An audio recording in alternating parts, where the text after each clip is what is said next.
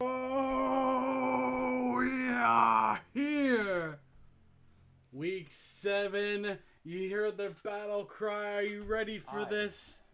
It is about to go down. Week 7 has a ton of action for you, including a couple big ones. A Monday Night Raw. A contenders match.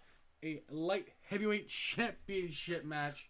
And we finally determined the Raw Women's Champion. We also have the finals of the women's tournament on New Japan as the Blissful Death Dolls take on the Bella Twins there in the main event. And a last chance match, the Cena Show versus RK Bro. The Cena Show has to win this match or they can no longer challenge RK Bro for the championships. And also, we have Ring of Honor's 10-man battle royal to determine who will face Otis or his opponent tonight in a ROH championship match, possibly at Wrestle Kingdom, as Otis will defend the championship against the new contender tonight. And the feud between Lux and Alexa Bliss continues here as well. I cannot wait for this. And I hope you can't either. Let's get Monday Night Raw started. And starting strong with a fatal 4-way match. Undertaker, Unguided, Scott Hall, and Rikishi, the 4 biggest men on the roster, competing for a shot at Cody Rhodes' Raw Championship.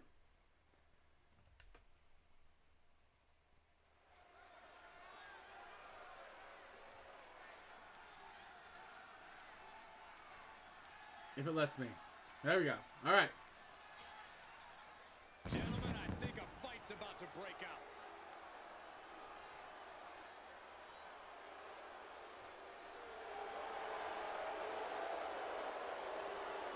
The following contest is a fatal 4-way match.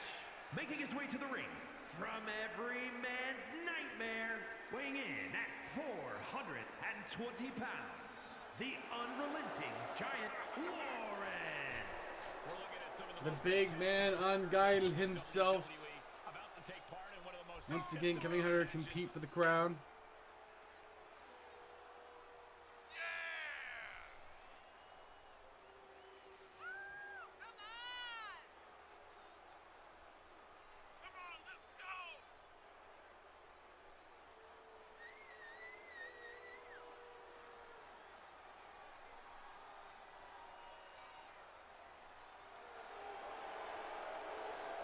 Treats every match as if it's the biggest one of his career.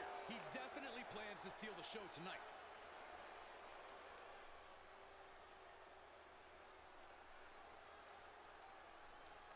Unguided still looking for his first win, but he's mostly here to kind of get his experience in. He's still developing his style of big man wrestling. And his opponents, first representing the NWO from Miami, Florida, weighing in at 280 pounds. Scott Hall, the bad man. The bad guy is here. The razor's edge called the outsider's edge. His opponents simply know it as the end. Indeed, no matter the name, you know it's going to hurt.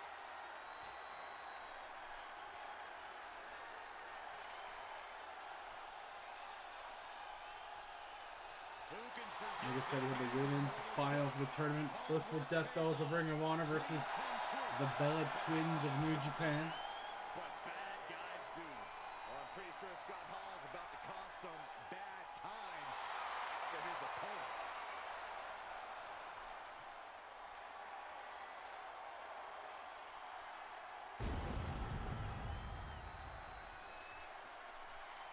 What a great way to open up Monday Night Raw, I gotta say. Getting some legends involved in this match. With Undertaker and Scott Hall in there. Rikishi.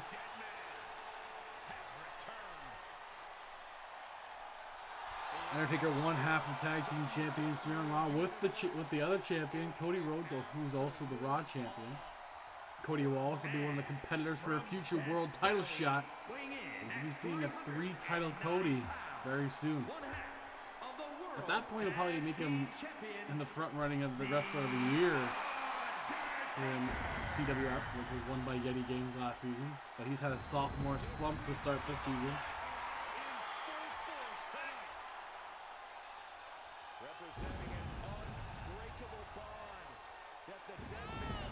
We got the Dead Man takes an hour to get to the ring. That's all right. It's always good to see the Undertaker. Yo. I've seen this walk for 25 years, and I'm always in awe. The Undertaker. The Smooth Operators will try to get back into the winning ways tonight. As they take on Dolph Ziggler and Shawn Michaels, a student and teacher tag team pairing.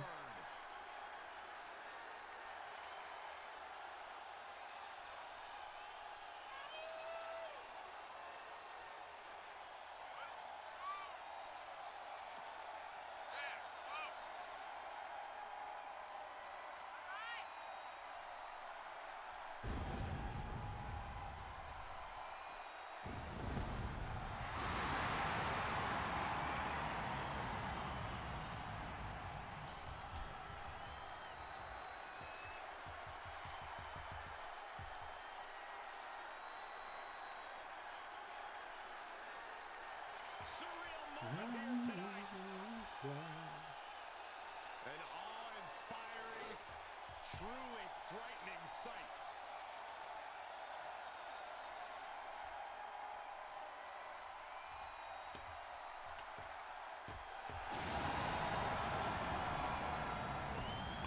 The Undertaker's opponent better get ready. He's about to meet his maker.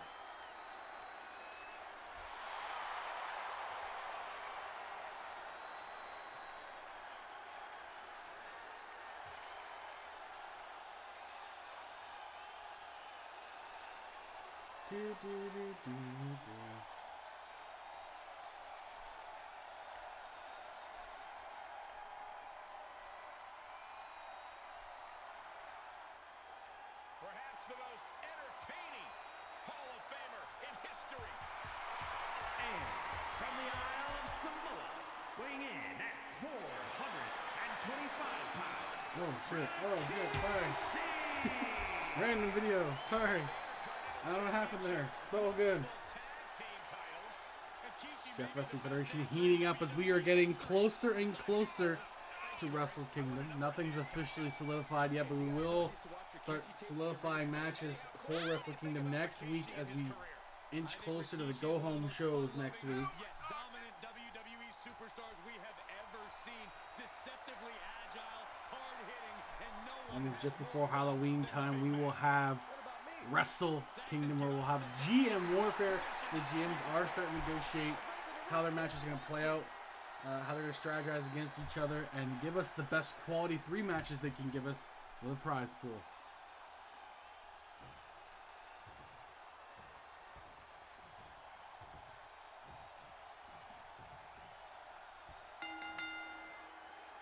As if this match wasn't compelling enough, when you throw in the no disqualification stipulation, it gets... And the first man to get pinfall or submission here will move on to face Cody Rhodes for the Raw Championship.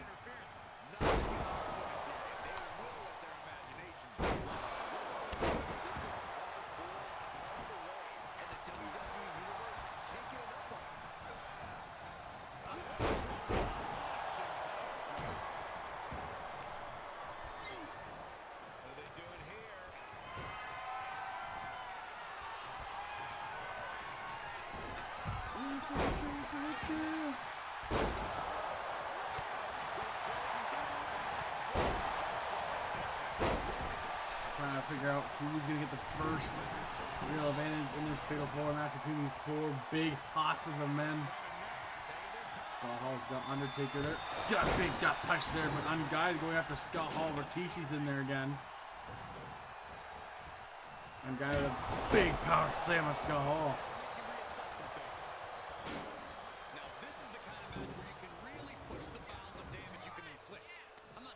Unguided. Oh, he gets shucked over the top rope by Rikishi. Now no one's in the ring. Fight splitting that side. Oh, Scott Hall getting busted up and bad. by the Undertaker, by the steel steps.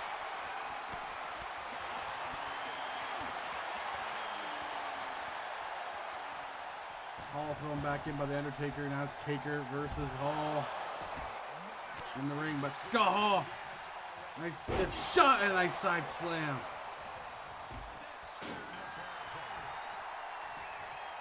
Playing no part into attacking Undertaker further than what he did. Might regret that now.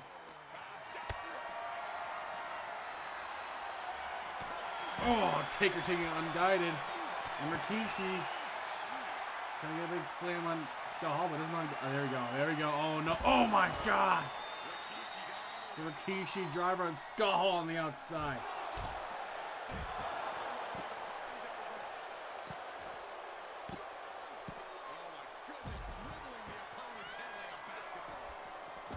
Last week we had a three-way tie that officially did away with our packs, our player packs. That means the deal wheel will return for the winning GM, and that could be again money, could be free contracts, could be injury relief. The superstar will be cleared earlier.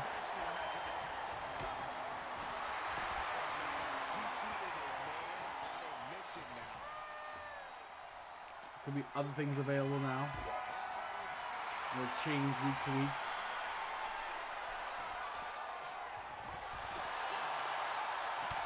Raw was one of the teams that finally got, was one of the brands that finally got win, but New Japan continues to be a part of the winning weeks 5 of the 6 times. No one's really got a clear shot at beating them right now, and Raw's hoping to continue that here. Gonna take a Rikishi in the ring.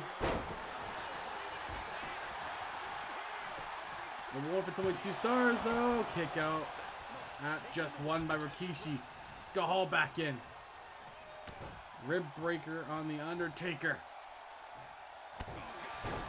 Down he goes.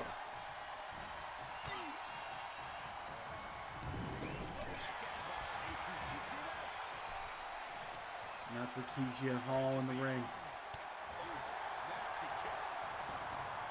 There's 3 old school style big boys fighting each other.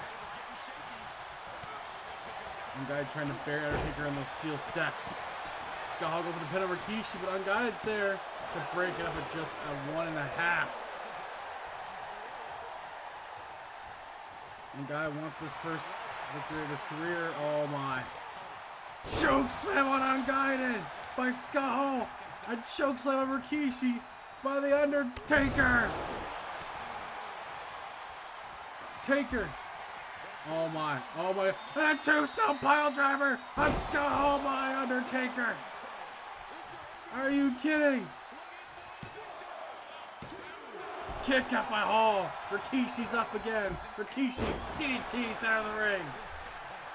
Business has picked up now in this match.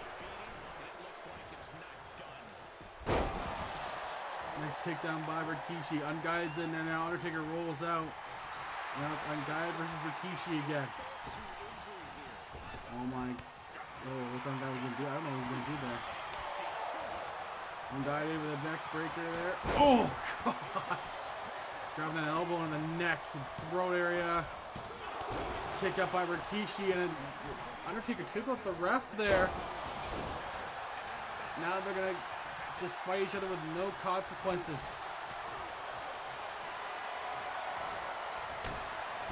Big rib breaker, Unguided on Rikishi. Rikishi turning out of the way and into the corner. Scott Hall taking on Unguided and Undertaker by himself, but Undertaker the DDT.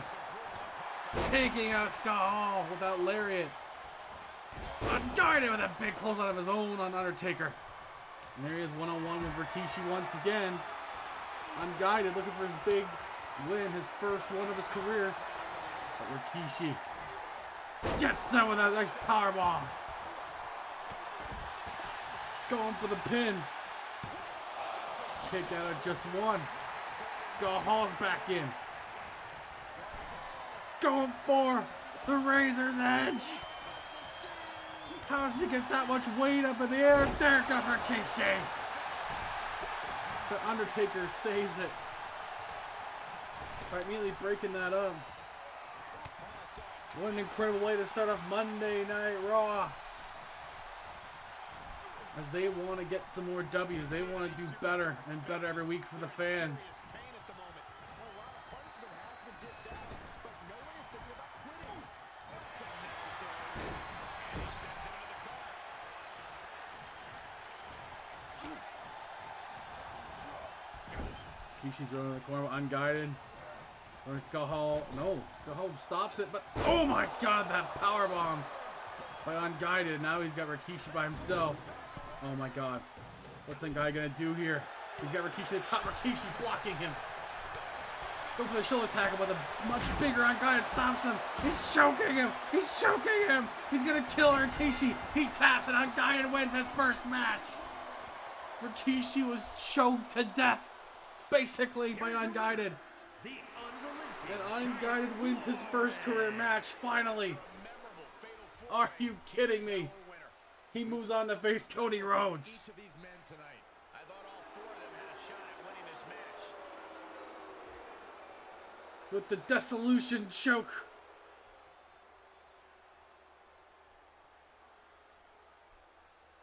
My god.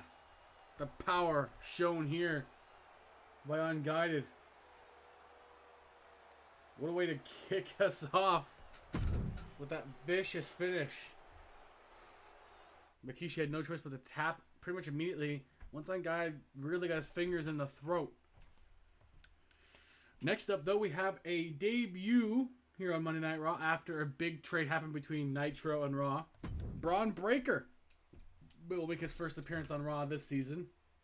He did compete on Raw last season under Yuri. Yuri did not pick him up this time around. Braun Breaker didn't have much of a good showing on WCW to date, so now he has a chance to change the narrative for himself here against Baron Corbin for the light heavyweight championship. Because when I think light heavyweight, I think these two men. Let's get to it now.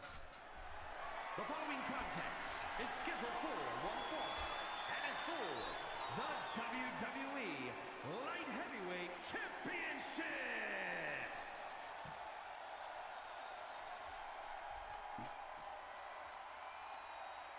An absolute in-ring phenom. Already so much success and limitless expectations for the future.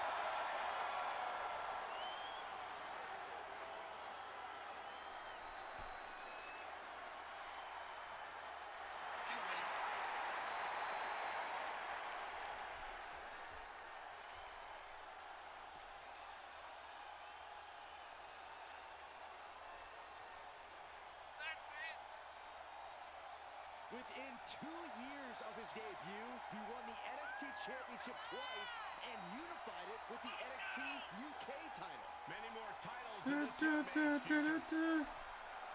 Braun Breaker did win the US title last season, Happy Corbin, so being, I believe, stopped by Triple H at the end. superstar wouldn't question it.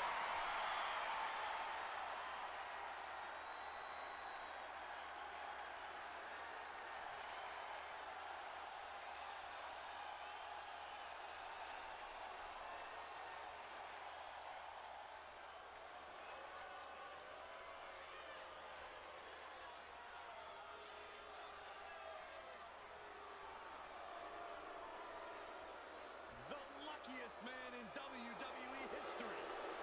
A lightweight champion. Honestly, that belt looks so dainty on a bigger guy like Corbin, but this is his first official defense of that championship. Sorry, Unguided was not facing Cody Rhodes. He'll be facing Chris Jericho for the North American Championship. My bad, I misspoke on that one. He'll be taking on Chris Jericho for the North American Championship. So Unguided and Jericho will be an interesting matchup. Sounds to me like you're just sick with envy. Corbin is a positive force, a true example of what it means to be a winner, not only in WWE, but in life. Despite his despicable behavior, you can't deny his ability. There you go, Saxton. Try being objective for once. Corbin's a boxing champion. He won the Andre the Giant Battle Royal, Mr. Money in the Bank, King of the Ring. Shall I go on?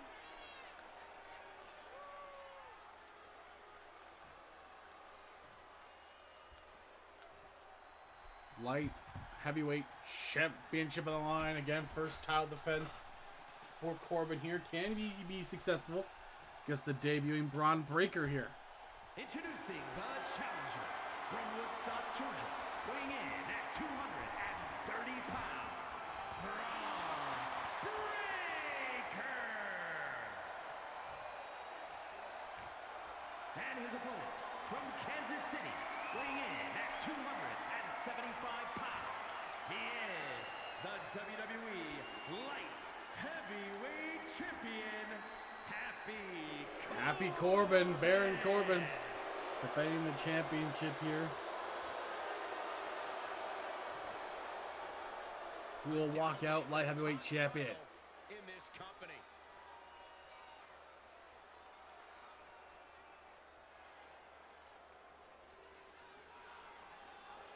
Braun Breaker again has one mid-card success so far. Can you get another one here? From the U.S. champion Braun Breaker.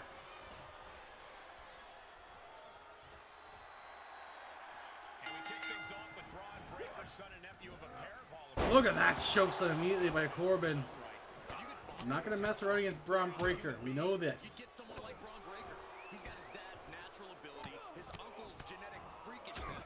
It's easy to see why Breaker's asserted himself so quickly. The kid's undeniable. Coming up after this, we do have a fatal five-way for the women's championship. The very first Raw Women's Champion with the crown: Natalya, Katana Chance, Queen Zelina, Chyna, and Beth Phoenix square off.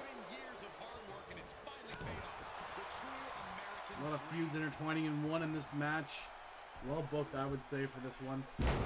Something has to give here. The women's championship could change the course of a feud in that bunch of women.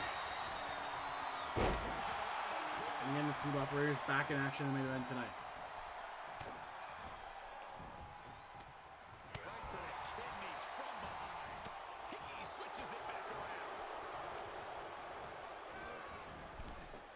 Taking out Braun Breaker. Across the top rope. Corbin's been all over him in this match. It's pretty much what happened in the light heavyweight championship match too, where Corbin started controlling it. Pick up by Breaker. Does not want to lose out in his first opportunity here in the Raw brand. Oh God! Because again, last season he did have some success on this brand under different leadership. Corbin, oh God, continues the work of a Breaker. Corbin, again, all over him. Just on fire right now against the younger Braun Breaker. But Breaker should be outclassing, out-wrestling Corbin. The size difference, though, my God. Corbin's so tall.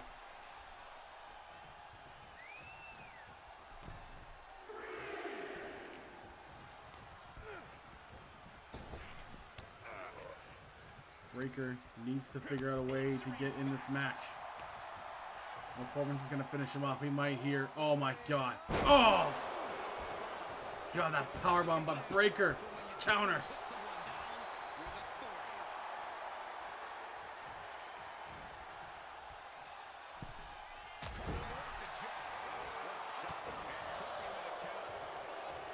Corbin, big boot to Breaker, but Breaker's up already. And another splash. Oh my, Corbin. Oh, the back of the head of Breaker. Breaker is in a world of trouble. Oh, God. The punches of Corbin, too. That boxing ability that he has. Oh, my God. That set-out slam. A double choke slam, but Breaker still fighting him off. Has to get in this. You know, pin by Breaker. Kick out at just one.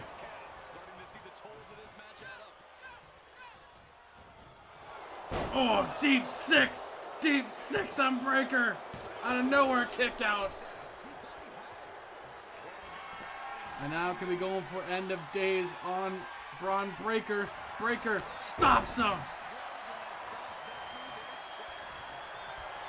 Breaker with a big power slam of his own. That gorilla press slam by Breaker. And a power slam of his own. But a rope break saves Corbin. Breaker to the top. Breaker missing the splash. Corbin back to work on him.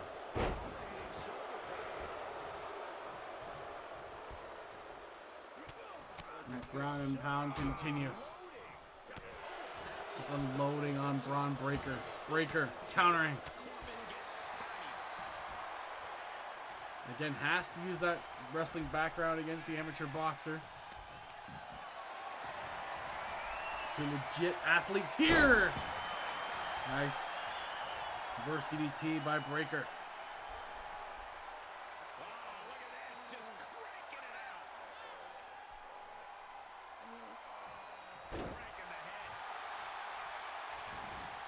Breaker going in the corner. Might be thinking spear time. No. Big splash on Corbin instead. Don't let him do too much momentum, kid. Corbin turns it around. But Breaker continues the pressure. With gut punches of his own. Breaker, oh my. Oh! A double underhook powerbomb by Breaker. Now could be thinking the spear.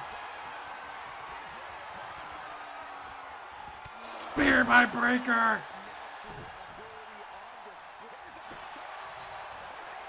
Baron Corbin could be done. 2. Kick out by Corbin. Lightweight championship on the line against 2 heavyweights. Ironically enough, Breaker gonna go for the finish. Oh, God. Breaker power slam. Kick out again by Corbin. The crowd wants him to do it one more time. Breaker may have to try it again. Second rope on Corbin. Nice shoulder tackle by Breaker. The athleticism for such a big man. The standing moonsaults continue. Corbin. Oh my. Chokes. Oh, backbreaker by Corbin. That was a choke slam, but still effective. Kick up by Breaker. What a match. And now it's the end of days. No way Breaker gets up. 1, 2. Breaker! Breaker does it! Breaker kicks out of it. The end of days could get it done. My God, no way. Corbin's frustrations mounting as this young upstart looking for another championship here on season 2. This has been his best match, and what a debut on Raw for Breaker. A re-debut.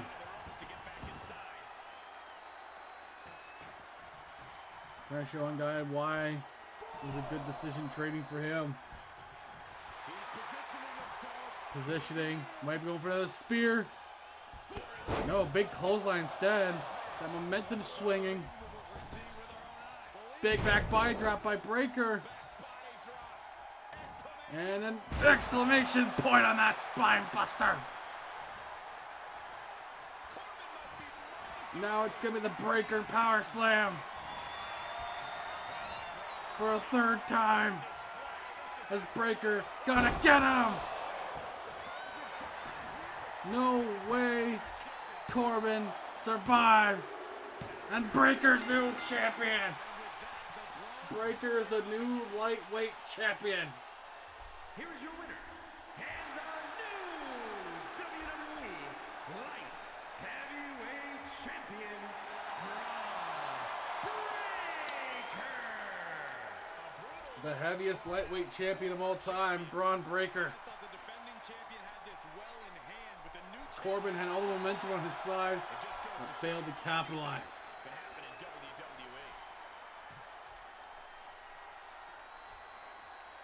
Breaker wins his third singles title here in Chef Wrestling. The WS champion and now lightweight champion.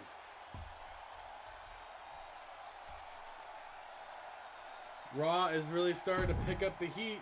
Will that continue with the 5-way match between 5 women that cannot stand each other? Natalya, Katana Chance, Zelina Vega, Chyna, Beth Phoenix. Raw Women's Championship finally decided here tonight. We'll see what the outcome is, because man, oh man, how to follow that up? A great singles match between Corbin and Breakker, but I think these 5 women are about to up the ante here for Monday Night Raw.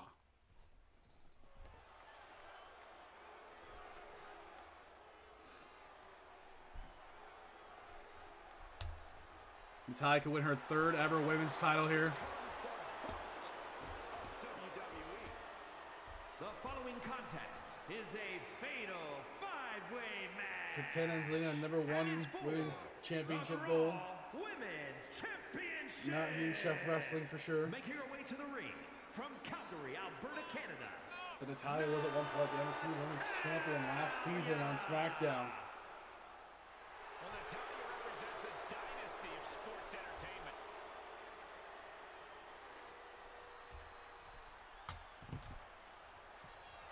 She mastered the sharpshooter in the Heart Dungeon, and she's looking to unleash it tonight. Natalya's got tremendous power and aggression.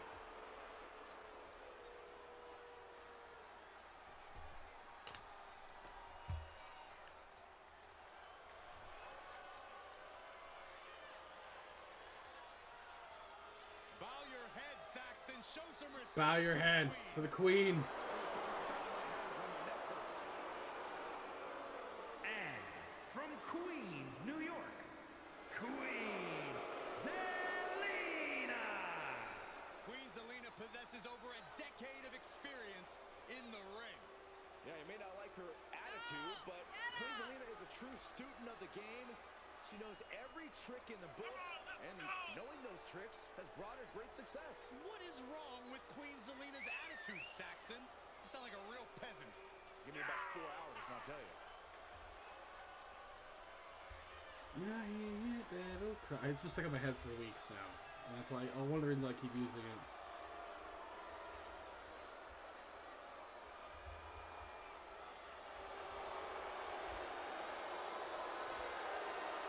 Formerly a top manager, now sits all by herself on the throne in WWE.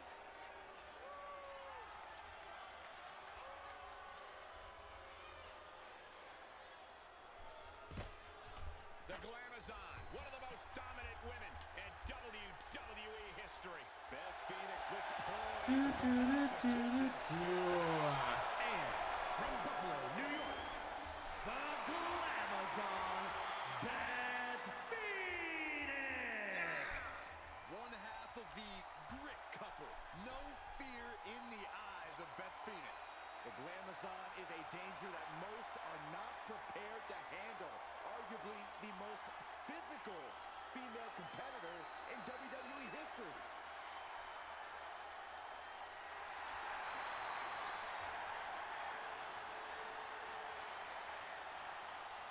The youngest Hall of Fame inductee in the history of WWE.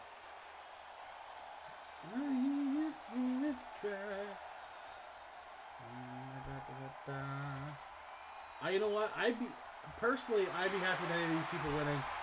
They're all very good competitors. From Glen Ridge, New Jersey, Katana Chance. I'll give Chance this. She is a very, very hard worker who is always up for a challenge. You know, she won tag team gold in NXT. Yeah, but also still a threat in singles competition as well.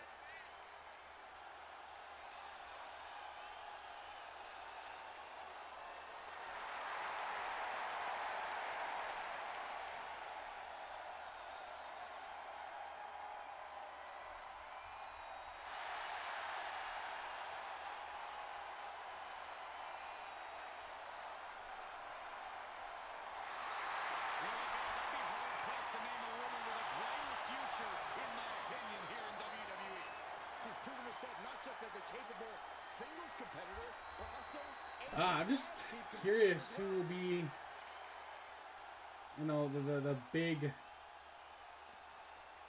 the big winner in this one, because it could go either way, I think. The Hall of Famer, the most dominant female competitor. And from Redondo Beach, California, the ninth wonder of the world, China.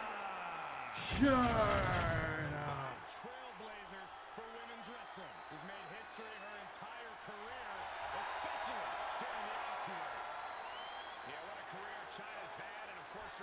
Chick with Degeneration X putting her on the map. Former champion in her own right. A former Intercontinental Champion, Cole. And a women's champion. She's held both the Intercontinental and Women's Championships in WWE. And tonight, Chyna looks to add to her legacy.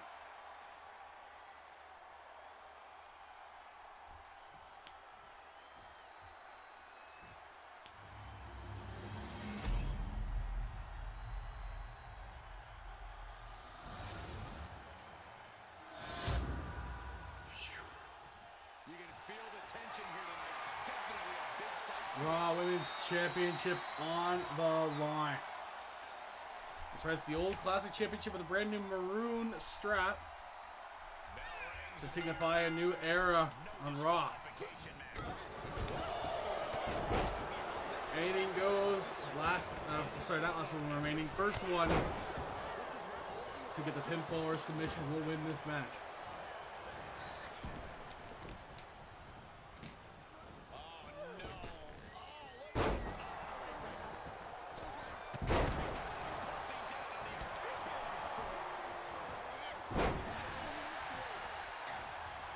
Remember, the winning the weeks is not just for bragging rights. It comes into play later on in the game too.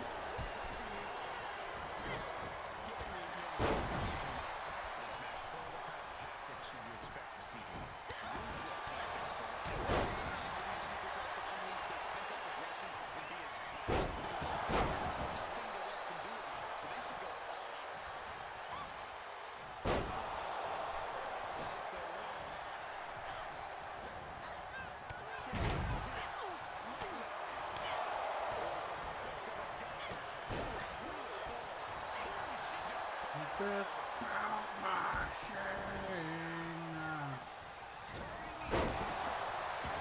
Oh, Natalya started to control this match now.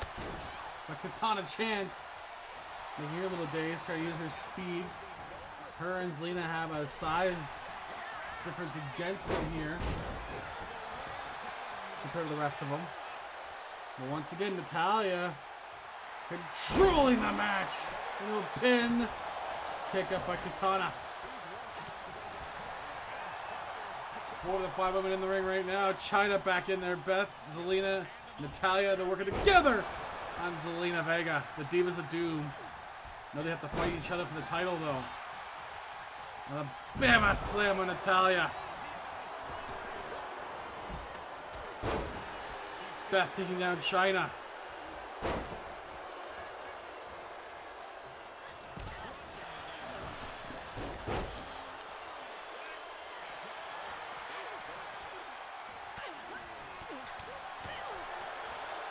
Oh, face buster.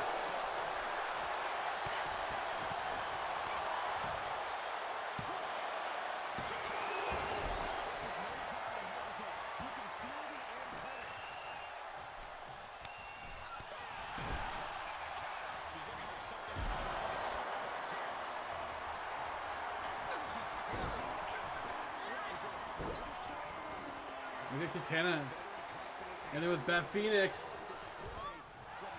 Just wearing her down a little bit. Knows she has to get as much as she can in on the Glamazon before she can get the pin. And shots by Katana Chance. Oh, blocked by Beth though. See, just like that. You can't get too much of an opening to a veteran like that.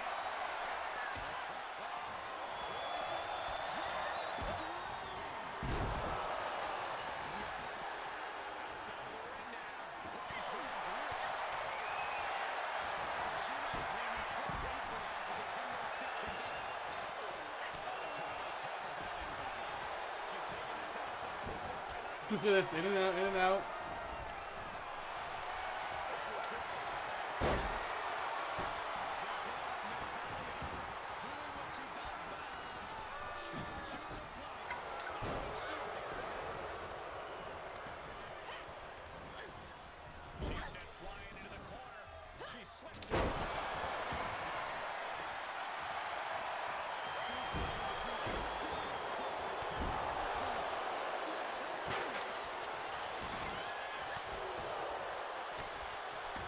Looks like now it's Queen Zelina in there with Katana Chance.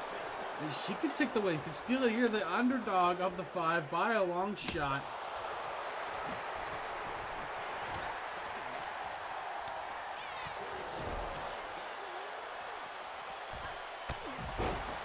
Ooh. Just barreling on. Look at this. Zelina's taking apart Chance right now.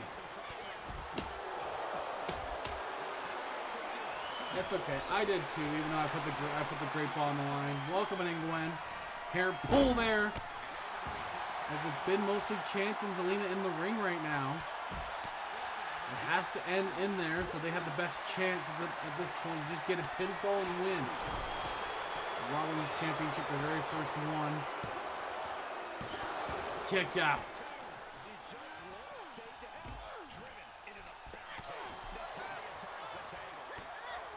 Zelina. Oh my God, sunset flip bomb. Oh, Natalya just saves the match. I thought for sure that was going to be it. Natalya, nice suplex on Zelina Vega. Working on those legs. We know she got the sharpshooter in her back pocket. Now it's her and Chance in there. Marshall leg sweep. Chyna's back in the ring too. That might not go well for Natalya. And a big power slam. Chance going after Chyna. Go for the pin now. Never mind. I don't know what happened there. The pin didn't end up happening. Oh God, Beth hits with a baseball bat trying to turn the tables here. It doesn't work. Oh, code breaker by Chance on Natalya, and she's all alone. No, Vega breaks it up.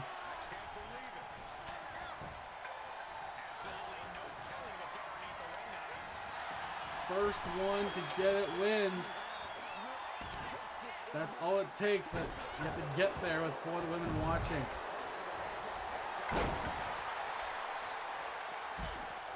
Natalya has Zelina and a German again on Zelina Vega. Nice Hurricanrana out of nowhere. Zelina's speed coming to play here.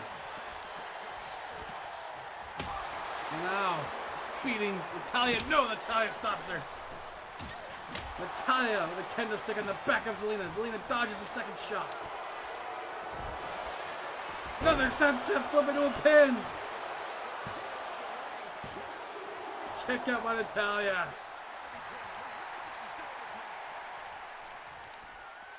Zelina Vega, the smallest person on the roster.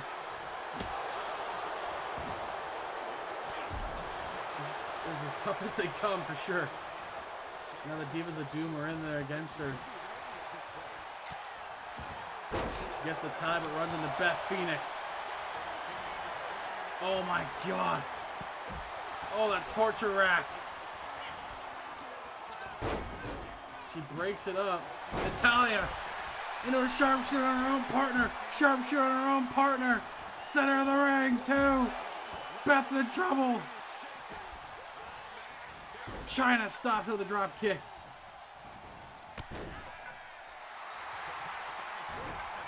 Trying to break Beth's back is Chyna.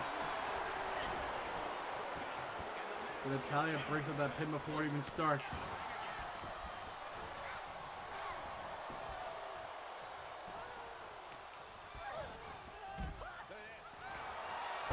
Sharpshooter on Queen Zelina, on Queen Zelina now. She's in trouble. And Chance breaks that up. Natalya's come close twice now.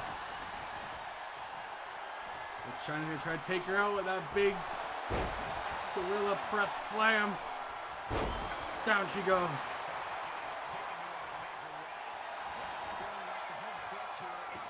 Zelina barely getting up now at this point. She's been worked over pretty well in this match. Natalya with a ripcord takedown on Zelina. He just continues to work over Zelina Vega. With a submission hold here, what you got planned? Oh, what is this? Oh, come on! Vega's got nowhere to go. Broken up by chance. Saving the match a bit longer.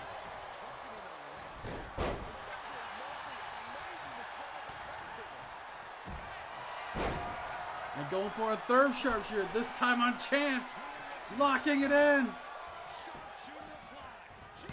And she taps. Natalya wins the Raw Championship. Natalya's tenaciousness and gutsiness. And she finally gets it to work, tapping out Chance and winning the Raw Women's Championship. The very first one this season.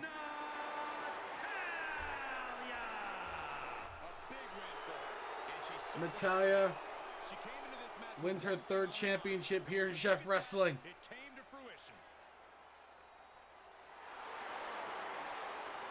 She was SmackDown's champion, the Undisputed champion, and now Raw champion. A career renaissance for Natalya in the last 2 seasons.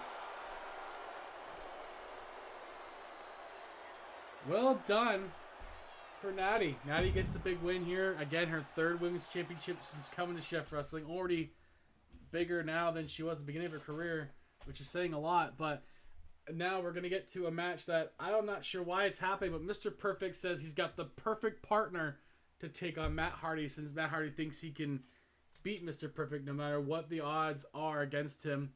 Well, Matt Hardy's about to find out what that's actually like as Kurt Hennig brings out his partner, a newly debuting competitor, against Matt Hardy in a 1-on-2 handicap match. And I wonder what who Mr. Perfect has as the perfect partner to face Matt Hardy. So far, Mr. Perfect has been very good. And honestly, no matter who the partner is, it's going to be a tough task for Matt Hardy. So, we'll see how this goes. I mean, it's a 1-on-2 tag match. Matt, I don't know what he was thinking trying to call up Mr. Perfect like this, but we'll get to that match. And again, I'm curious who Mr. Perfect has brought with him as his tag team partner.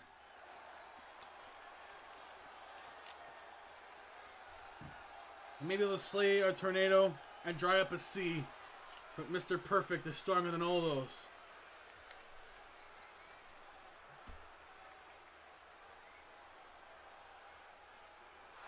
The following contest is a handicap match. Introducing first, from Cameron, North Carolina, weighing in at 236 pounds, Matt Hardy. Gentlemen, this has all the makings of an all-time classic match, and I fully expect it to deliver on that promise.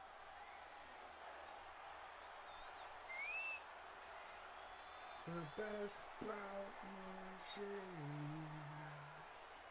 He's been demanding this match for quite some time, and now he is ready to compete. Yeah, Matt Hardy really won this opportunity. Again, for Mr. Perfect picks here, I don't think it matters. I don't think it matters at all, because it's going to be too much for Matt Hardy to overcome.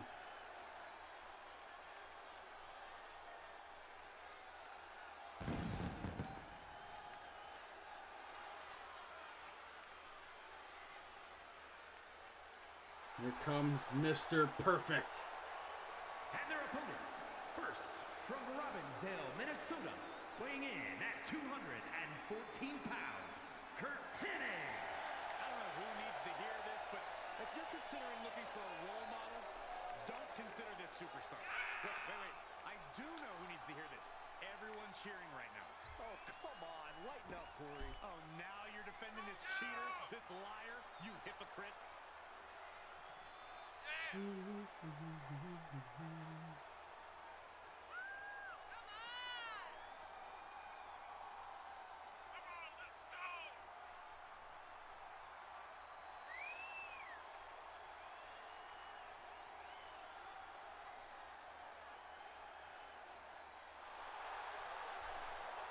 This match has everyone backstage buzzing. He is an exciting competitor to watch.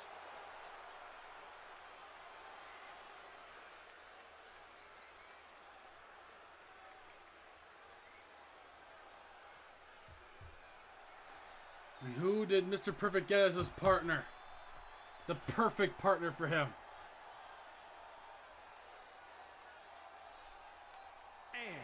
No! No way! Jushin Thunder Liger is here on Raw. A staple of NXT last season. Former NXT champion, NXT Tag Team champion. Jushin Thunder Liger had comeback of the year last season. He's here with Mr. Perfect on Monday Night Raw. What? What are the plans here? Why? Why would Liger do this? Mr. Perfect will start off against Matt Hardy against all odds. Hardy will have to do what he can.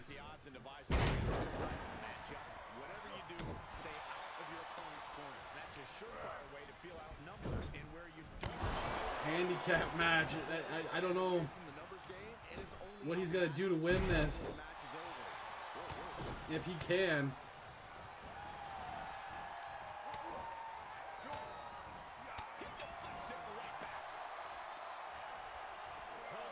Oh, God. Gets the tag. Now the team ups will happen. All the way up and around the world. Head scissor. And he's out of there. Oh my God, Liger on Hardy, and that's where the numbers game comes to play against Hardy. Hennig with the distraction, allows Liger with the plancha. They want to destroy Matt Hardy. We talk about the importance of strategy. What can you tell us about creating a game plan for a matchup like this? If you're on the wrong end of the numbers game, a superstar must find a way to limit the options of the other team. Try to eliminate some of your competition. Now, which is why Bring Hardy back in. Hardy's best chance was to try to get a count out there, honestly. Oh, missing that. Keep Hardy down as soon as they can. Hardy kicks out. After this, we have our main event. Ziggler and Michaels versus Smooth Operators. Neckbreaker on Hardy.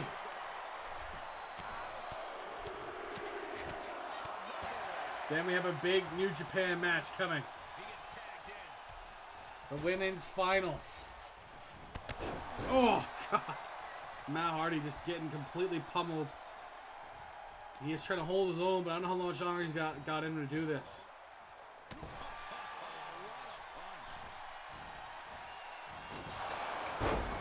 And a stun going on Matt Hardy.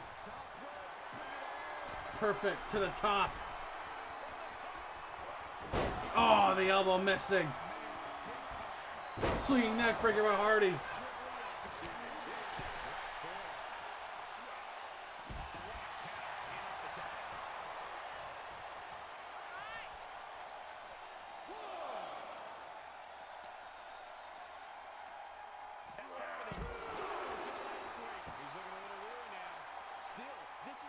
Oh, Dev with a party of 3. Welcome on in, Dev. Thank you for the raid. Just in time for Thunder Liger and Curt Hennig to completely destroy Matt Hardy in this match. I don't know what the point of this was. All Matt Hardy did was call out Mr. Perfect. Welcome on in. Welcome, welcome. Hey, Lux, welcome back in as well. Hope you guys are doing good. Thank you for the raid, Dev. Appreciate it. We will have Ring of Honor later tonight. Lux will take on Alexa Bliss one-on-one. We also will have a men's battle royal. Determine who will face Otis or Bronson Reed, whoever wins the ROH title.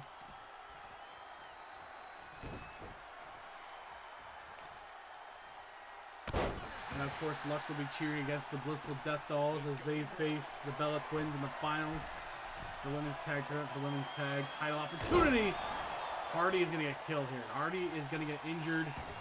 He's doing everything he can, but there's nothing much he can do in a 2-on-1 assault. As both these veteran competitors are just going to tag in and out whenever they don't get fresh anymore. At one point, this Hardy just call it. Oh no. Liger might finish it off here. Missing a frog splash with Hardy. Trying to gut it out even more. Can't quite do it. The Liger Bomb happens. And that's got to be it. Kicked up by Hardy. Come on, Matt. Why are you doing this? Matt Hardy. The absolute gall. The guts.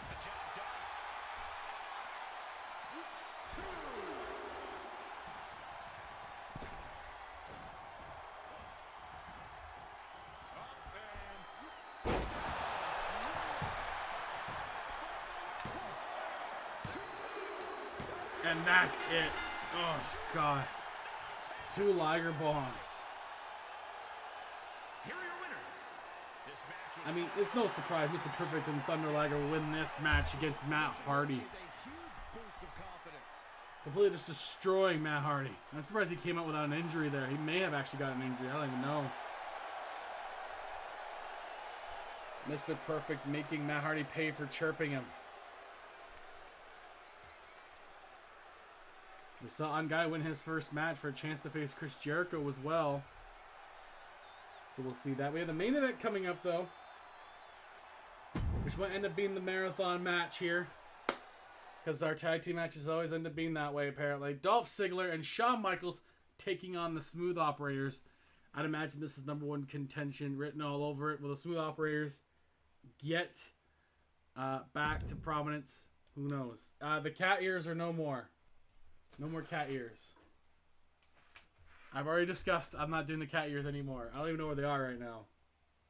Nope, you guys complained when I had the cat ears on too, so I'm not putting them on. I don't even know where the ears are.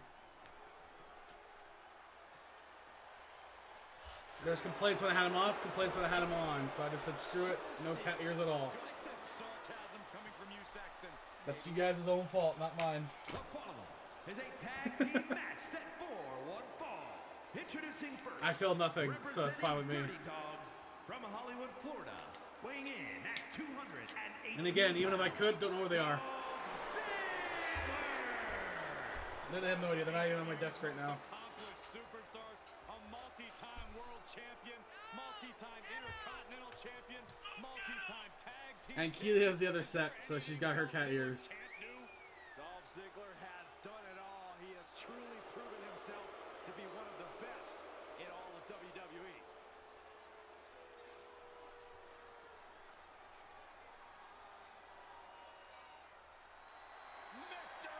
Oh, sorry, Lux. That's the way it is. Cry on the floor all you want. And his partner from San Antonio, Texas, weighing in at 227 pounds, the Heartbreak Kid,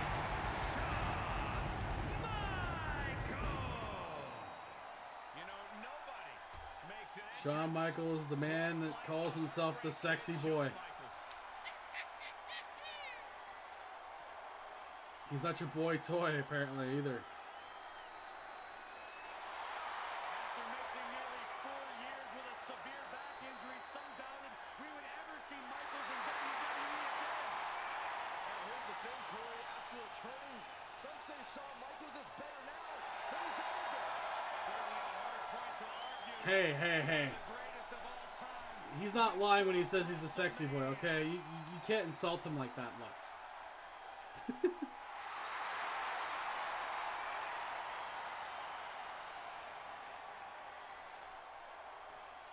You think you're cute. You're not sexy. You need the looks. It's 20 years of that song. It's stuck in my head forever. We're about to see an air show.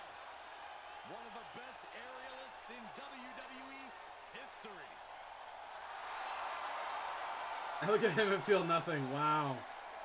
Wow, Lux. Back in the day, he was the man for that, alright? He would have convinced you back then. From Paducah, Kentucky, weighing in at 190 pounds, Ricochet. Well, up to this point, Ricochet has You say so? success. I have no idea, Lux. I don't. I doubt it, but who knows? Unbelievable agility. It's like Ricochet found the options menu for life and turned off the gravity option. Yeah, no camera tricks, no hidden wires. Ricochet, he's the real deal.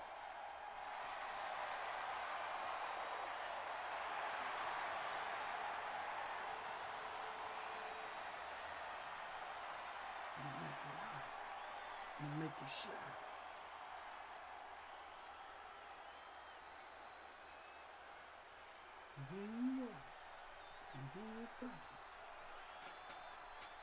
Here comes 6'8", 385 pounds of chaos. And from Sherrills Ford, North Carolina, weighing in at 300. Big Braun Strowman. Looking to help his team get the tag gold back. Braun Strowman has a mean streak a mile long. Yeah, proven history of not playing well with others. Pinocchio guy, yeah. And he wouldn't lie to you. Well, he might, but.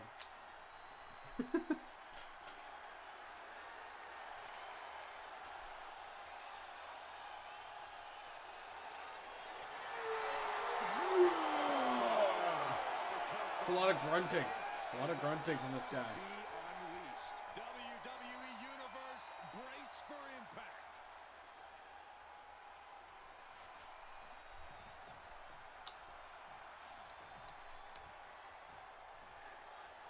A tag match the WWE Universe has been Richard O'Shea versus Dolph Ziggler will start us off. Ziggler and Shawn Michaels. And Stramboli. I want a Stramboli. test with Ricochet and Strowman. And communication for these teams is going to be key in this one. A complete focus on teamwork is the only way to win. DDT on Ricochet there. Shawn Michaels tags in. And here comes Michaels versus Ricochet. Oh, a back elbow. Right on the button. Oh, wicked kick to the lower back.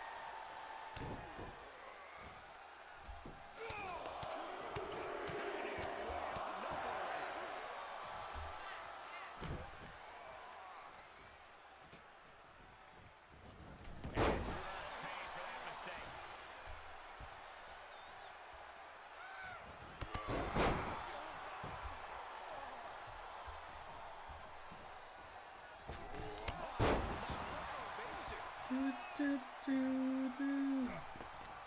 Going right after the net.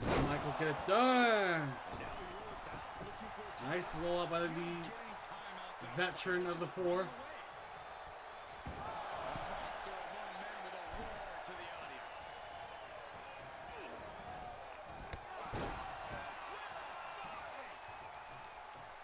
Able to get there in time. Look at big Strowman taking out both men by himself right now.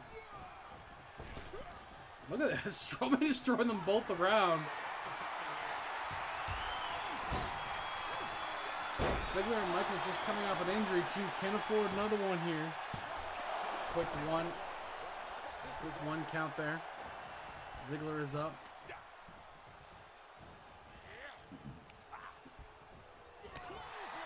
Oh, there goes Ziggler.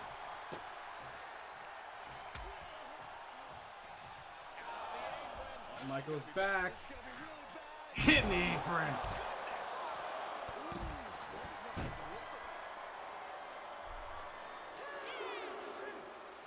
DDT on Strowman.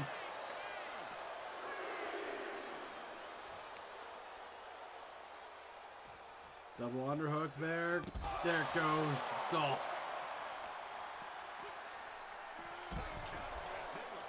Remember, if you support the show, go right ahead and hit the channel points, because it'll go towards making their shows better and better every week for you guys. As they add more talent, add more stipulations.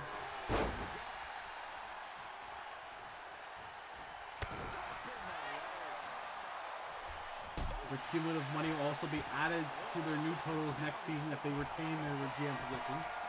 So whatever they finish now, plus the new total, will be part of their new cap. Oh, caught by Ziggler.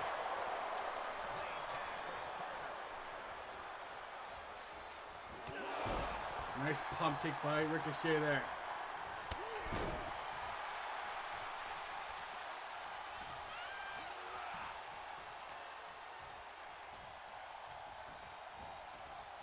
He is delivering elbow after elbow.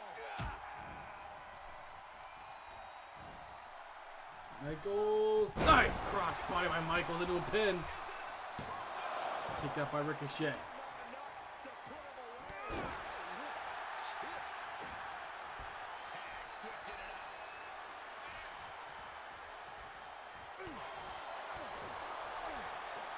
Ooh.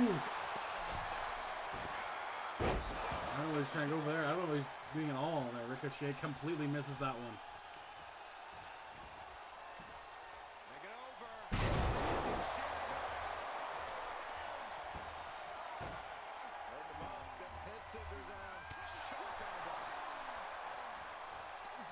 Remember how the deal wheel? 11 options, including a free show cost, free contract, an injury relief, some cash in there too. It'll help bolster a roster.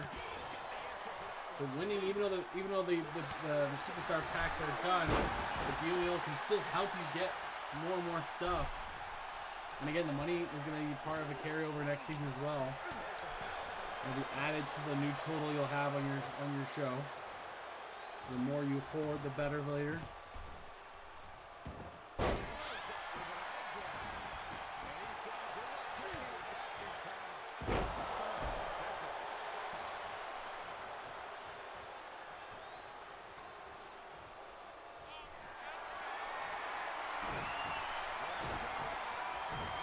Super kick. Turning up the band on Ricochet. But no, Strowman saves his partner and saves the match.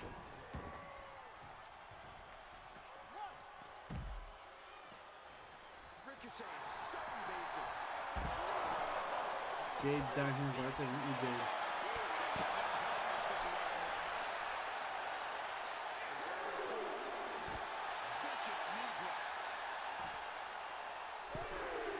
Jade, what are you doing?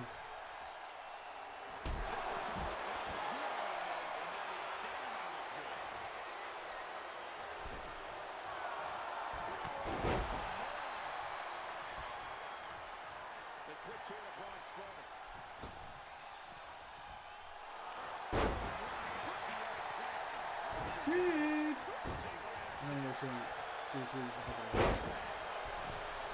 Ziggler trying to take it to Braun. There goes Braun over the top. And gets tossed back into the mat.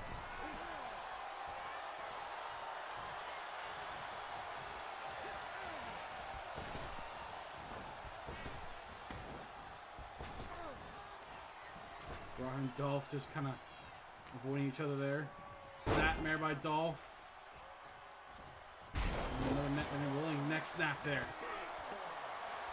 A match that could lead to someone getting injured here. So they gotta be careful.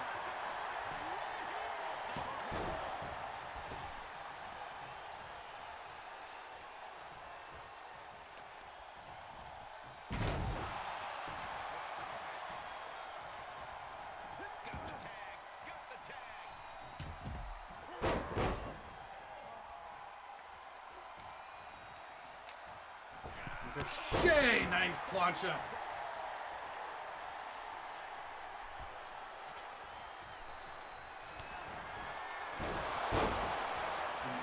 Oh, look at that recoil. Didn't even, sorry, I was not looking. Recoil kick out by Michaels.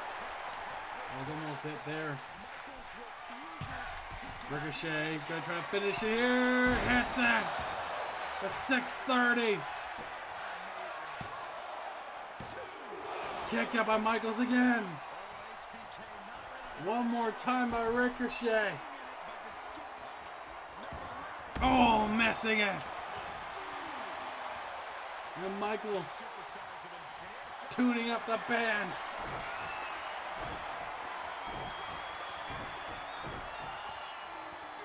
Gets Ricochet on the button.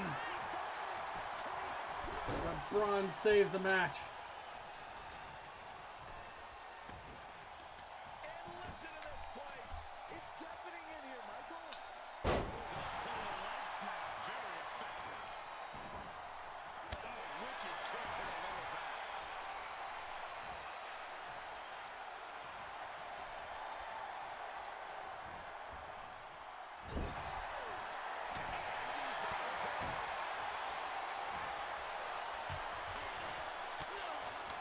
4-man back up. Braun Strowman's still the freshest one of the four. He's barely been in since the beginning. Ricochet has to get to their next brain buster by Ricochet on Michaels, though. It's broken up by Dolph.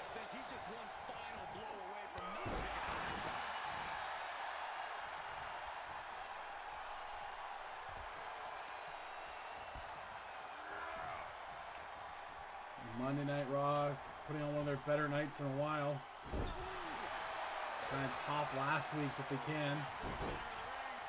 And look at this. Oh, Braun Strowman with a super kick too. Braun's never really done that before. But out goes Michaels, and he's going after Dolph Ziggler there. Smart move. As they try to get the tag championships back.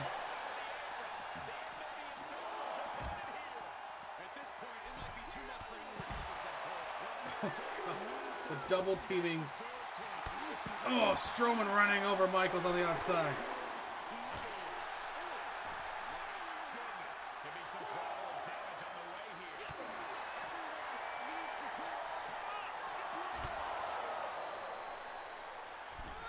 Michaels throwing Strowman into the barricade head first. Oh, I just broke my pen. That's cool. Michaels trying to take out Ricochet, but Ricochet blocks him there. And Michaels right in the opening for a Braun Strowman maneuver. Last thing he needs is a heavyweight shot from him. Michaels trying to avoid him. Michaels blocking. Oh, that takedown was blocked. Oh, and runs over him again. Michaels getting run over, but Ziggler will save the match still. Look at that counter by Michaels playing possum. Just kick out at one. But does get out of that situation. Strowman with another takedown. Oh my, no. Oh, Michaels blocks that choke slam.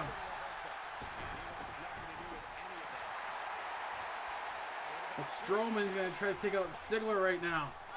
Ricochet staring down Michaels.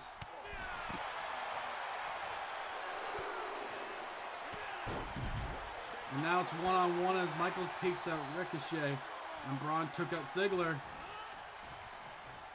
That might not be good for Michaels. Snap suplex on him.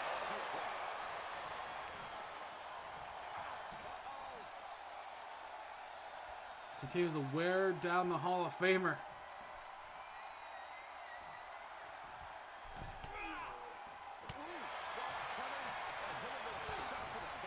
Michaels DDT. Sweet chin music. But didn't get the pin. Didn't get the pin.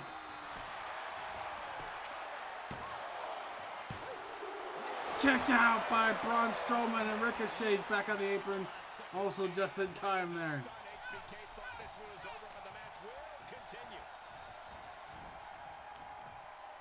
Michaels' slight hesitation after that sweet chin music may have cost him the match. As Braun's rolling again, this time with Dolph in the ring. Dolph losing momentum. Oh no. A Strowman slam. It's saved by Michaels.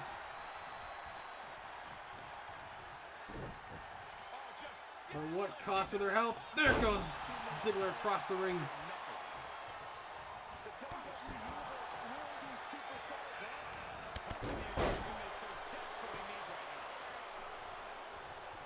Ziggler looking a little gassed, tagging in Michaels again. Strowman taking out Michaels with a heavy hit. Distraction by his Dolph though. Might have helped Michaels a bit. Double underhook on Michaels. Broken up by Ziggler. We'll continue on. And another Strowman powerbomb. Broken up by Ziggler. Tagging in Ricochet.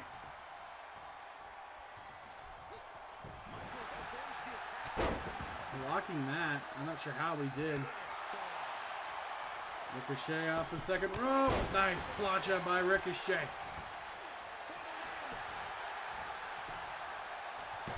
Once again, Dolph blocks it.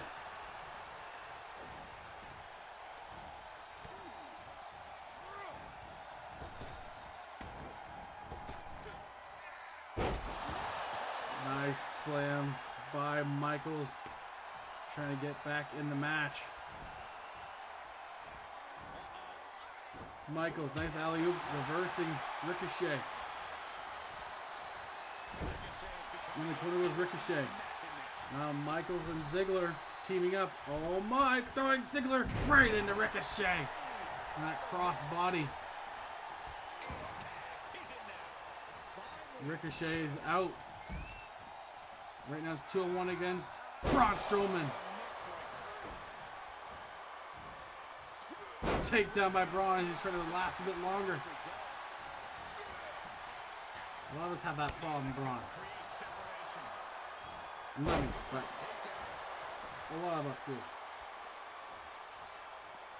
Braun wisely rolling out. Ziggler following after him. Drop kick on Braun.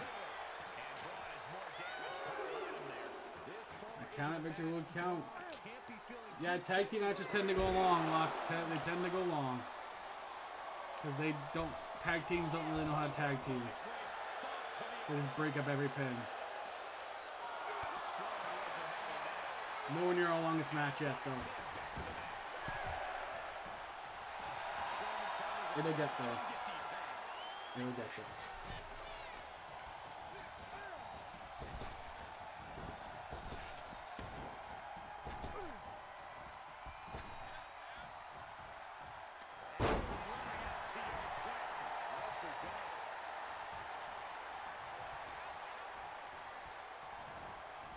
Shape back up on the apron. Now they got their double team, the Smooth Operators. Not sure what they can do here. Ricochet, double axe on the ribs of Dolph. Continues to work on that area. Super kick by Ricochet into a 630. Is he gonna get it? No, even more beautiful. To the top. Now he's into the 630. Oh my God!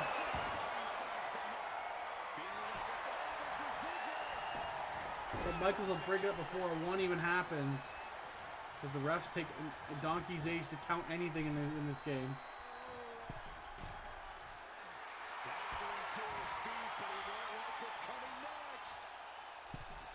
A shotgun dropkick, Dolph's down. He's looking hurt.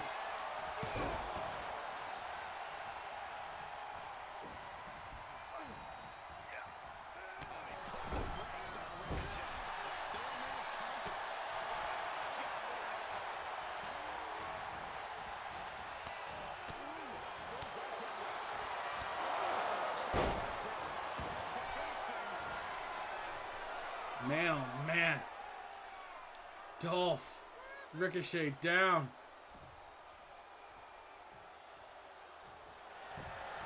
They wait too long for that pin. Braun will break it up anyway.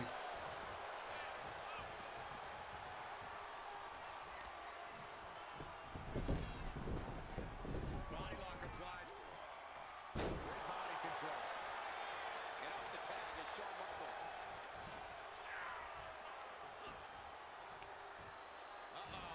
This isn't going to be pretty. Suplex. Vertical suplex. Tuning up the band on Ricochet. Gets him. Ricochet felt that one big time. Looking by Braun again. Guys, come on. Do tag team wrestling here. Do fucking tag team wrestling for once in this goddamn game.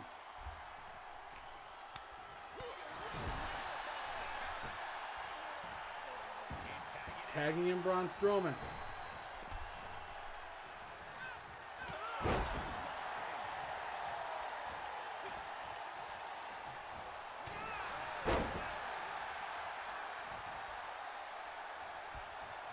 What else could they possibly do to each other at this point other than all four of them getting hurt?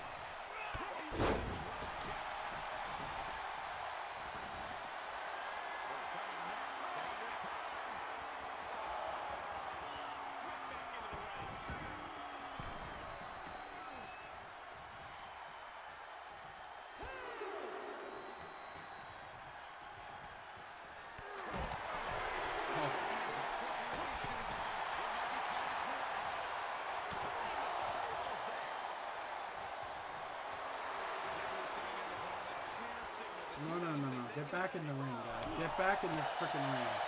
Because now it's going to reset the time.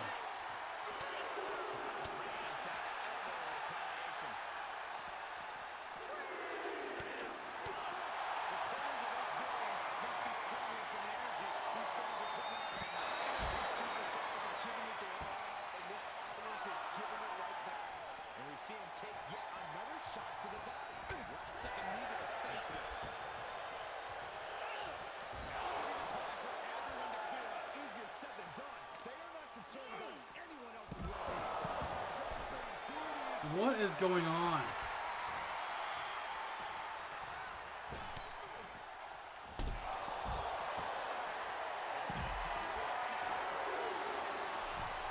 My God, what the heck is going on right now?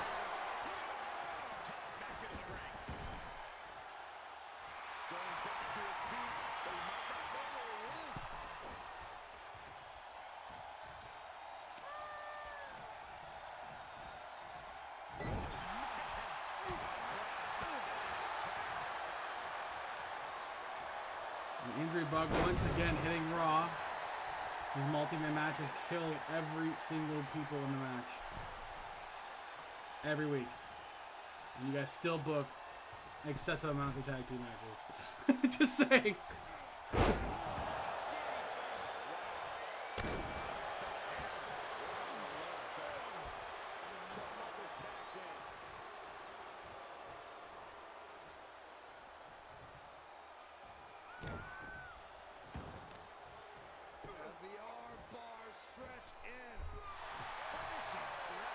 Oh, I'm running out of things to say as we've seen the same sequences again. Super kick coming on Braun. He might be able to block it. We'll see. He does not. He's going to go for the pin. It's going to get broken up by Ricochet right here. I didn't even look.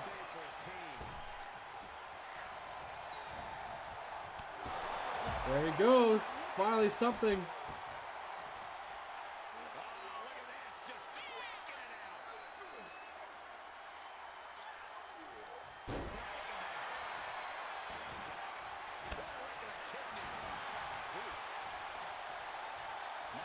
Michael's going to go for that big elbow. Hits it on the money.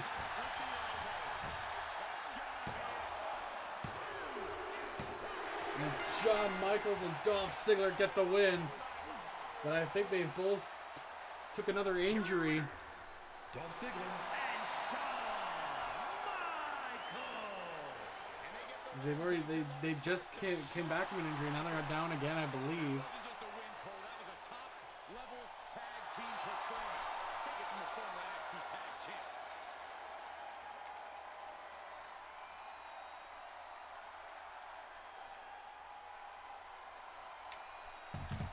And that's it for Monday Night Raw. Good show for them. Good show for them. Michaels and Ziggler do get the win, but again, they got hurt. So at what cost did that come to them? I don't know. But now we have New Japan coming up. The show that a lot of people have come to really enjoy, rightly or wrongly. in a bad way or in the good way. It's time for New Japan. Now, a big match coming up on this show. A couple of them, I should say. Including the main event. Blissful Death Dolls. Bella Twins. Extreme Rules Tag Team match. The winner will move on to face the Tag Team Champions, the Simply Perfection. You know what? That's going to be a fun match. I think it's going to be a fun women's match. We are still looking for the response from Brock Lesnar regarding what happened last week with Guerrillas of Destiny after their debut. So we're still looking for that response. As even though Brock Lesnar was assaulted, he did survive the assault. But again, I mean, how long can he keep doing that? If he's going to keep getting attacked every week, we're still looking for an answer on who's involved in that.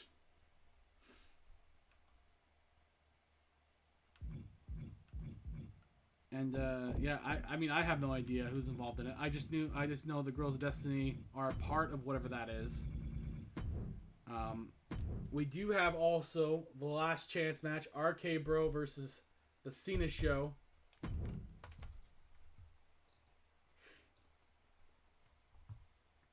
The Epic Extreme Rules rematch here.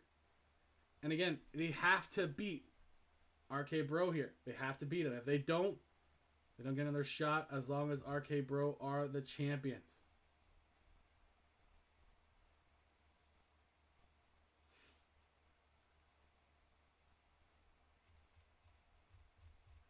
It is for the titles on the line. Sorry, I'm just double checking to make sure everything was good to go there. All right. So yes, we will have our titles on the line for the CWF Tag Team Gold. Will RK Bro be able to retain? We'll see. We'll see.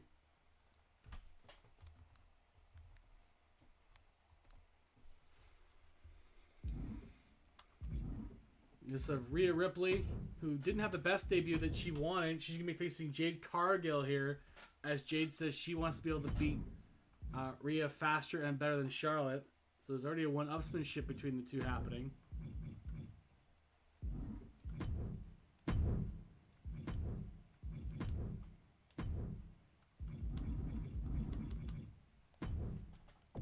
Hope you guys are doing well today. It's gonna be a fun week as we get closer to Wrestle Kingdom. We're getting closer. I'm figuring out the contenders for that, and yeah, it should be a fun show.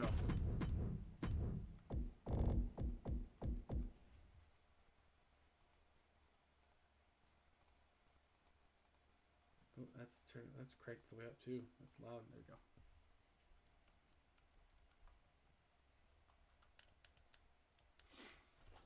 This is the beginning of my weekend, honestly. Tomorrow I'll be seeing some of the boys in person again, as we always have our discussions together. Some might revolve around this show tonight. We'll see.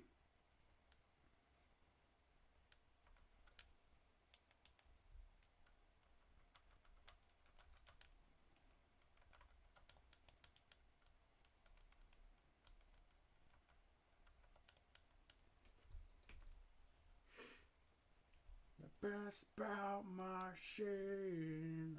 It's sorry, I can't. Brock Lesnar will face Stone Cold in kind of a big matchup here, because if Brock wins, he gets a title shot. So we could see double gold Brock Lesnar. I mean, if it's something I don't want to see, it's Brock Lesnar with as much gold as possible. But I'm also not going to go in there and tell him no. I'm not going to stop him. And if there's anyone that can do it, it's probably Stone Cold Steve Austin. The IWGP champion versus the US champion. Champion versus champion match, which should be a lot of fun.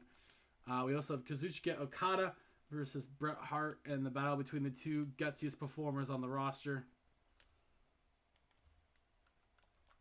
as they both know what it means to gut up performances, win or lose.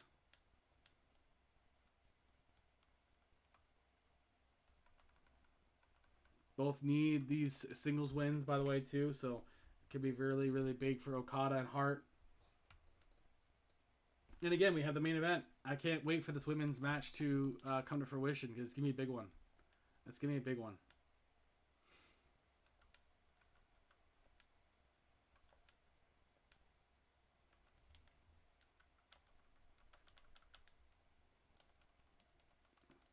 Do you hear it, guys? Because I hear it. I'm ready to go.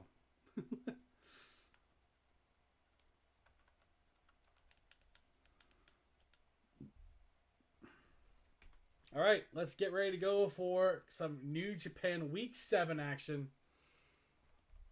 Thank God these matches don't usually take long in New Japan. At least this week's matches won't take as long. Let's hope. Although that first match, who knows? It's going to be great, though. John Cena and Big Show. The Cena Show versus RK Bro. Extreme Tag Team Rules on the line. Of course, the CWF Tag Team Gold also on the line. Now, this again, the Cena Show has to win. A loss here means they can never challenge again. Let's get to that epic rematch. Of course, though, if they win, we're going to have to see a rubber match at Wrestle Kingdom. I assure you that we would have to see that. The following contest is a tag team Extreme Rules match. And at a combined weight of 633 pounds, John Cena and Big Show, those guys. The moment this match was announced, the WWE Universe was expecting a classic. I think it is destined to deliver.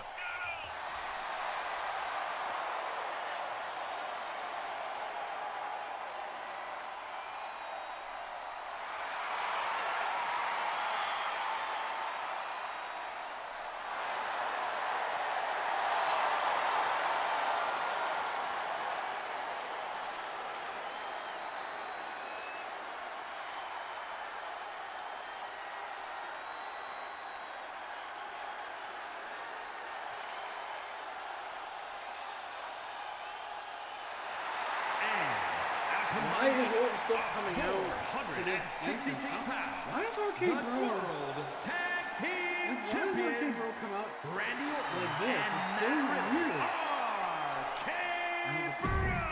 I thought it was just a glitch, but apparently I gotta fix it. That's weird. That's not the RK Bro entrance. 100%. So here we go. Extreme Rules, basically anything goes. You got it by pinfall or submission. Every hold, every sequence, every object in the arena is fair game for these combatants. It wasn't the height or distance that caused the damage, but they certainly contributed. This one is headed outside, guys. Tornado tag Extreme Rules between SmackDown and New Japan. Here's SmackDown's RK Bro defending the championships. Less than a week from when they won them. It's a must-win match. It's a rematch that a lot of people wanted to see, including the TGMs involved.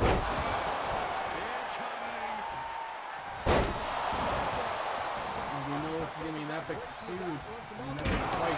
Especially if it's dragged on. If Suisha wins again here, and wins back to gold. Again, you're stretching this out even further, and I'm all for it. Usually wins the day. Don't just swing a chair. Find a way to make the stipulation work for you. Nice gut-wrench suplex.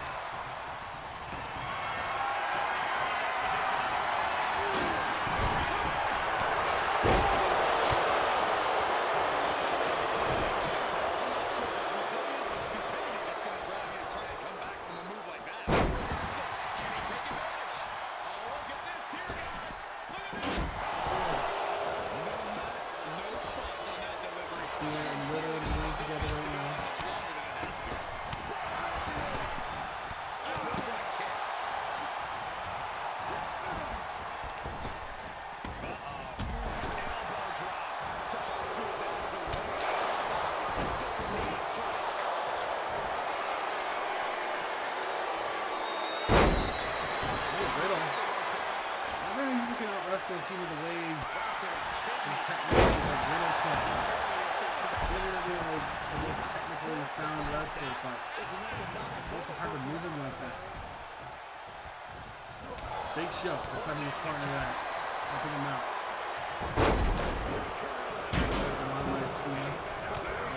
Art of Cena and Big Show happen here to give these two world tag team titles. Oh my God! Big Show trying to cave in the chest of Orton. Suplex. Orton, sneaky pin, broken by Cena.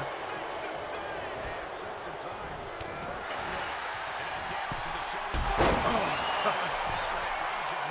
Okay, bro, over him right now, but Big Show's still rolling. Cena blocking throw from that third mission. Nice side slam on Riddle. Next breaker on Cena.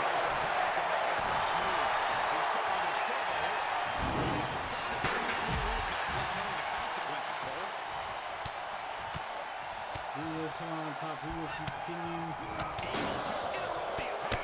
as the champions?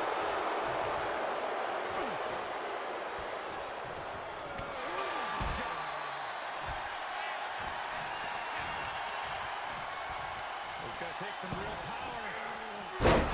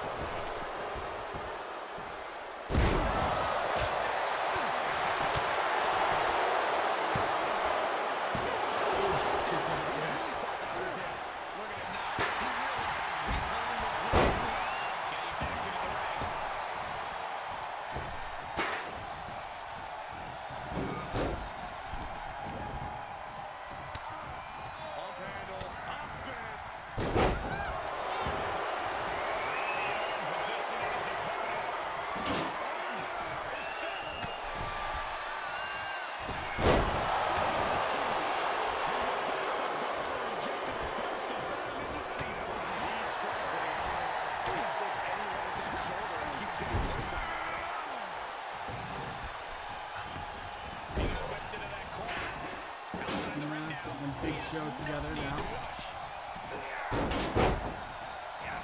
Cena's trying to control the match. Oh, but nice reversal by Randy Orton, but Big Show is awake. Oh my God, no. Oh my God, that suplex on Orton. Back to the savageness Big Show has been feeling the last couple of seasons even more. So this season, oh my God. Face back by Big Show.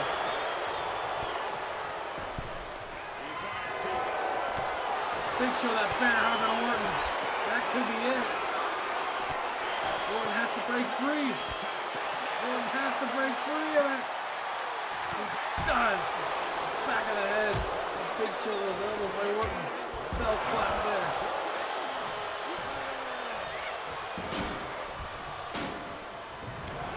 Oh, he was going for the RKO, but Big Show stopped him. He's taking us to the floor now. And now the Cena Show. Both working over Riddle. This is what makes him so deadly, at least here in New Japan. Is his teaming ability. Now Riddle facing Big Show's suplex there. And Cena's all over Orton right now. Big Show taking down Riddle. The Cena Show running the show right now. Jawbreaker by Riddle. Riddle fighting back. Orton and Cena. Nice status press by Orton. We've seen this story many times. Orton and Cena.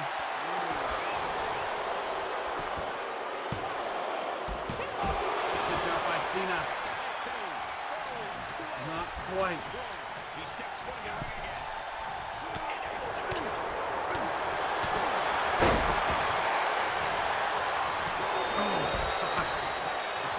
Big Show in the ring. Big Show, the showstopper. On Riddle, caving him in. Making it 16 months in. You hear just in time. Oh, it's kicked out by Riddle. The Cena Show almost won it back. 16 months. It's unbelievable. Thank you, Eddie. Big Show is trying to crush and destroy Riddle right now. It's been mostly Cena Show for the last little while now. Completely picking apart RK Bro. What a powerful punch by Big Show. And the Cena Show are going to be champions again. Oh, no! Orton kicks out.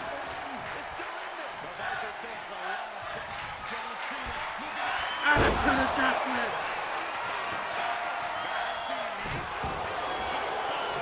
They're trying to win it back. They need to. This will be their only shot they'll have. As long as RK Bros champion. And another attitude adjustment on Randy Orton. I do not put the titles on the line. We got to see if the Cena Show will get a shot. Become World Tag Team Champion. The RK Bros will get rid of the team from contention, or will the Cena Show put themselves right back in this? On the line for the Cena Show. We want the other match for the titles.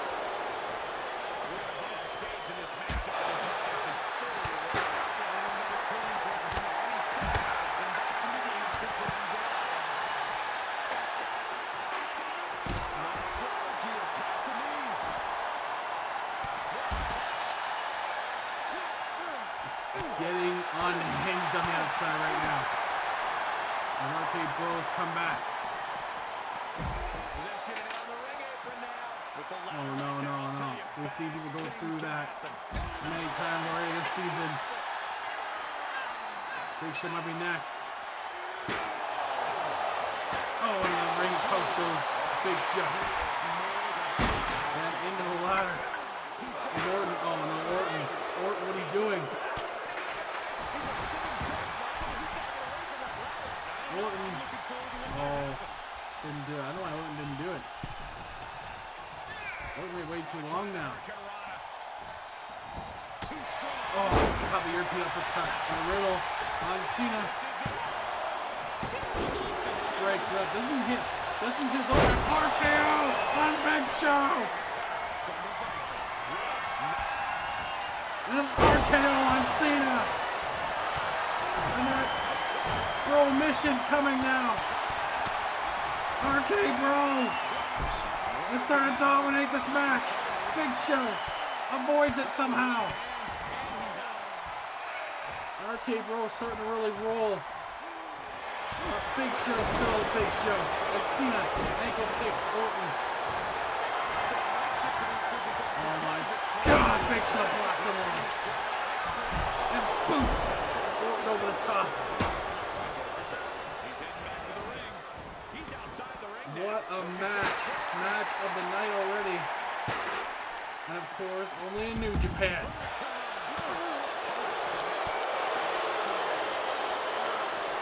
Oh, God. All four men are likely to get completely injured in this match. Oh. And now the Cena Show is retaking control. But Riddle fighting off Big Show.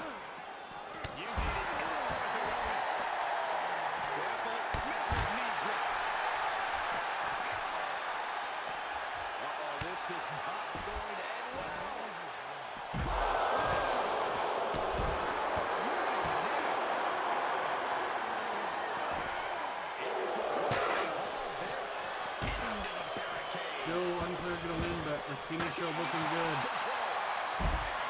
Orton with a fast press on Cena. To the outside. This could get wild. Big Show fighting both RK Bro members off.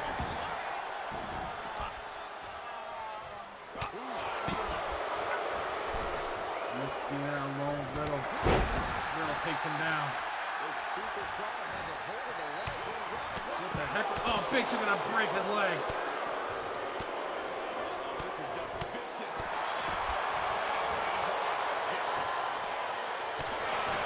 Cena fighting off. Scoops. Oh, well, Michinoku driver by Cena, even bigger. Oh no. We're looking at AA as Orton eats the bricks. Attitude adjustment on Riddle. Proved to be enough this time. And a showstopper. But Orton is keeping his team in this by distracting them.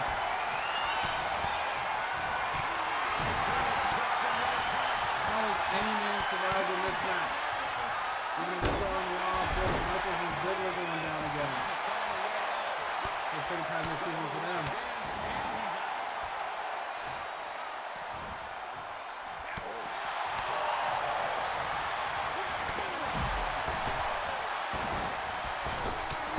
Oh, that knee by Riddle. Oh, Bro mission time. Look at me, Bro mission time. As RK Bro looking to retain and he keeps him away, and the Cena Show can't challenge ever again. Not as long as RK Bro are champions. And RK Bro takes Cena Show out of contention. Here are your winners, Randy Orton and Matt Riddle. RK Bro! Just like that, the World Tag Team Champions will now need a new contender. And who will it be to take out RK Bro, who's been on a high right now? It was a great match, Eddie. It was still a great match. Man, oh man, now we know best on best. The camera broke on me, so give me a second. You guys need to see this wonderful merch show right now. Oh yeah. Camera disconnected for a bit there. Oops. Oh yeah, okay. Great match. To start us off, SmackDown will get credit for the 5-star, but it was good. Really, really good match. No, not surprising here in New Japan, as they've been a part of 5 out of 6 wins this season. Next up, Jade Cargill wants to show Charlotte Flair that she could beat Rhea Ripley faster than she can, but can Rhea Ripley spoil that by winning her first one here in New Japan? We'll find out. Jade Cargill versus Rhea Ripley, a match that might actually happen very soon, by the way. Let's get to it.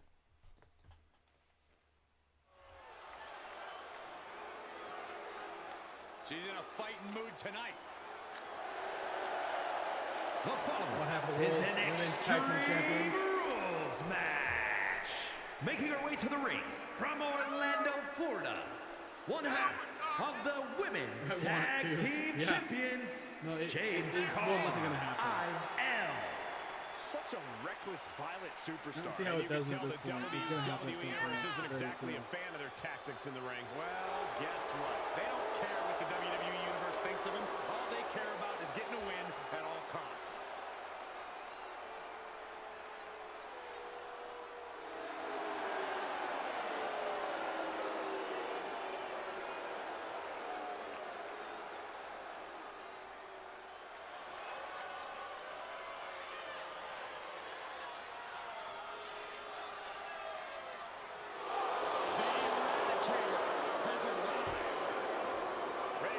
Judgment on the women's division.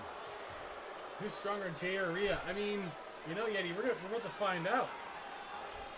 But I would imagine after all the winning that Super Perfection has done, Jade is probably the stronger one. From But, Adelaide, Australia, you know, Rhea honestly, Yeti, I don't know. I'm trying to picture, like, Ripley is the strength of both women. I would probably say Jade Cargill, but I don't know, because Rhea Ripley is scary strong, too. It's really hard to know for sure.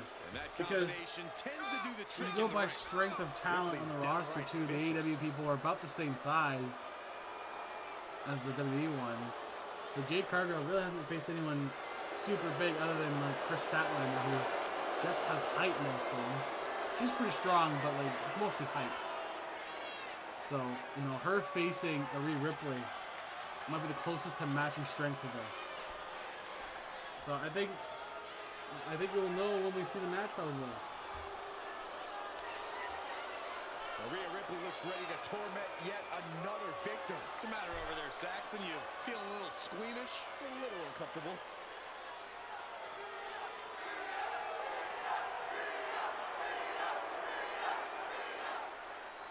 The team, When anything goes show from really here on wants you out. guys to That's go right, for Cole. Rhea. If these superstars can dream it, they are absolutely free to do it.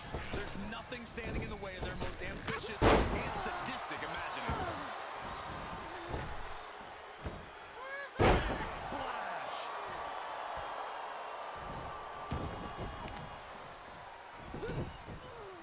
I wonder if Jade Cargill can actually beat her quicker than Charlotte did. I mean, it's hard to know. She's taking It's hard to believe that Rhea Ripley would be beaten so quickly in a match. What really got to her?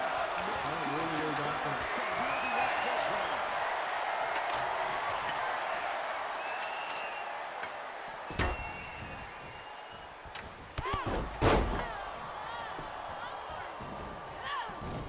Oh, Ripley put a stop to that.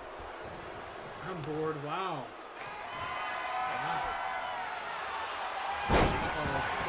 Sonya, what do you mean?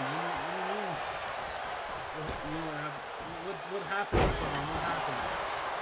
You're not gonna do it, are you, Sam? Don't do it, Sam! Don't be a madman!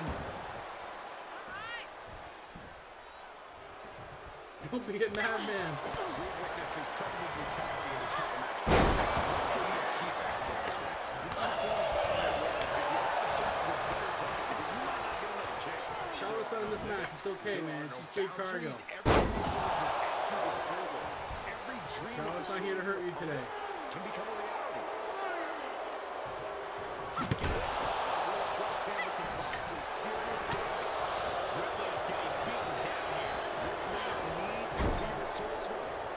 Are you whispering? No, I'm talking. What do you mean, whispering? How deaf are you? My microphone's like in the yellow. Is me whispering? No, I'm not whispering.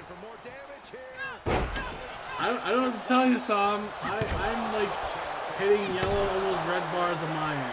I don't know. Here, I'll blow out everyone else's ears for you. Here you go. How's that?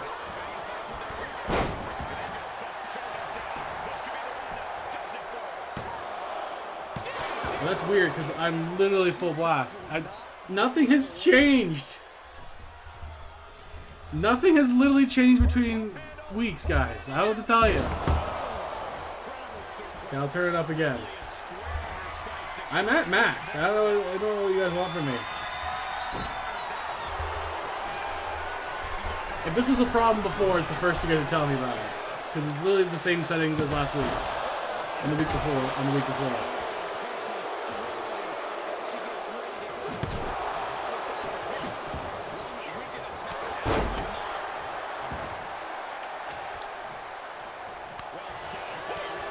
Well, it's definitely not as quick as last week, I don't think.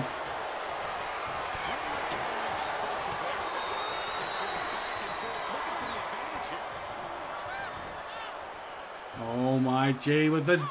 Oh, I thought... Was that jaded? That's not really a jaded, but okay. Yeah, I know I was fine last time. I haven't changed the settings. I just changed it now. That's what I don't understand.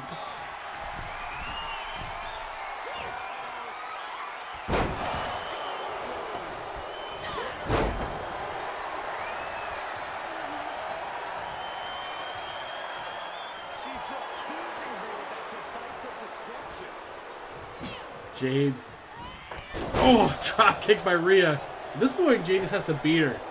Just so she doesn't get completely mocked by Charlotte. I mean, who knows what they're actually trying to do with each other, but... It's definitely a one-upsmanship at this point.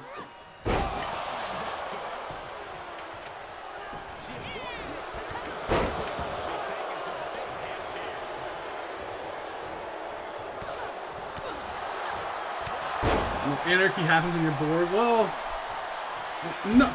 Sam, what are you doing? No! He did it! He did it! Oh no! Everybody throw your plans out the door! Everybody throw it out the door! Somniac has done it! All your plans, cancel them. Oh, Somniac, you sick bastard. Oh, I thought you were gonna wait on this. God damn it.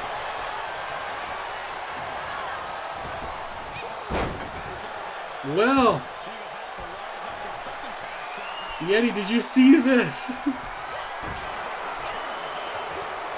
I don't know what we're gonna do now, but it's got to happen. The shakeup has to happen now. Luckily, there's only one of those per season, because otherwise that'd be too insane, and it's a lot of work. God damn it! The Prism Trap on Jade Cargill. I don't know what to say now. Your weekly wins don't reset, by the way. Just some of the rosters will have to reset. I don't know how much of everyone's roster is going to go. Jade Cargill does beat Rhea.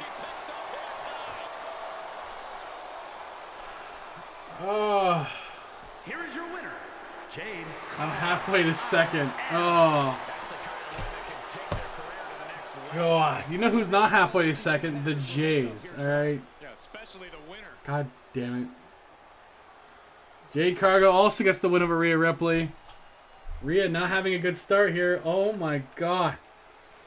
So, Somniac has done the thing that nobody wanted to see happen. I didn't know how far Somniac actually had left. But I guess he's had 16 months of hoarding points. And now he's done it. I don't know where to... We'll play out the rest of this show. But other than that, I don't know what's going to happen now. As Somniac...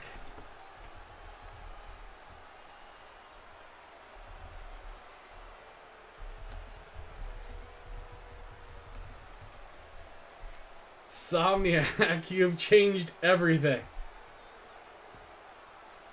Som! You dick! You mean you've been saving him for the whatever time you wanted to do it? Oh, I should have known. I should have known. Again, we'll play out this because now it's for scouting purposes.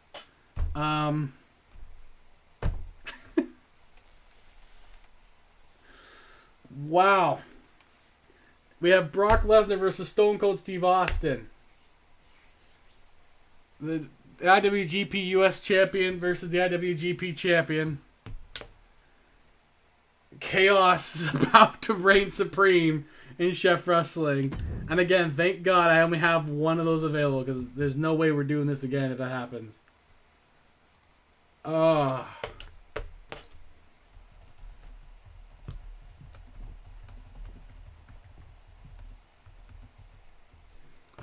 That means, boys, we have to redraft much of the rosters. You can pick anybody you want to protect for this one. Now to stock up for next season. Next season's even more chaos, Somniac, because it's going to be 2 GMs per roster. In fact, Som, you are welcome to be a GM next season if you want to be. If you want to participate, you totally can.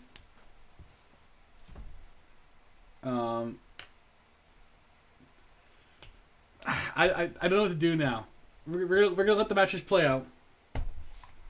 Well, Som, you know what? I always appreciate the chaos once in a while. I really do. And I did leave that as an option. So them are the rules. Them are the rules. So I can't be mad at my own rules. You know what I'm saying? And I know Yeti had that option too. Now we're gonna see it happen on my show. And now I really don't happen. I really don't wish it happens on Yetis, because now we're gonna have to do it. Brock Lesnar finally coming out with the IWGP US Championship, and it might not matter now. The following champion versus champion contest is an Extreme Rules match. The champions will still carry over too, so if they're carrying gold, they will carry over to whatever show they go on. Oh. Wrestling Grand Prix United States Champion. I just can't. I honestly can't believe it a little bit, Song. I'm not gonna lie. God damn it. Lesnar is more beast than man.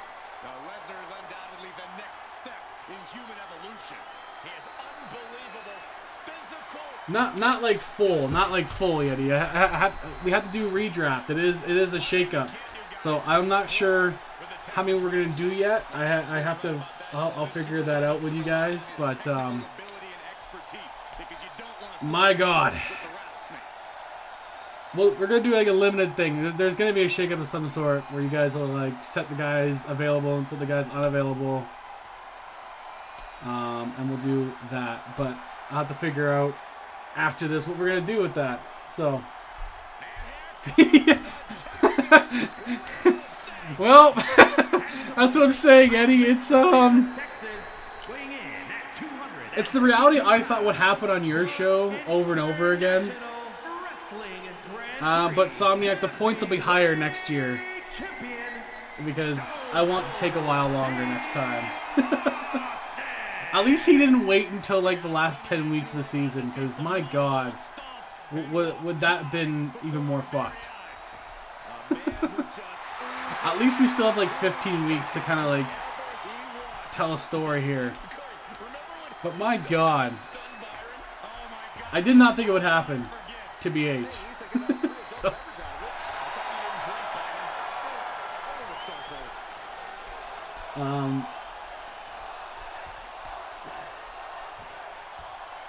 Yeti, you might want to rethink that button on your show. just to be on the safe side. Sam might be hoarding points there too, to do it to you at any point.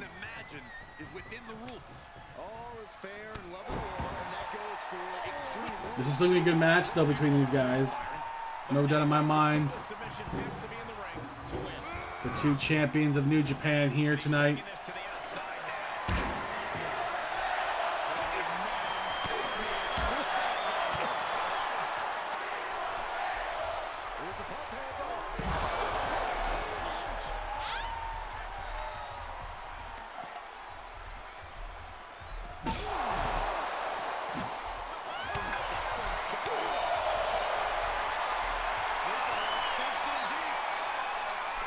But yeah, no, not a full one. We just gotta figure out. I'm gonna figure out what we're gonna do in terms of how we're gonna do it. I have some ideas. I just gotta look. I just gotta think of which one's gonna be the most logical way going forward. So, yeah, no. Of course, Yeti's best run he's had is the time where Sam's like, "Fuck it, I'm bored."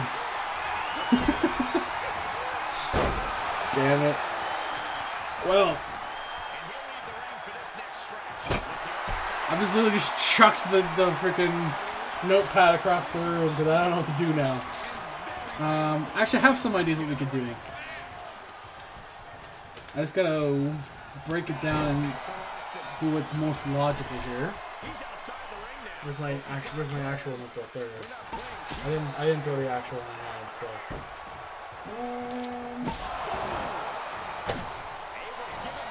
Yeah, Yeti, if you got some suggestions, you can DM me, and that might be helpful.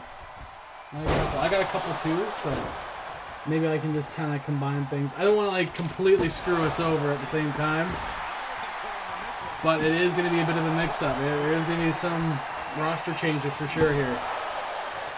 So.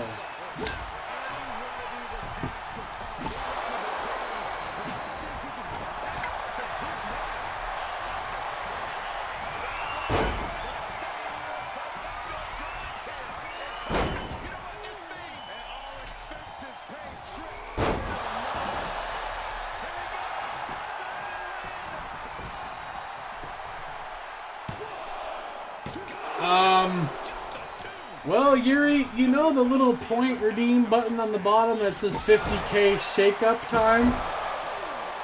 Somebody came in here and said he was bored and said, I'm going to redeem my 50,000 points now, please. Yeah, I want to make sure no one's getting too fucked over, Glenn. Absolutely. I don't want to, like, ruin the season entirely for you guys. Just a little chaos, not complete burn the house down chaos, because that won't be as fun for anyone. So there will be some rules on it. It won't be a complete change. No, we got this legendary match between two Hall of Famers. Brock will be a Hall of Famer regardless of what happens at this point in his career. Stunner on Brock. But yes, I want to make sure no one gets too fucked over. God damn it.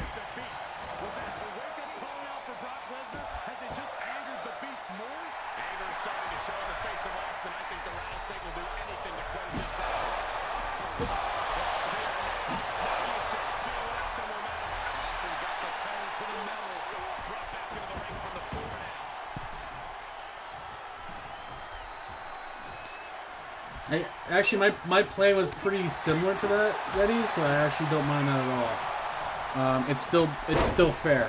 It's still pretty fair. So we'll run down that with you guys after. But yes, I think the main factor is you keep your champions because you're booking around your entire roster based on that. So, for example, Yeti would still get to keep his two his 2 male guys right here in the ring. These 2 guys are safe, so they're staying in Japan. But that's not a guarantee that Roman will stay. That's not a guarantee that on other rosters those other guys will stay. You know, everybody's got some people that are really good on their rosters. You know, Undertaker, he's barely safe, but what about Triple H? You know, what about Drew McIntyre on ECW? What about, you know, there's so many options out there that it's gonna be an interesting shakeup, I think, guys. It's gonna be an interesting one, but I do like the one that I like how Yeti and I are on the same page with that one, where we're gonna at least keep our core champions and there will be protection picks, and you guys cannot decimate a single roster. So, for example, you guys can't pick all of Yeti's rosters. What's the last rule again?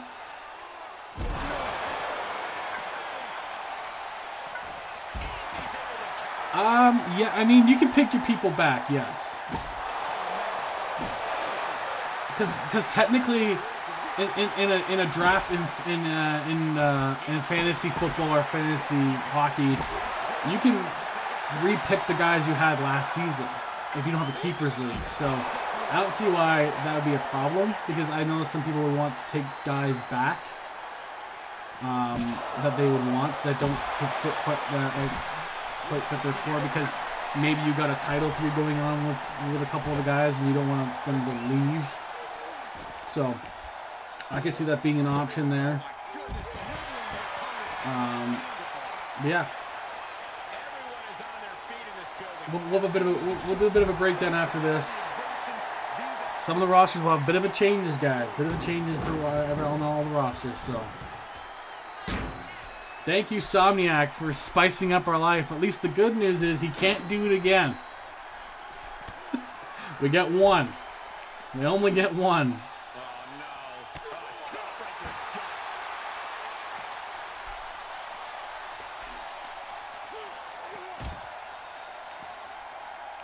Now the only thing I gotta think of is how we're gonna do who picks first. But we can discuss that after as well. I earned myself a cookie. Yeah, you lit the room on fire and walked away. That's what you did, Sauce. You lit the room on fire and walked away. Oh, damn it.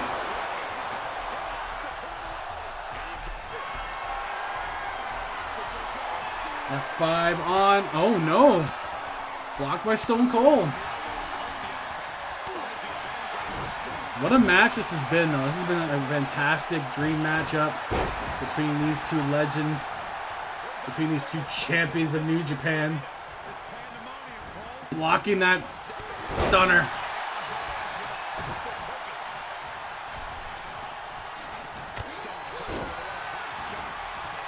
Highest wins can determine where in the pits we wish to be. We might be able to do that, Yeti. We'll pitch it. We'll go to the chat. We'll pitch some stuff and see what we all can agree on. That'll be fair as possible. I mean, no one's gonna enjoy losing some people, so no one's gonna enjoy it.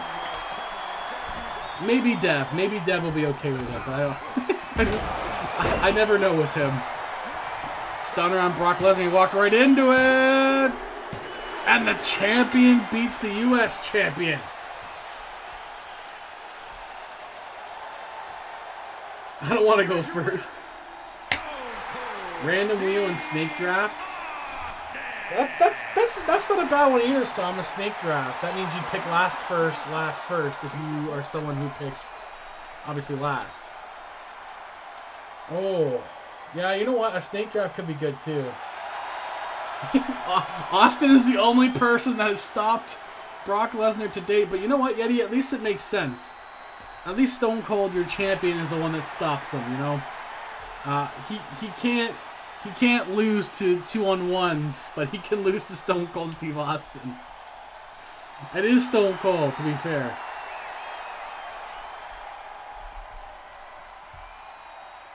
It was a close one, though.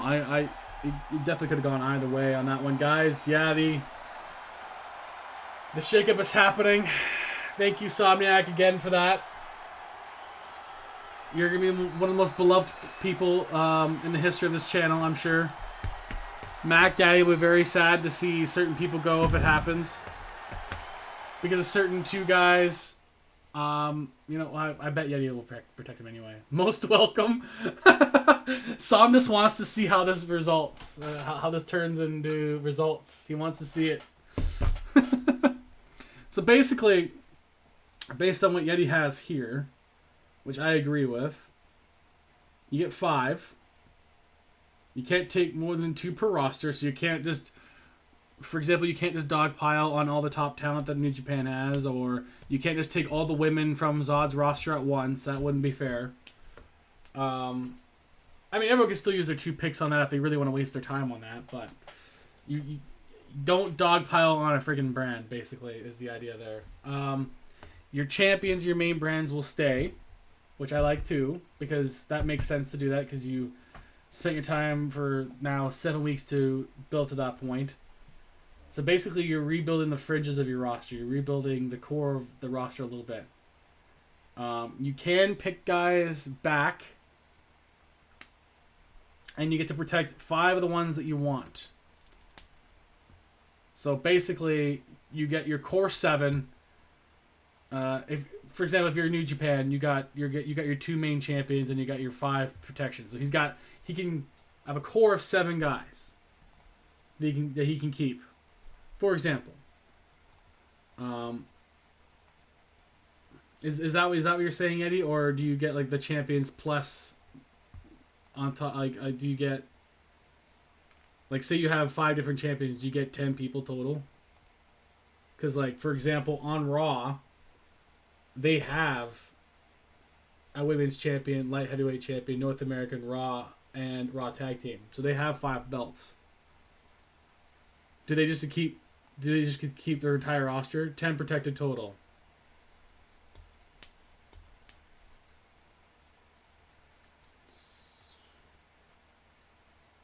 Okay.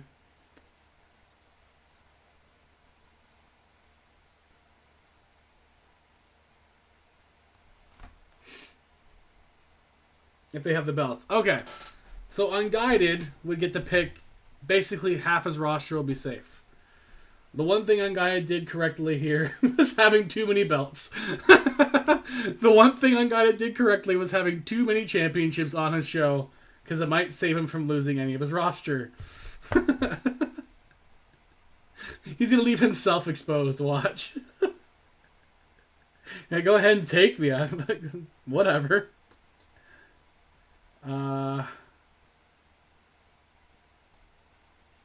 Unguided is WCW, yeah. Basically. Too many championships, and he's got like most of his roster protected. At least he's trying to book storylines around it. I think he's more focused on individuals than tag teams, because he had a lot of injuries. He's had injuries again. That's the thing. Injuries keep taking momentum away out of guys he's got in his roster, which kind of sucks for him. But he's had a good show tonight, at least. Coming up next, though, Okada versus Bret the Hitman Hart. So we'll go to that now. 2 men that will not die. But will they die tonight? Is Okada going to come out red this time, Yeti? After the ass kicking he took last week.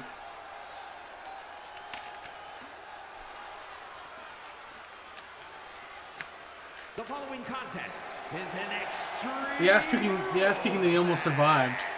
Making his way to the That he ring almost won. from Tokyo, Japan. Weighing in at 254 pounds. Oh, Kaiba.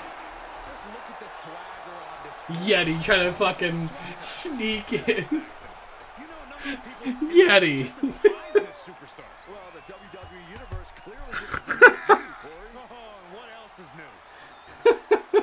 I see what you're doing there. Your damn message.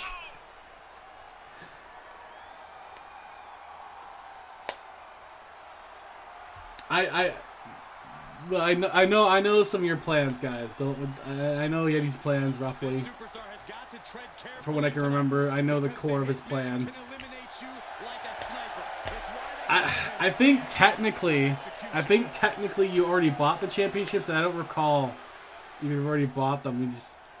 You just haven't finished making them yet. Because I think you said you were gonna buy them, but you were making them. So I don't remember if you bought them already or not, Yeti. Did you already buy the titles? Because technically, you know, I guess you could do that. I guess you could do that. Representing the Hart Foundation from Calgary, Alberta, Canada, weighing in at 235 pounds, Bret the Hitman. Yeah, I mean, I guess you probably could do that.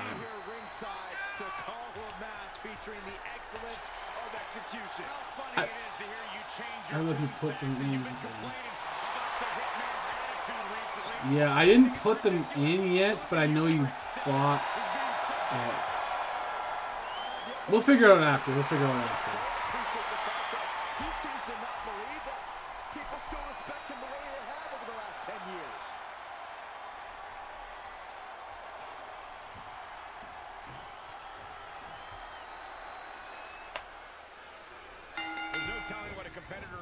We'll see how this goes. Honestly, I think this Clash of Styles, if both were in their prime, I think Bret would actually fit quite well with his calculated, measured wrestling prowess with Okada's stiffer Japanese style. I think they'd actually probably mesh really well.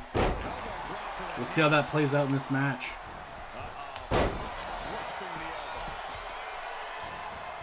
Yeah, honestly, me too. I think this would be a really fun match to see in real life. Yeah, I definitely agree with that. This is a good one.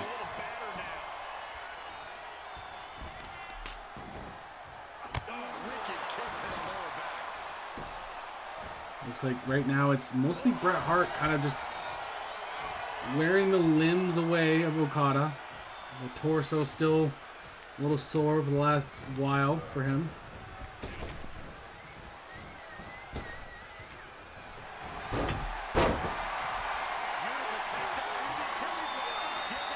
Yeah, exactly. Okada, you know, he started off slow last match and kind of came together, so I can't keep Okada out, but Bret Hart is all over him right now. And the smart wrestler that he is will go for those quick pins, wearing down his opponent with the pinfalls. He'll try to take the air out of you.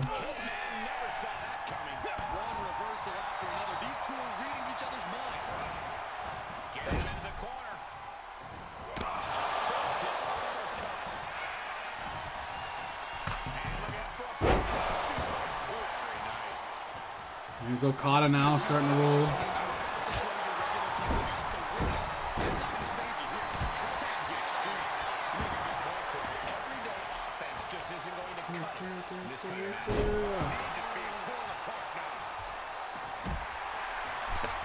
Man. I guess the second half of week 7 is going to be very interesting. The second half of week 7 is going to look completely different than what you guys originally planned. Unless we finish the week and then we do it next week. That's the other thing too. Do we finish the week or do we cut it off at ROH and go from there? And we'll start back the newer looking rosters with WCW or whatever it is. Yeah, WCW. So that's the other thought I had. I was like, finish the week. Yeah, I feel like it's better.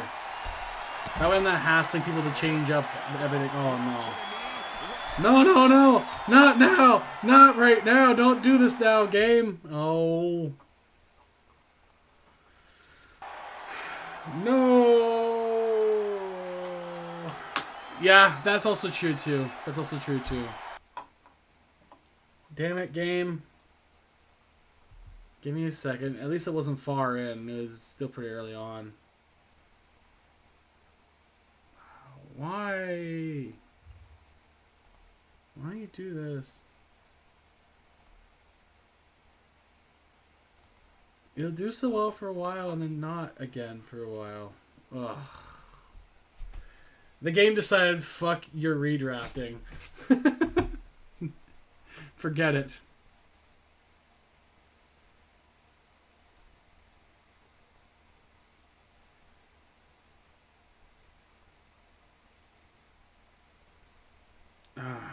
second.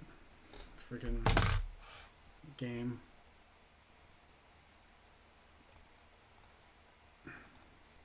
Don't do this. Don't fuck this up.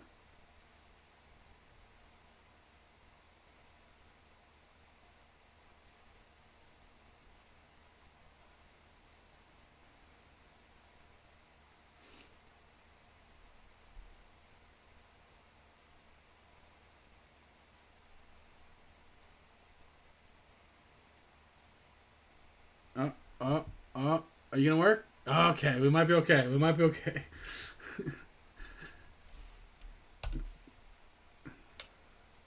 I'm gonna mute this game for a second because it's gonna play some music in the background until I get to the screen I need to go on.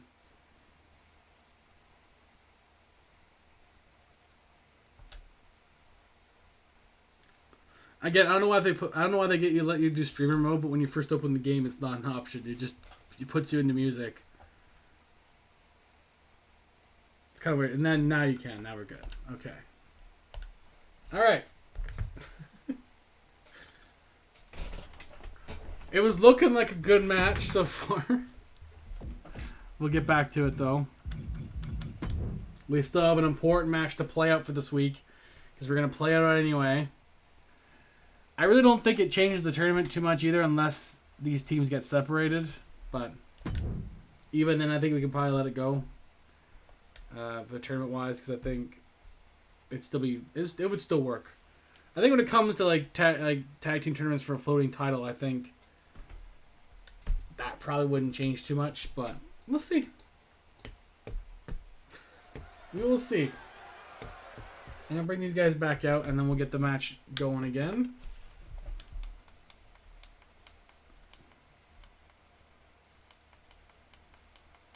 Come on, came in. Match back on. You could do that. Yeah, you could do that. That's for sure, Yeti.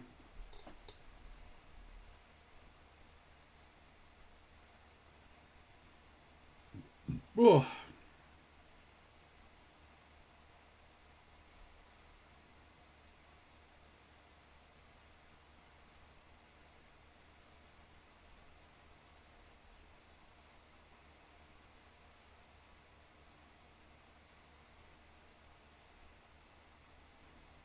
I'll skip this one, I guess. Okay, I think I'm good. Sorry, I was doing something real quick here.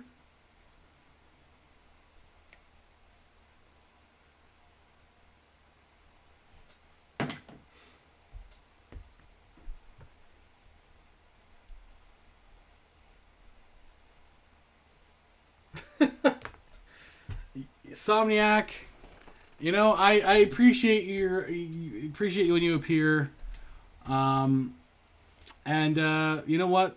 Every once in a while, the Chaos Kitchen needs to get chaotic again. So I appreciate it. You enjoy the new haunted mansion. I gotta put the sound back on. I'm sorry. Here we go.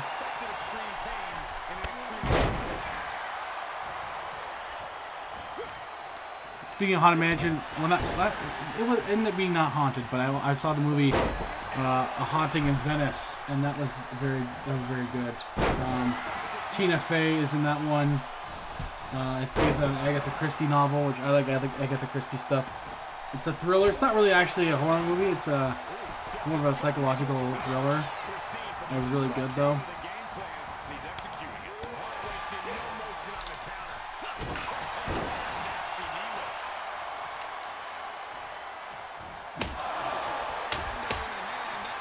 Based on a book that I actually haven't read yet, but I know it's out there. It's called Halloween Party by Agatha Christie. So it is Halloween themed, which is why we were like, oh, let's do that one.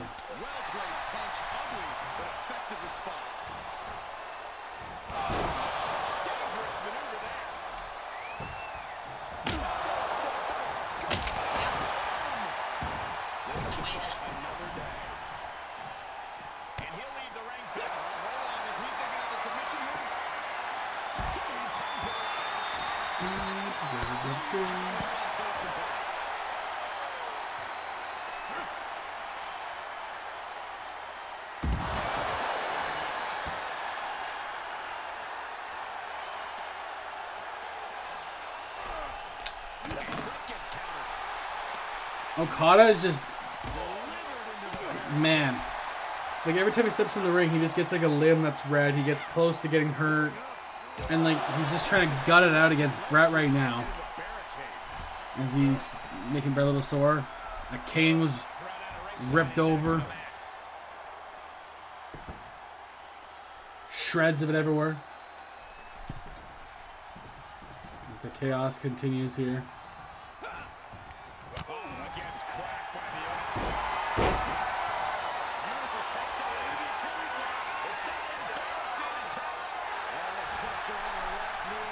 Calf crushing maneuver there. Bret Hart gets out of that, busting him open. May have ripped open the skin there he has over the eye.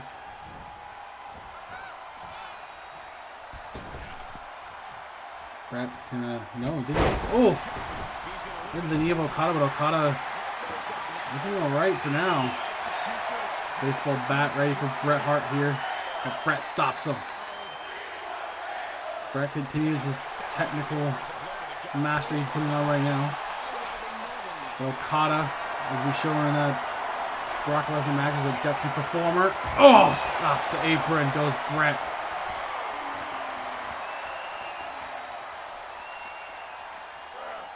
Back in the ring goes Bret. Okada has to be measured and smart about this. Yeah, nice! That German suplex into Rainmaker on Bret. Rainmaker. Bret Hart kicks out. But he's turned the tables, and that's what Okada can do in quick fashion in a match.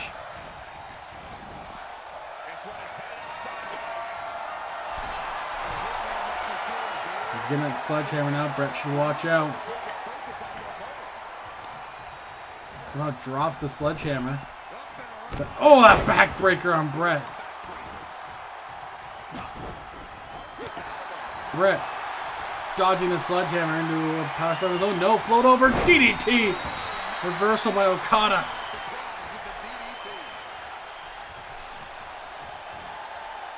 Okada, oh my, no. Pile driver on Bret by Okada.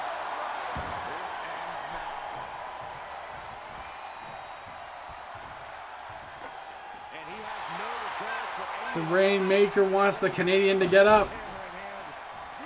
Sledgehammer hand, Bret dodges that. Takedown on Okada.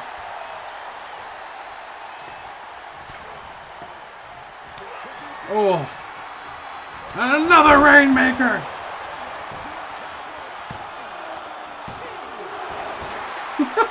Yeti, Jesus Christ. That's true, you technically didn't give me your pick yet. The pack is yours to do what you will, so. You got 4 people being held hostage right now. Side suplex on Bret.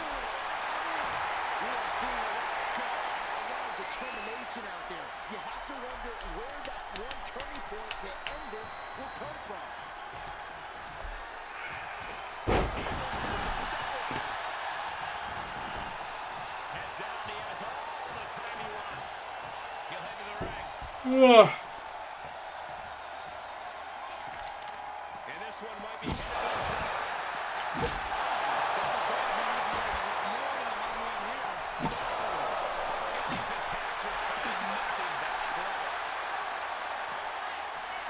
Oh, that Hangman there on Bret. Good, Yeti, good thing you did cash in for Brock. Because imagine if you didn't cash in on Brock. I mean, you probably would have protected him anyways, but because he'd probably be pick number 1. Let's not kid ourselves. Considering the only time he's lost so far in any fashion was like a very close one against Stone Cold and then Stone Cold Steve Austin, so it's like, okay, at least it's Stone Cold. It's Okada. Oh, Okada. Oh! Okada, no way.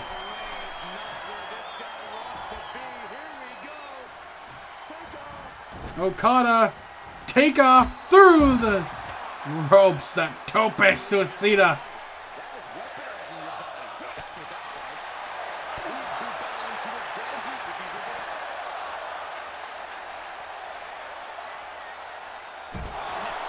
back breaker on Brett there.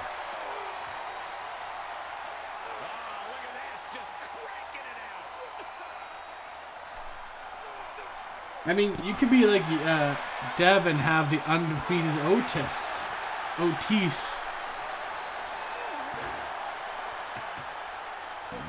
Ugh. One of the only ones left that haven't lost.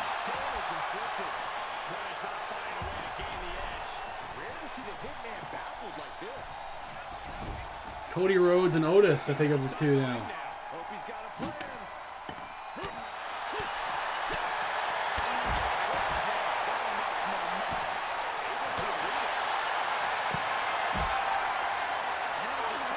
Nice ankle pick on Bret Hart. As Okada tries to wear him out more.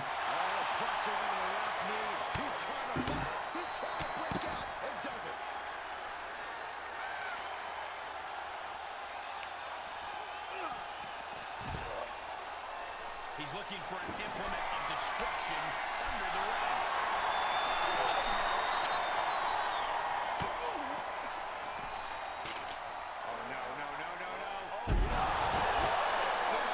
Oh, no. This page ready to go. Okada. See, this one say Okada started off rough at the beginning of the last match too, and really came together in this one. Now it could go either way. Nice cross by Brett. They get to finish it in the ring.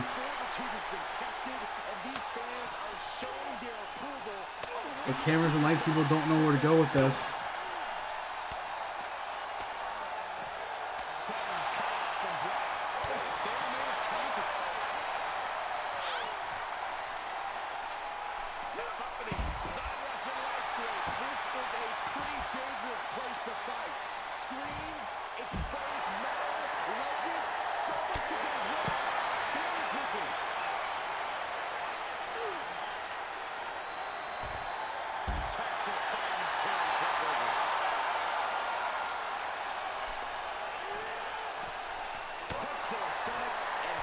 Okada and Brett just completely beating the crap out of each other. Oh my god, that pavement. That pavement will cause so many problems.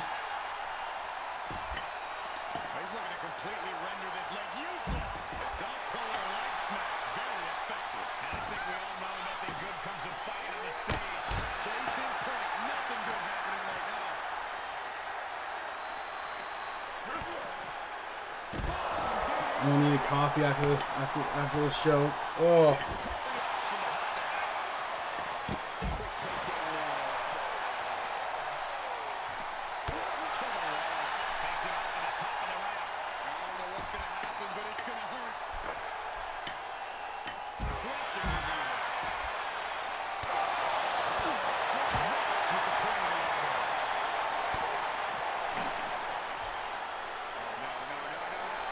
Oh, the electric chair on the back of Bret Hart.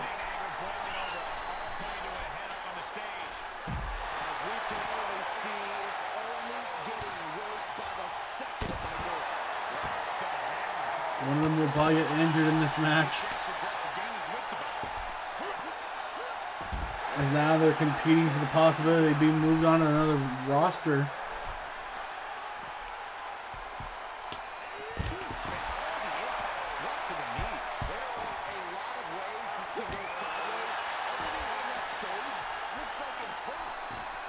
The prize is the wheel,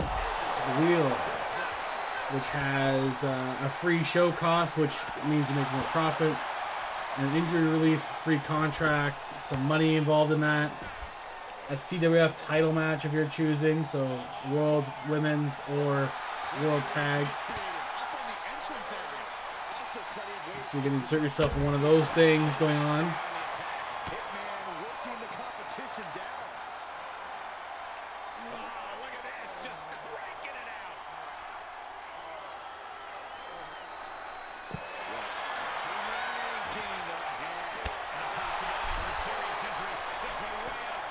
Okada and Brett still brawling on the outside, still brawling in that same squared area.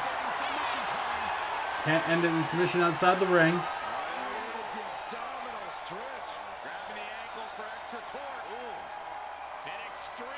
That's gotta be painful. Super painful, but Okada. Nothing needs a Brett getting out of that. They have to get out of that area to win. For whatever reason, they're not leaving the same area. These guys can definitely fight in a phone booth, apparently.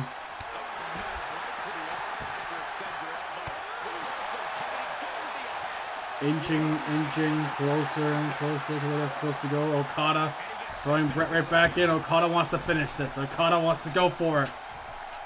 They beat the hell out of each other enough.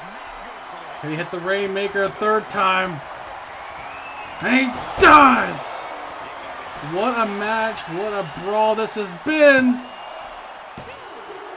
And Okada gets the victory. What a match, though. A lesson in technical wrestling here. And Kazuchika Okada. Looks like Brett's opponent was even better than the best there ever will be. The Rainmaker. Blood gushing from his eyes. Gets the victory here. That image of just the blood of Okada spilling all the time. Now coming up next. No, Okada continues to be a gutsy performer, but coming up next is the women's tag team match. Blissful Death Dolls versus the Bella Twins in the finals. And we still have not heard anything about what's going to happen with G.O.D. and Brock Lesnar. Brock Lesnar came out. Nothing happened to him this week. Maybe they're recuperating from Brock actually beating them. I don't know.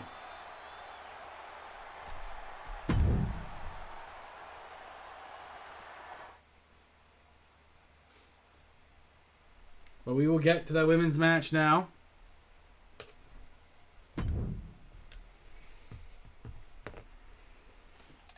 Oh.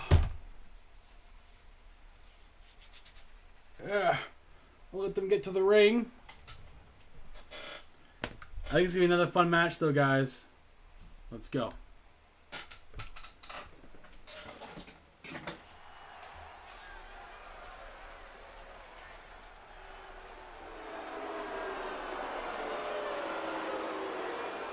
The following contest is a tag team Extreme Rules match and the Ring of Honor World Tag Team Champions Alexa Bliss and Rosemary. A matchup like this, it's one that the locker room has wanted to see. It's one that the WWE Universe has wanted to see. It's one that I've been waiting to see, and it's about to go down.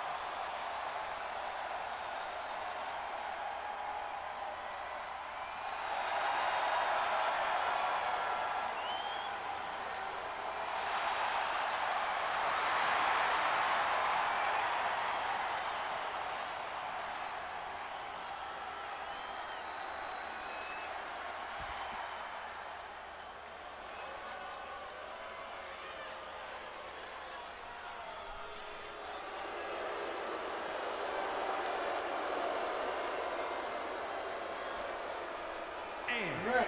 Nikki and Brie. Bella Twins, Blissful Death Dolls. Underway here. Sorry, I was dealing with a technical error that was going on here. My screen, I wasn't able to see the screen. We are having some technical errors. I am not there in New Japan, as you guys may have noticed. I'm not in Japan, so I had to commentate this from a live screen. And I was experiencing some difficulties here. Also, I explained my how quiet my microphone was before too. I had to fix it manually here too, which is normally I wouldn't have to do that.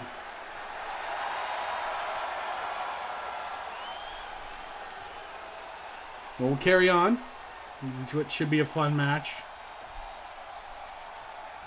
We finally get to see the result of this tournament. It's been a very good one. There's really no telling what this match might have in store for us. Just about the only thing you can count on is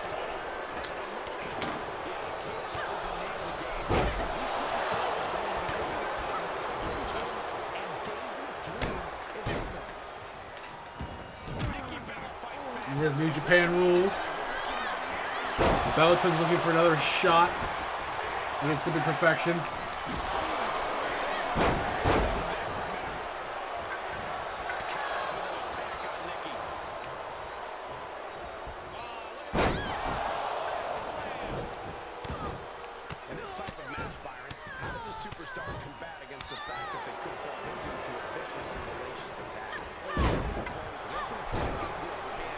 Back and forth. Who's going to get the advantage here? Nikki Bella's already looking a little worn. Drop kick there.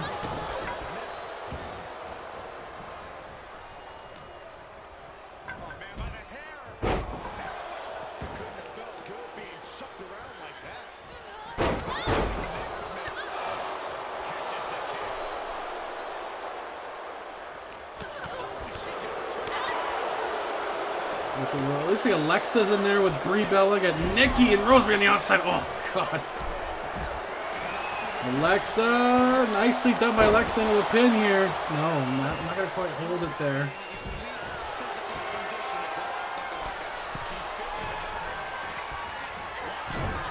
Ooh, Alexa being thrown off the top there.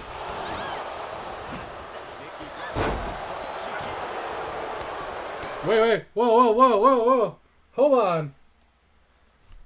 There was a pinfall. I don't see what's happening. I can't see on my screen. What the heck? Guys, I'm having an issue right now. I'm getting some crackling sounds in my headphones right now. Ah, it's loud.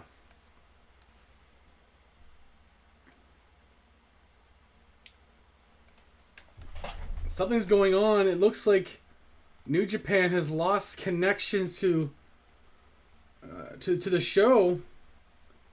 Yeti right now does not know what's going on himself at the moment.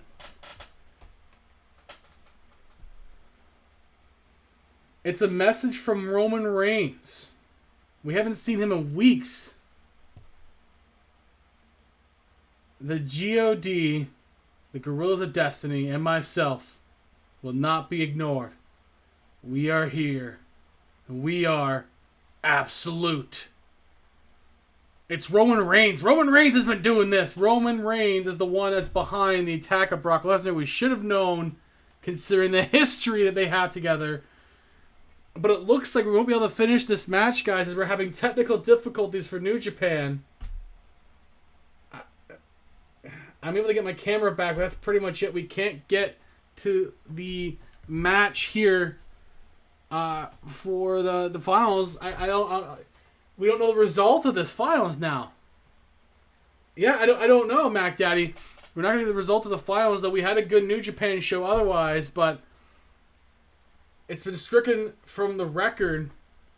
That was our main event. That was supposed to be the last match for New Japan. Sorry, Mac Daddy, you came a little late here. Mac Daddy, to also keep you posted, you know that one thing I said just here and they are canceled? I mean, the main event, yeah, chaos continues here as the women's number one contenders match cannot finish on New Japan. It's gone. We can't do it. I don't know what's going on.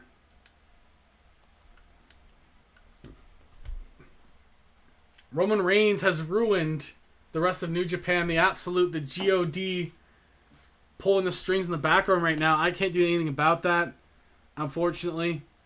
And it's just gone now. The match is not even there now. I can't even get to the screen. It's been cut. I'll even show you guys. It's gone. I don't know what happened to it. It's just completely gone. Like it's not going to happen. I'm sorry. Also, to continue the chaos, Mac Daddy, the one thing that we were worried about has happened. Don't worry, though. Much of your favorite show will still be intact. But somebody did redeem his points. And now, we're stuck with the results. We're stuck with what we got. So, Mac Daddy, your favorite New Japan show will be a little... We'll have a little changes here and there on them.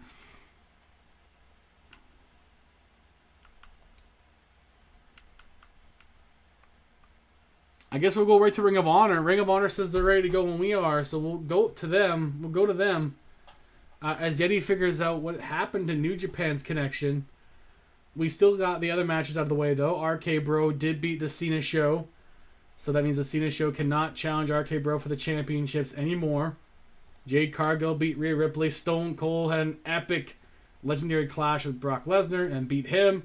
And Kazuchika Okada did get a nice victory against Bret Hart. Almost the cost of his body doing so.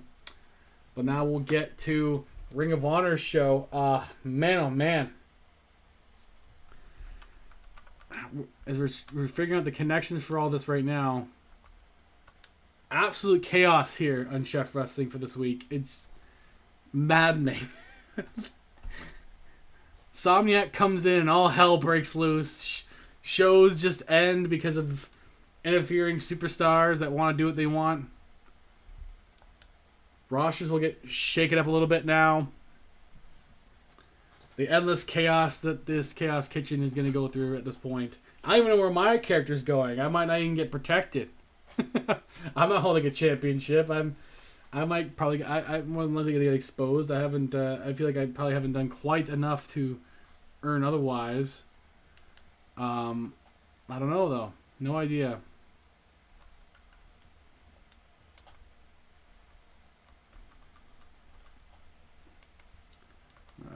We'll do that. I'm just doing something really quick for New Japan, or not for New Japan, for Ring of Honor, so they haven't.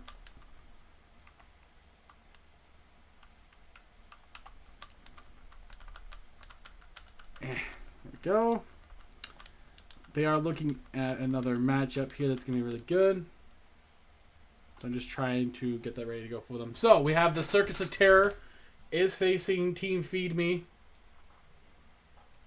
And in continuous chaos, we have a 2 of 3 falls match. But it does have a time limit to it. So that part's okay. We have a ladder match for the ROH Championship. Otis will defend in a ladder match. Because when I think Otis, I think ladder matches. Against his opponent, which again, another guy I definitely see ladder matches being his thing. A debuting Bronson Reed is facing Otis for the title. Dev, you're the most unpredictable man I've ever seen book any show ever. I never know what he's going to do. I never know why he does the things he does. It only makes sense to Dev. So, whatever. I'm going to see if I can... I'm going to put together all this stuff for him. He's got... and a 10-man Royal Rumble style match to see who will face the winner of that title match. So he's got that planned here tonight. I'm going to see if I can actually do it, unless I have to actually make the match myself. So let's see.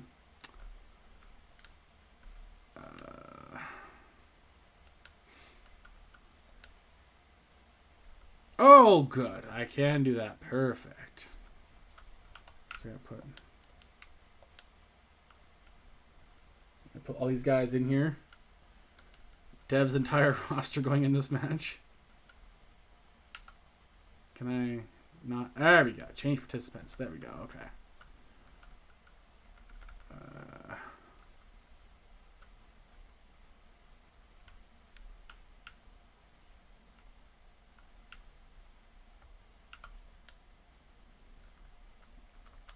Just trying to do this here because he's got a bunch of not a bunch of randoms, but he's got a bunch of ones that are not even on his roster in this freaking match. Which doesn't make any sense, so I gotta do that. Like Scott Hall's not on his roster. I don't even know why he's in there. He's there. He's not on this roster. I don't know why he's there.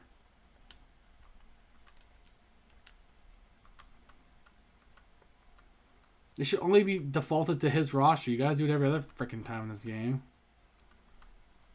What? Do you make this one of a pain in the ass? I have it written down. I have his roster written down somewhere.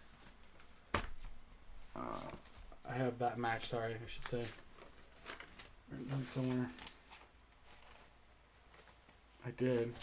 Guess I don't know.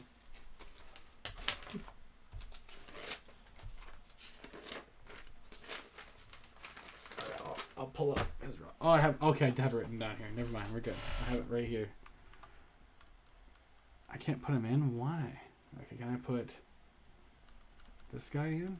Will that let me do it? Okay, he can go in. He's in. Good, good. Got Jeff Hardy going in this match. Jeff. We gotta figure out a full plan of how we're gonna do this. How are we gonna do this shake up now? It's gonna be interesting. I will say that. Why can't I switch those guys out? That's so weird.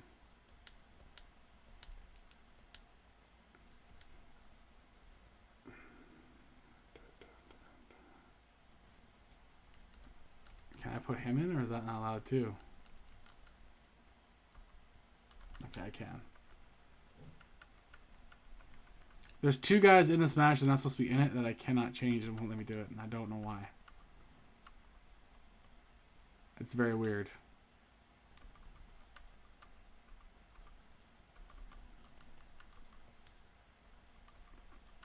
I don't understand.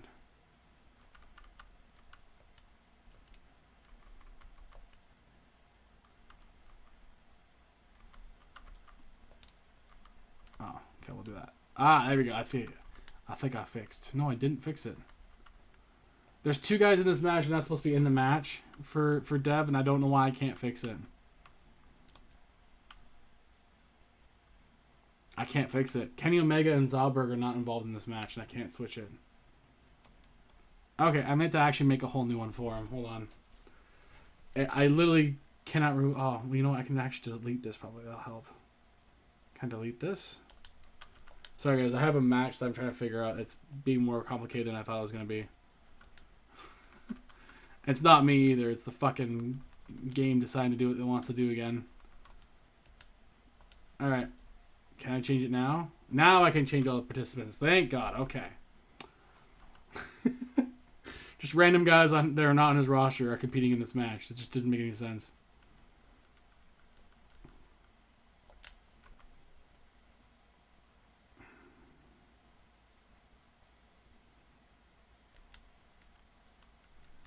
Dun, dun, dun, dun, dun, dun, dun, dun, dun. I think he's already in this match. He is. Don't have him, so we'll do that. I'll put Doink. He's got to go in, so Doinky is in. Wait, which one's Dev said not going in?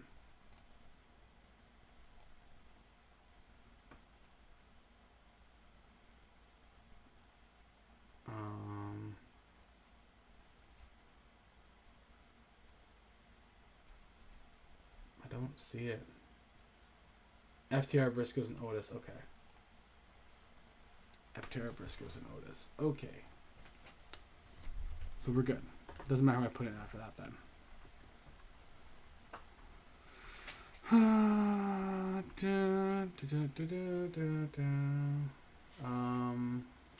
Do we have him in there? Is he in there?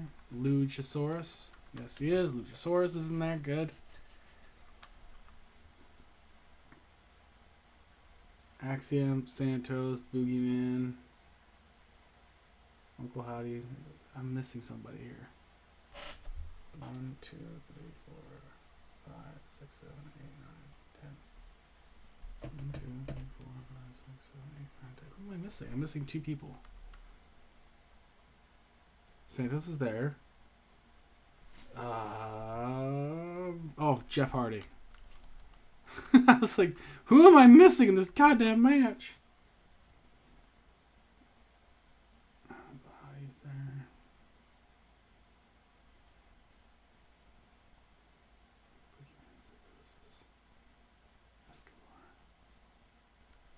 Oh, Dev himself. Of course Dev has himself in this. Come on. Alright. Good to go.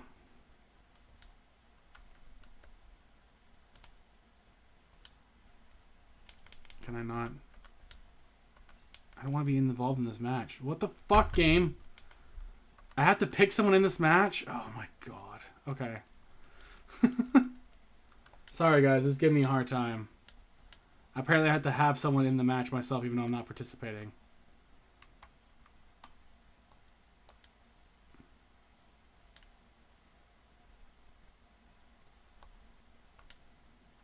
It's really dumb. And again, it puts people in there that are not in the game, they're not on Dev's roster. This is so weird. It keeps doing this. Ugh. Gotta do this again. Annoying.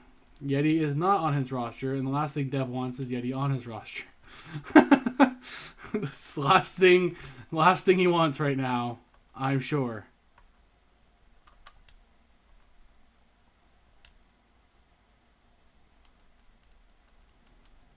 If you don't know, last season went so well for Dev whenever Yeti was involved. So he definitely wants him for this one. 100%. He keeps taking Jeff out of the game too for whatever reason for him. There we go. Alright, there. Fixed it. Good God. I'd say I'm almost done, but I'd be lying to you guys. So if you didn't know earlier, guys, we have the shakeup happening. Somebody did redeem the points required, but don't worry, it won't happen again because there's only one per season. But there will be a bit of a roster shuffling. Not entire rosters, because a full reset would be ridiculous. Yeti is not on the ROH roster, and last season when Dev and Yuri messed with Yeti, Yeti took all the championships. Yeti's character stole every title, one at least from every roster, and we just could not win it back. So we're not doing that again. I'm just gonna put that out there now. Not happening again. It was too much. It was too much. Everybody was just literally just booking Yeti in every match at one point. It's just not as fun at that point. So we're not gonna have that again. That's why other GMs know better and won't do it. Did they break up Feed Me on me? They did. Oh my god, this game is gonna kill me. Dev, I'm making this tornado tag because I am not sitting here for an hour for a 6-man tag that I've already seen. No offense, I'm not. This is gonna be false count anywhere.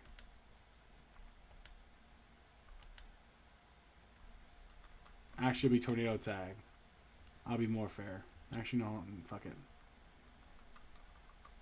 No, we'll keep it. We'll keep it tornado tag action because fuck this. Okay. And then this one is the custom match that Dev is just throwing me a bunch of custom matches today. So give me a second, guys. Not a bunch, but there's two in particular that I'm trying to do. So this one's FTR and the Briscoes again. Do that one.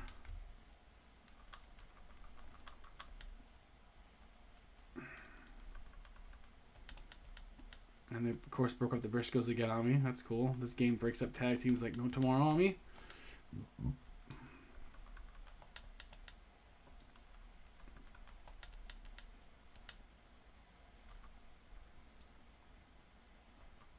This one's already intact. Look at that.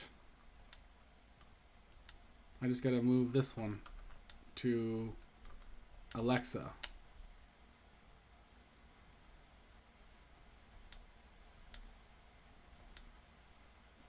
It says Lux. It looks like Lux's hair wasn't changed, but I know I did it.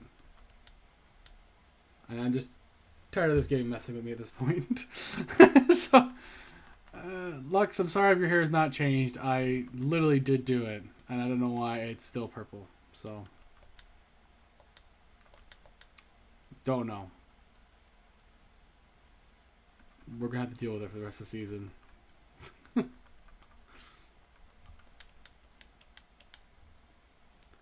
Okay, dun dun dun dun dun. This one's close to being accurate, but not quite.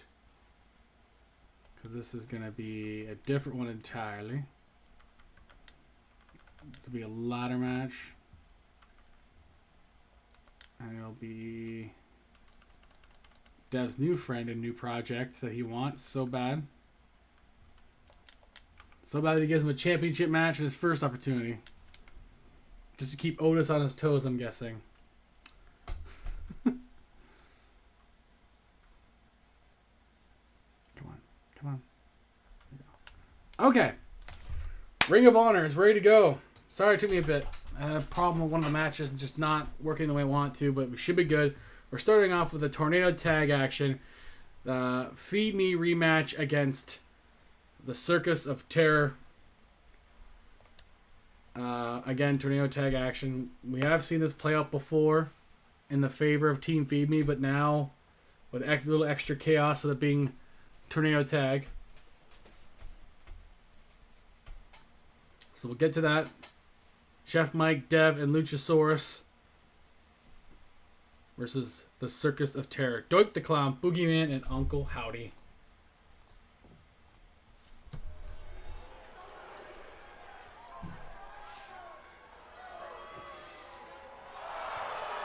You know, I thought I was done with these guys. He beat them enough. But apparently we got to keep beating them because Uncle Howdy won the match, won his singles match last year. Beating Dev in that match. At a combined weight of 739 pounds. Doink the Clown, Uncle Howdy, and the Boogeyman. The WWE Universe already reaching a fever pitch upon their arrival, and we are just seconds away from a highly anticipated match.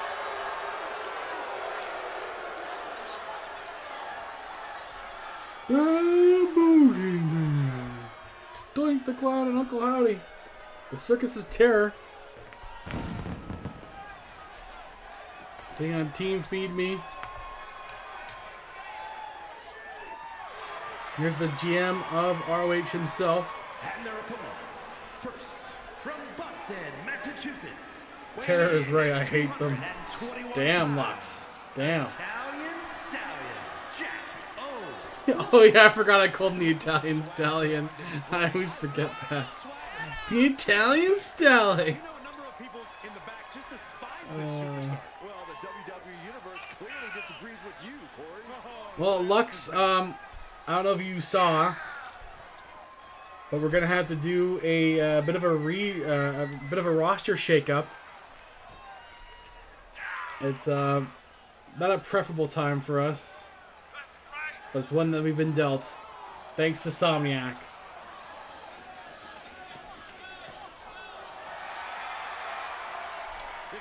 Well, Somniac redeemed his 50,000 points that you may have noticed on the bottom. He redeemed his points.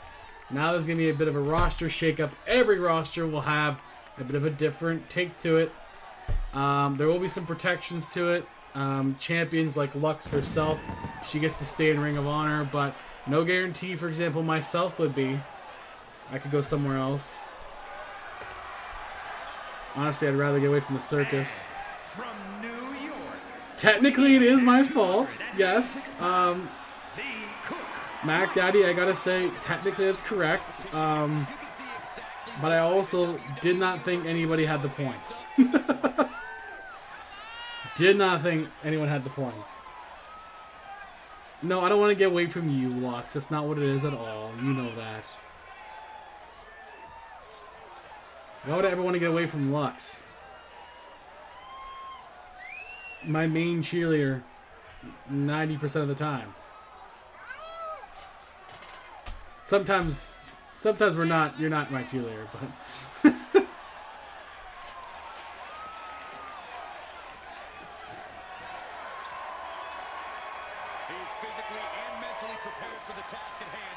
yeah, I'm not surprised you almost did, Lux. But it only happens once per season, so you can always save up for next season, Lux. If you don't like how the rosters are shaping up, you can change it.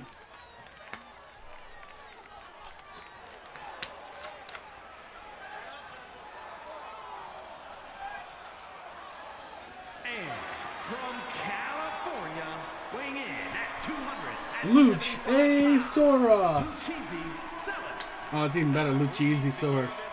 If you're considering looking for a role model, don't consider this superstar. Wait.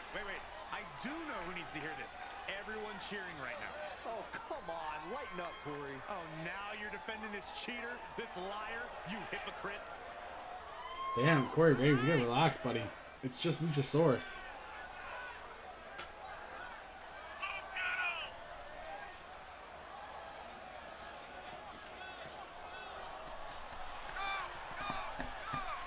Yeah, Somniac didn't redeem any points because he was saving up. And apparently he had it right in the beginning of the season, could have done at any point. Yeah, is Luchasaurus a retired animatronic from Chuck E. Cheese? Is that what's going on here? He's just a rejected animatronic.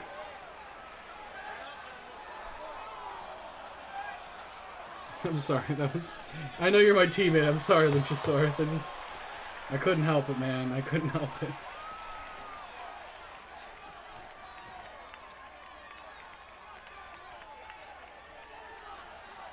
Tornado tag rules as both sides. Here we go, both sides. On the loose.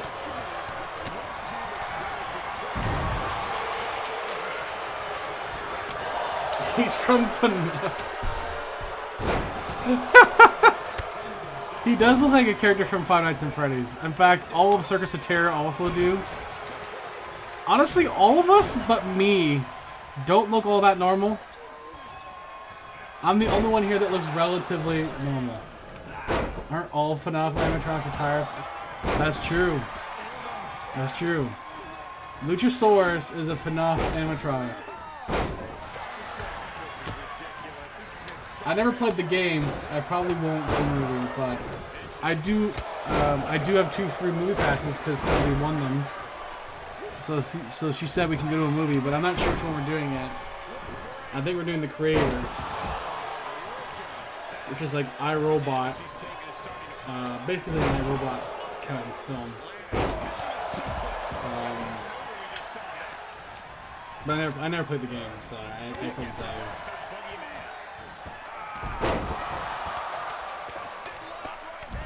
Let's kind of end them. It's out now, so I guess. Yeah, I guess we can see The Creator.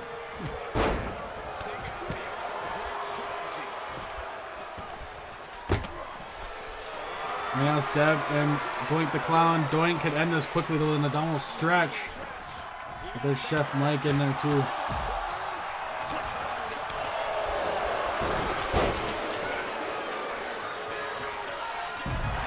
I kind of figured that'd be the kind of game. That was convoluted. It feels like the kind of game they didn't think would get bigger, and then when it got bigger, they had to like start making up a story. After Ring of Honor, I gotta bake off some cookies. I got apple cinnamon cookies, and I'm gonna put a little caramel on top, and some pumpkin chocolate chip. And then I gotta make a pumpkin spice cake for Thanksgiving as well. So I got some stuff to do after this. This is why I started at 2:30 today.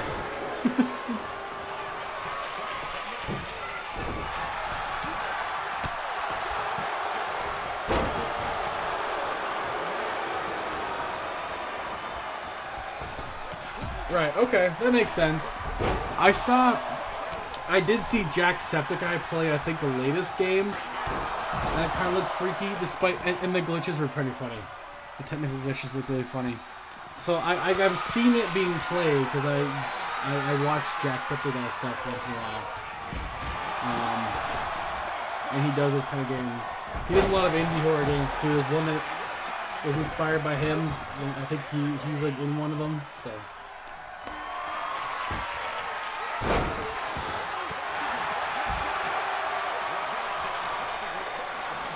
Oh, hey, Jade. We'll switch over quickly to the cat cam before she runs away so that Lux can see her.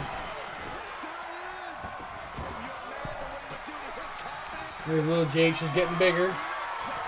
She's getting bigger. Alright, she's gonna run away now, aren't you? Yep, you are. Oh, there you go. She's still too hyper to settle down.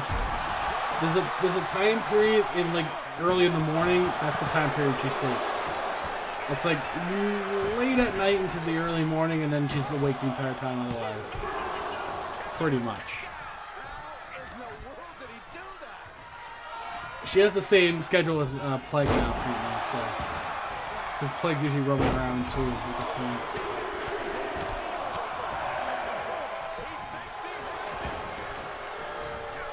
Actually, last I saw Plague, he was on the deck. Because he likes the suntan. This chaotic match continues on. Everybody in the ring at once. Dev with a sharpshooter on Boogeyman. Broken up by Uncle Howdy.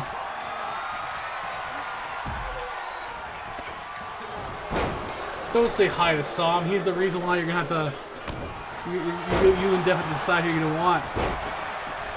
On another roster. Oh my god, that pile driver Luchasaurus! Picked up by Boogeyman. As Team Feed Me's coming together quite well. Thank you for the lurk, Gwen. I guess now the point redeems mean even more because the money could help.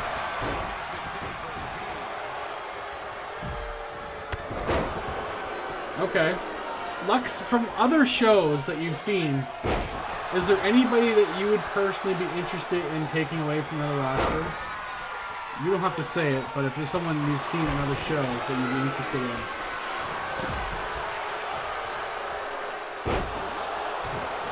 Because maybe that helps Dev make a decision later.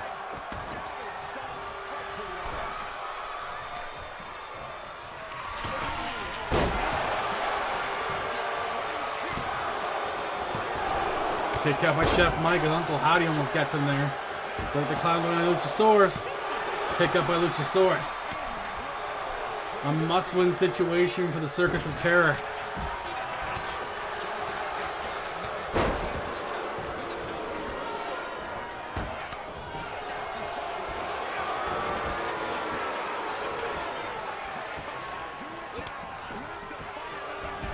Look at Doink the Clown.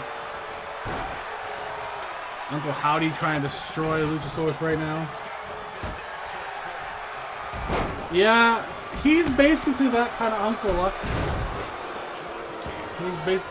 He's the ringleader of the circus. And not a fun circus like the Afro Circus.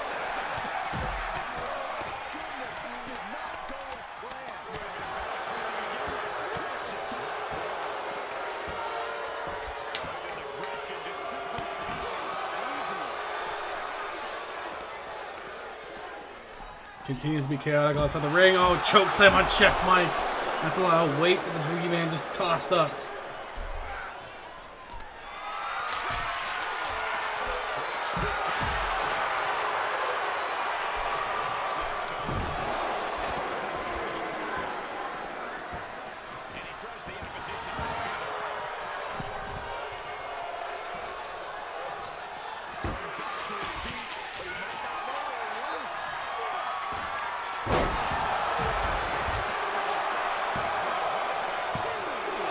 Oh, Luchasaurus kicks out. Uncle Howdy was close to finishing it off there. Dev is being 2-on-1 right now by Boogeyman. Going. Oh, and now it's a 3-man. And Chef Mike's coming in to help. Chef Mike with a package pile driver. Gets that on Boogeyman.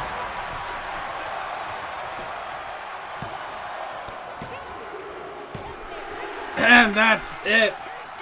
Team Feed Me wins as Chef Mike gets the package pile driver right on the top of the head. And we're on a roll, baby.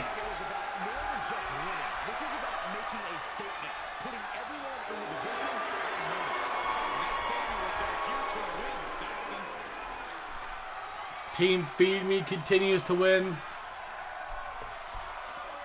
Will it come together when they finally win the ROH 6-man championships? Or that might not even happen. It's Chef and the boys, Zod. Zod, did you hear the good news in the chat? The great news that Somniac dropped us? It's fun news. It's news that we all like. Oh, I did. Yeah, it's we love Zod, right? We love Somniac, right? I mean, we still like him. we still like Somniac.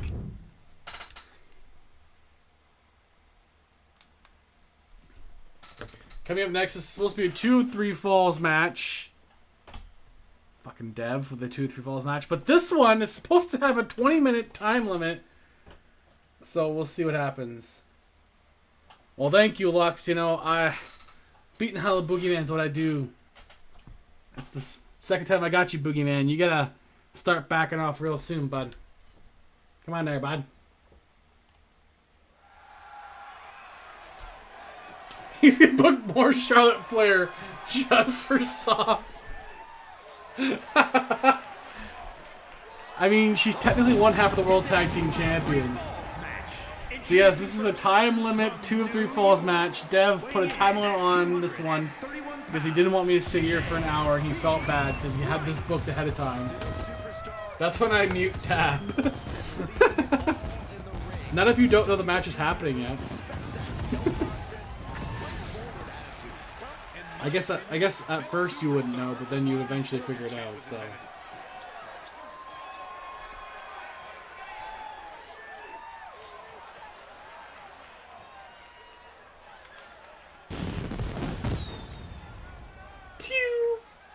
It broke up the tag teams again. I'm not even gonna bother anymore. It's getting frustrating. I'll fix it when we reshuffle shit because we might lose teams anyway.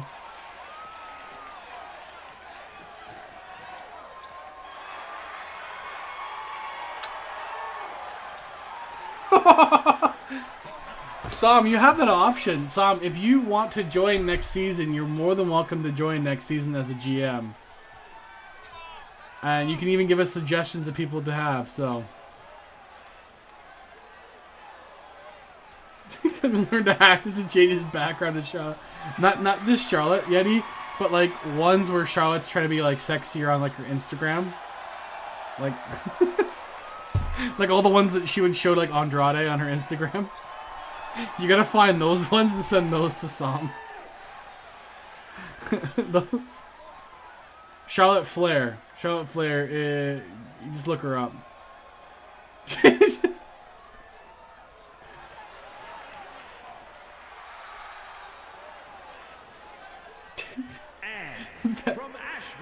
I could see you doing it, Sam. I could see you doing it. Joke's on you, phoneless for 2 years. Why are you phoneless? Your computer is a potato, and you have no phone. How do you live your life, Sam? Like in the modern world. Like you're living like it's 85 right now. And then she wins those handicap matches. We've seen it's possible. Brock Lesnar broke a man's arm in his handicap match.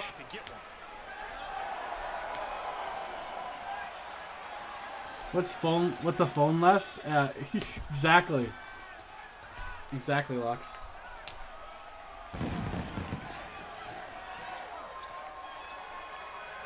I'm surprised he's even able to see us right now. And from North Carolina, weighing in at 225 pounds, Max Hartswood. Here in WWE, we see all types of superstars, but this one is a little different. Approaches their matches with calm, a balanced attitude. Which I know you just love, Saxton. You know what I call that? Lacking killer instinct. Oh, Sam, that's not true, man.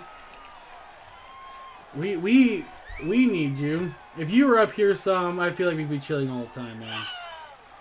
I would just get baked with you all the time. Yeti and I would both get baked with you all the time. And then we would get mad at you for causing chaos, and then we would get high again, and that'd be fine.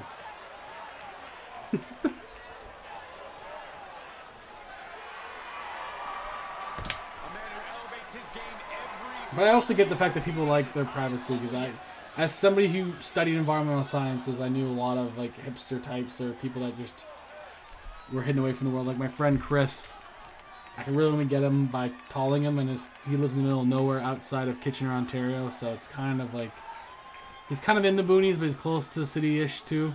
It's weird. You know, the But he wanted to be on an episode of the show, but I told him, like, it's going to be hard if his phone connection doesn't work properly. So wait till I ever see him again. Is Sam secretly Amish? I don't know. Do the Amish typically live in Florida, Sam? So we shouldn't get Samyak a phone with the capability to only call Charlotte Flair? Damn. We should still do that. Sam, what if Charlotte's the one person that does care about you? What if the true person in your life is Charlotte Flair? You just don't know it yet. And she's rich.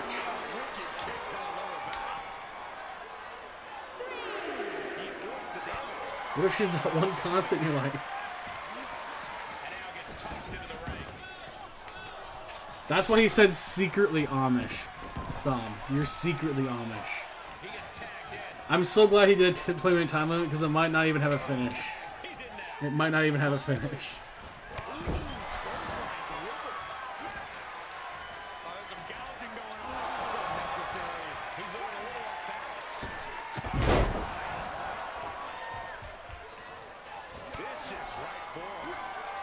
Like he was caught with his phone, so he had to get rid of it.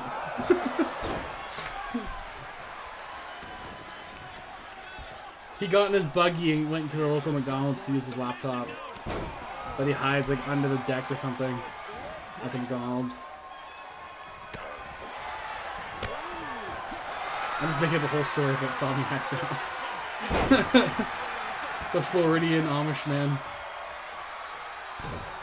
The laptop's how he watches his NCAA games. It's the only reason he knows.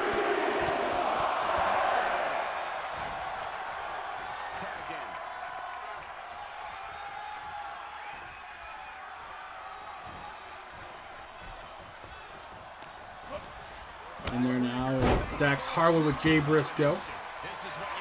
Briscoe to the top. Sam, you're getting Spanish ads? That's weird. That is a weird one. You shouldn't even get Spanish ads on my show, on my channel. That's kind of weird. I don't even speak Spanish. We only have Vord too, which is very weird. Vord gets Spanish ads, but it makes sense because he's Spanish.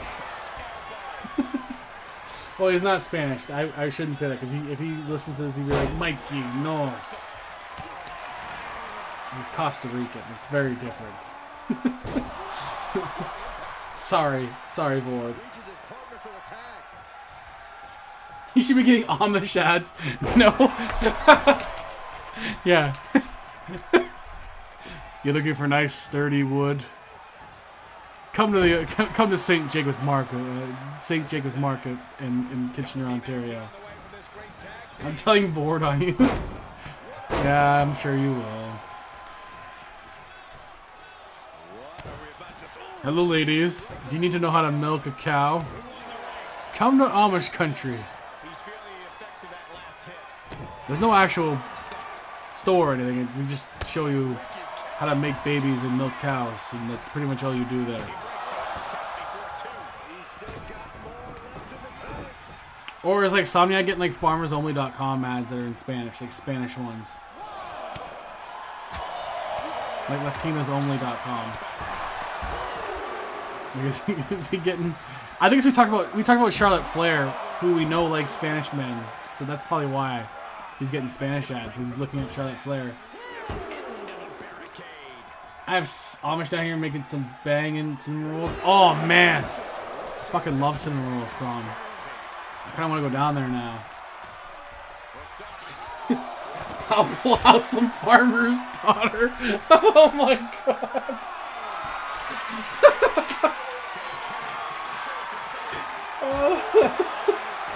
Spanish ad selling cows. Yeah, exactly. What do the cows sound like in Spanish, Yeti?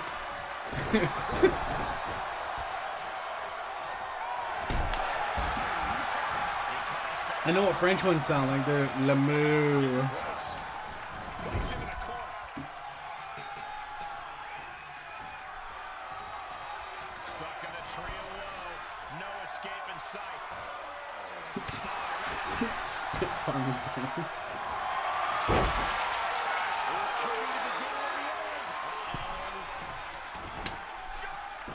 Sharpshooter. You get it there. No, broken up. This can end in a draw. Likely will with a 20-minute time limit. But Dev did as a precaution as we have close run times today.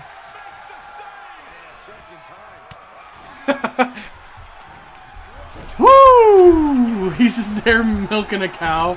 Woo! He's not jet flying. He's I'm horse riding. Farmer girl stealing.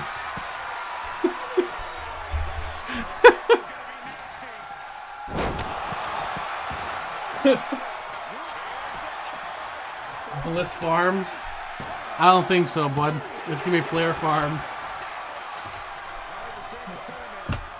If Alexa Bliss had a farm, she'd have like her pigs on it. She likes pigs. I remember because she used to have a pig, and I know that from a Bowling for Soup song they wrote about her. What else? Bliss likes grunge stuff. Like her husband alone is already like kind of like he's not really grungy, but like he's kind of like he knows a lot of grunge people. And she likes 90s pop rock from what I can tell because again she loves Bowling for Soup. It's like her favorite band. So Bliss Farms would be not much of a farm, I don't think. It'd be mostly pigs, but we wouldn't be allowed to eat the pigs, which wouldn't be as fun. But it would be probably a pig farm. Now, if I had a farm, I have chickens. I actually kind of do already have a farm. I have chickens that make eggs. I don't eat the chickens. My parents slaughter birds. Like we do have a turkey that we're making, that we grew ourselves, that we're making for Canadian Thanksgiving this weekend. So we do have that.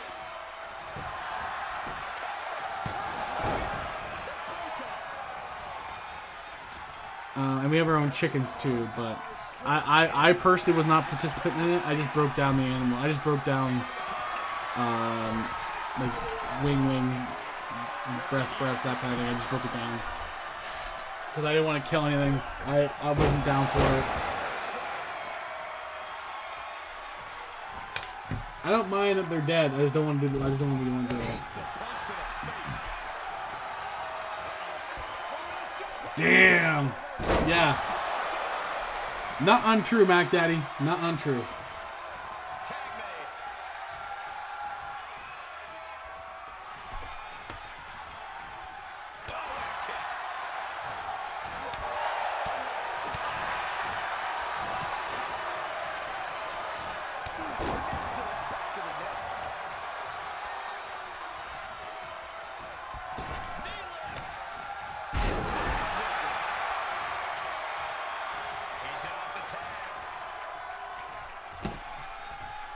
But yes, absolutely, Mac Daddy. That's all I can say to that. That's pretty much it. From people like Somniac that are on our farm, actually. It's actually on Somniac's Amish farm.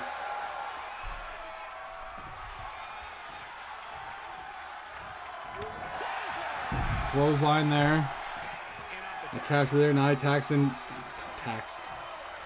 Dax.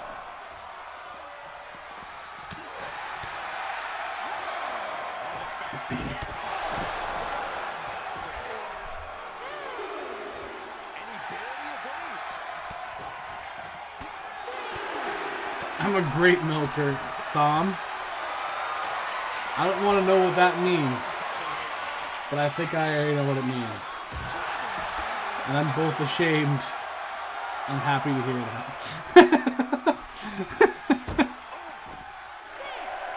that. I'm not going to explain if I'm good or not. I have several exes. That probably tells you that I don't know how to milk either. They ex-farming people, obviously. That's what I mean.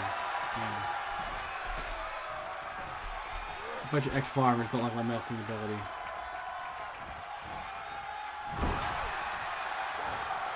Tag teaming here, Mark Briscoe and Jay. We got Dax up, big back, body drop on Dax. Great match for ROH right now. Again, could end in a draw. There's still 10 minutes on the board. Still possible to get a finish here.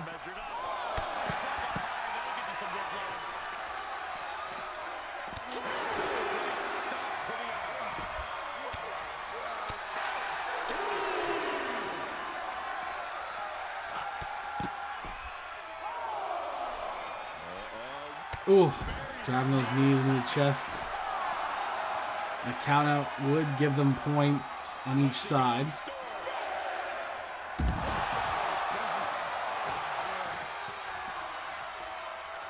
Continue the count, ref, please. Thank you. No, no, no. Okay. All right. Continues on.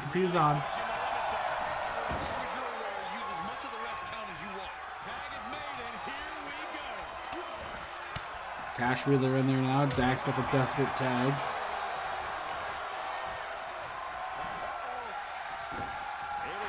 Nice flip over by Mark Briscoe. Oh, God. Those kicks, man. Those strikes by them boys.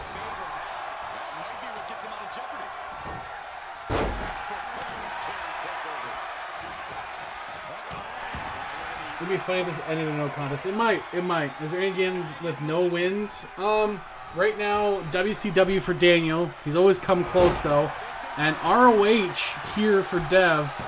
Dev really needs one as well. Those are the only two gyms without a weekly win right now. We had a three-way tie last week. Yeti's been involved in 5 of the 6 weeks. So GMs are starting to pick up the ante, and maybe the little shakeup will help a couple of them. You know, maybe the shakeup will help a couple of them out and restock and redo things. But ROH and WCW are the 2 shows that don't have one yet. That's Exploder there.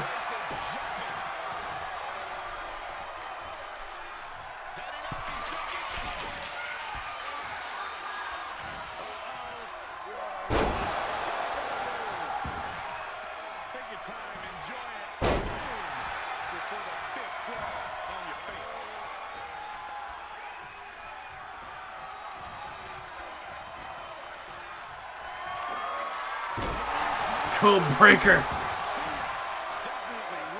Well, no. There's gonna be a rule where they can't decimate his roster. Yeti actually has some rules he's gonna do for his show, but since he hasn't been able to do his show yet, I'm just gonna borrow his rules that he's given me, and I think they make sense because everyone gets a good chunk of their roster still, but you're replacing some of the fringe pieces. Maybe they haven't worked out for you. Change some of them up. There's still gonna be some fresh faces as of next week. So we're going to finish this week out, but at week 8 on the go-home shows to Wrestle Kingdom, on week 8, we're going to have some roster changes. So, but no, they can't just whole cloth target New Japan. Each GM won't be able to pick more than 2 at a time, so one GM can't make all their picks on New Japan. Now, granted, everyone could still just pick 2 from Yeti. Very, very possible. But not the way you're going to quite do it, because I'm going to have a free agent pool, which will be the current roster guys, plus the ones you have available now you can pick up. So there could be some guys in the free agency that you're going to pick up, but I'll figure that out afterwards. We're going to finish this week out first.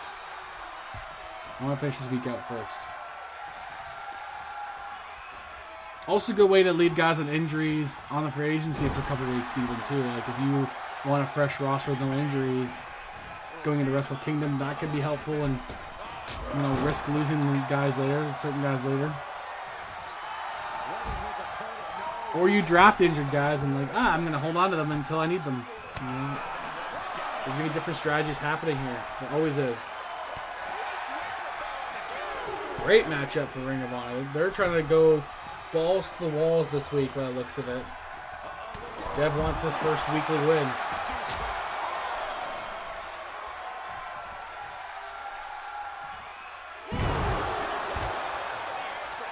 That's why I think he's not too concerned if it ends in a draw, by the way. I think he did it on purpose, knowing that. Plus, he didn't want me to sit here all night because he asked me. I was like, I'm not sitting here all night, Dev, for your one tag team match. And then the 6-man match before, if he didn't make it tornado tag, I swear to God, I would have cried.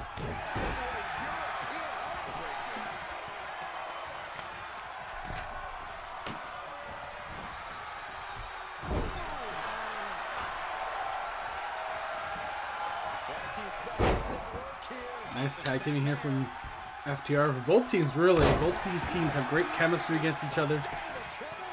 Especially the more they face each other, the more it turns into these kind of long epics.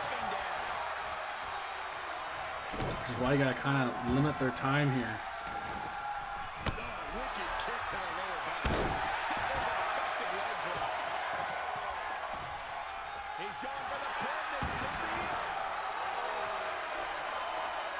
Ref is not seeing it. Ref's not seeing the count. Ref's not seeing the count. It's broken up. That was definitely a 3. The ref didn't bother going for it. I don't know why. 4 minutes left, though. Injuries could still happen. We saw a couple on Monday Night Raw where Dolph and Shawn Michaels both went down again. There's still a ladder match to determine the ROH Championship. We still have the blood feud boiling between Lux and Alexa Bliss as they face off again. Building anticipation. Yeah, that's what it is. And a #1 contenders match for the ROH title, no matter who holds it. A 10-man battle royal. Psychosis, Boogeyman, Luchasaurus, Axiom, Santos, Escobar, Chef Mike, Jeff Hardy. Devil in Waiting himself is in there. Doink the Clown and Uncle Howdy. No blind refs here, yeah. Yeah, forget it.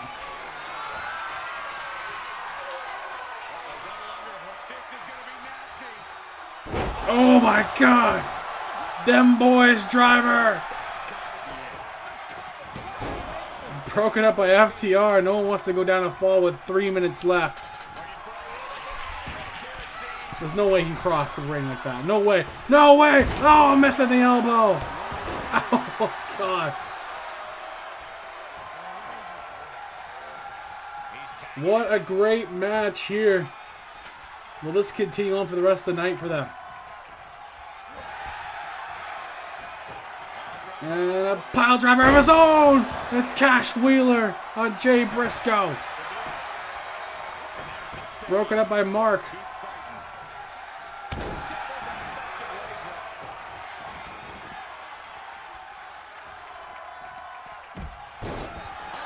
Look at FTR trying to finish this off, but it might end in a draw here, guys, with 2:20 left.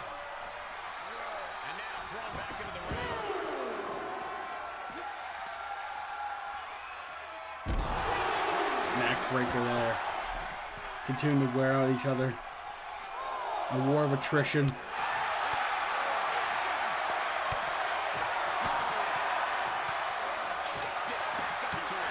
And war, who's going to outlast the other. It could end in a double count-out draw here.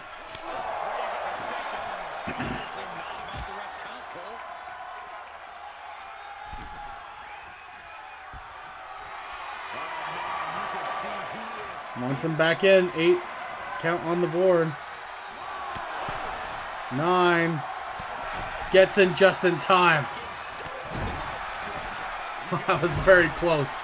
FTR almost got the one fall they needed there. Briscoes are the ROH Tag Team Champions.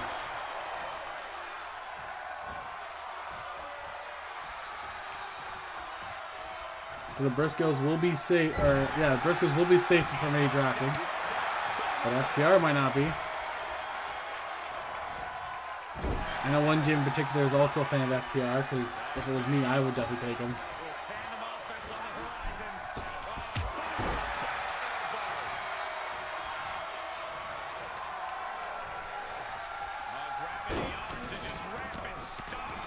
Stomping on him, pounding the chest.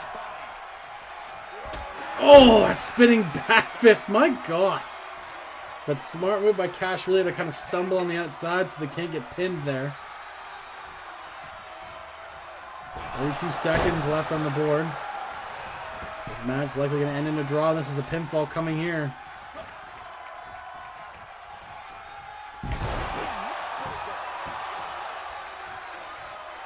With the 10-time World's Tag Team Champions. Still can't put away the Briscoes.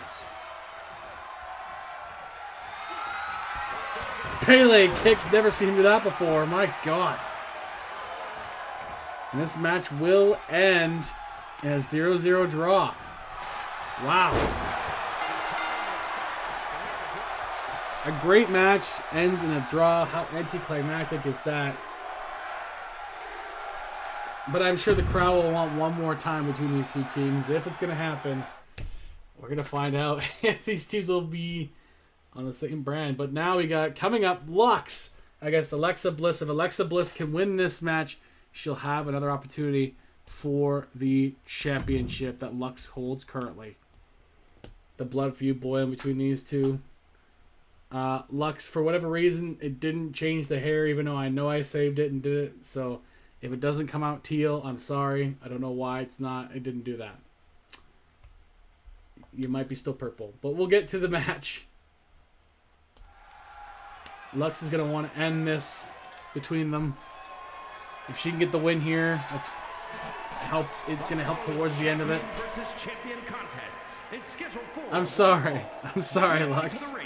Accompanied by Blair Davenport from New York. And Lux lost the match last week. So she's not the tag team champion anymore. Alexa put it on her new partner after they won the ladder match. Hey man, doing good, doing good. How are you doing? We're here at the 101 match between Lux, who's my moderator in the chat, against Alexa Bliss. Didn't go with my outfit, so Lux didn't care. It's fine. Lux is still the ROH Women's Champion, though. Here come the new Women's Tag Team Champions in here on ROH. All right, man. Cool, cool. You know what? I'll swing on by right after I'm done. I hope you have a good stream, man. I'm sure you got some big matches planned for your stream, so we'll check you out for sure. So guys, make sure you check out Respect, by the way. Respect 5. I've checked a couple of his streams. There's some pretty good stuff there.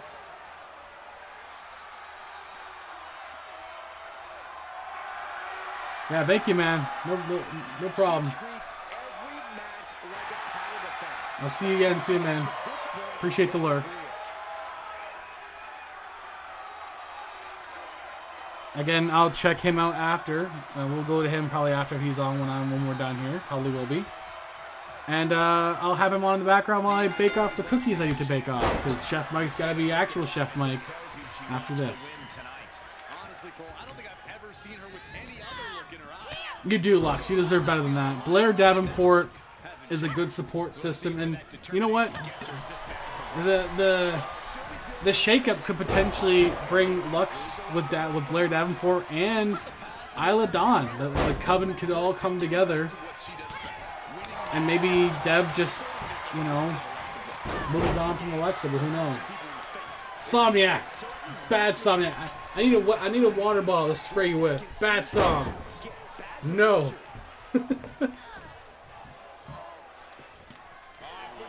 God damn it, Som. I knew it.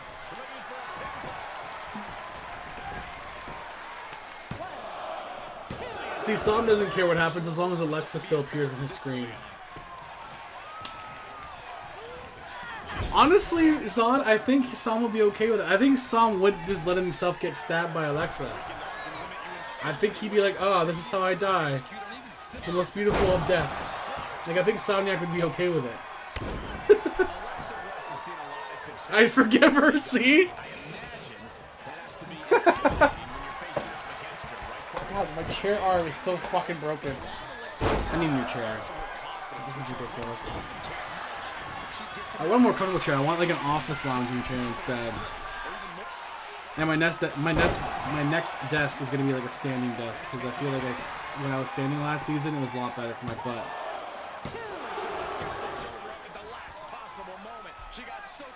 Lux is close to trying to finish this off.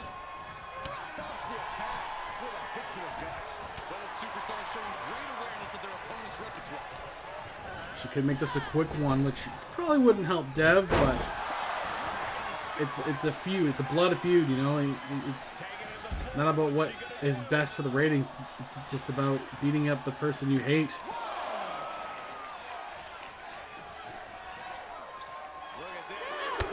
Oh, backbreaker on Bliss.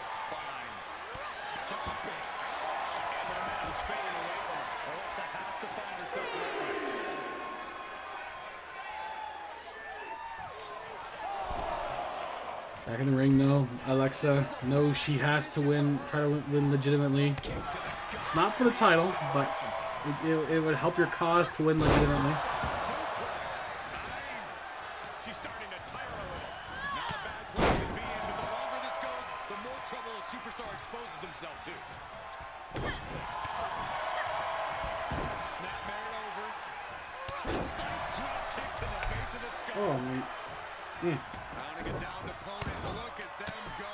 Over and over and over again.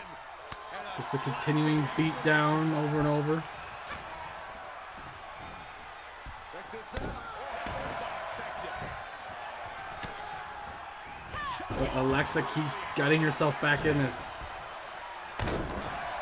Can she get a win against Lux?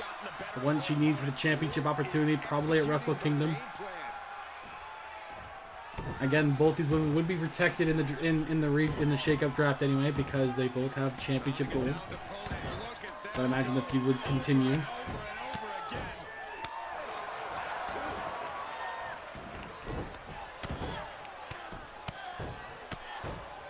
But at what cost the mental health of both these women? One feels betrayed over the other.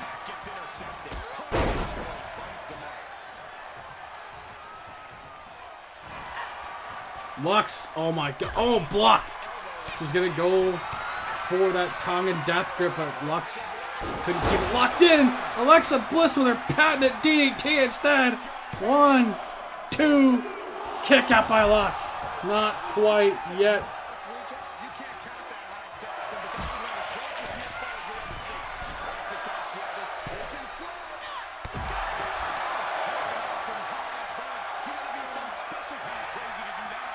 And it will continue on between these two. As the partners have to stay out of this, or they'll get the person they're supporting disqualified. This would not help the cause either. Forcing separation with a well-placed kick.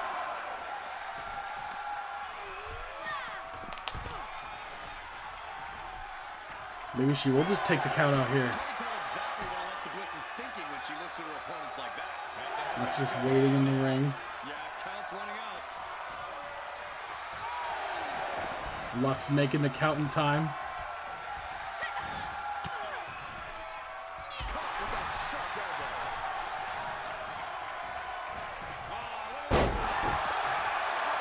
Distracted. Blair Davenport distracting Alexa. Giving Lux an opening here. Ref giving Blair a warning. As the Coven continue this feud against the Blissful Death Dolls. Welcome on Gamer Cookie.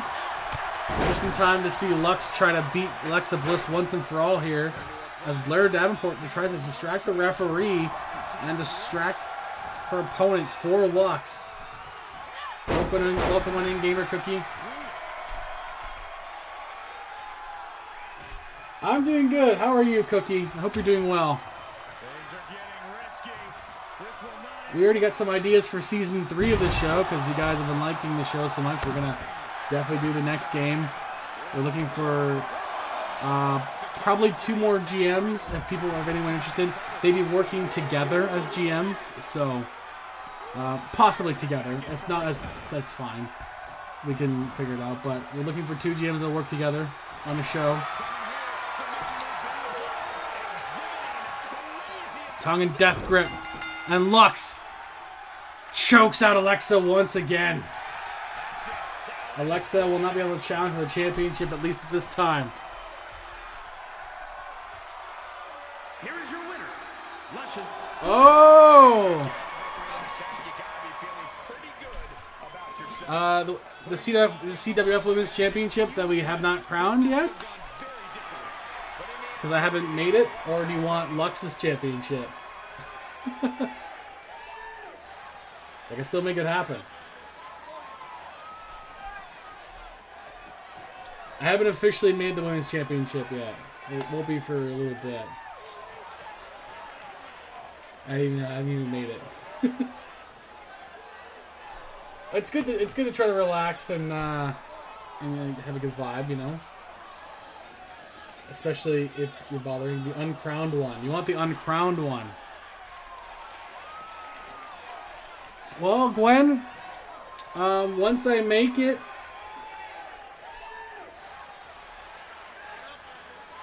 I mean, we could crown Gwen.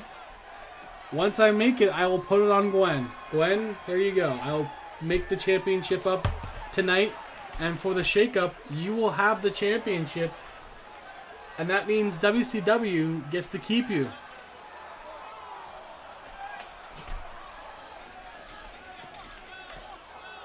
Even though Daniel does not know anything about this yet. And new women's champion. I knew that you like pull a Yeti and just whatever vacant one's there, I'm gonna go for it. I knew as soon as I put that in there, it'd be like, okay, someone's gonna notice it and is gonna mention it. Fucking someone notices it. I should have waited, but you know what? Them's the rules. It's uncrowned. It is technically open, so it's no longer uncrowned. So I will make it happen right now. I'll do it right now. Title history. Spidey Gwen with her cash in. That means our cash ins, guys, are 100%. And Gwen has what the longest time. Gwen is the longest woman to hold the Money in the Bank briefcase in the history of women's wrestling, I'm pretty sure. So should make Dan happy. It should make Dan really happy. I'm not gonna lie. Dan was a little worried that she was gonna cash it on his own guy. He'd be like, damn it, no, don't do it. Coming up next is two massive men trying to climb a ladder for the ROH Championship. Otis will defend once again, but this time against Bronson Reed. Don't worry, we reinforced these ladders for these two beefy, meaty boys.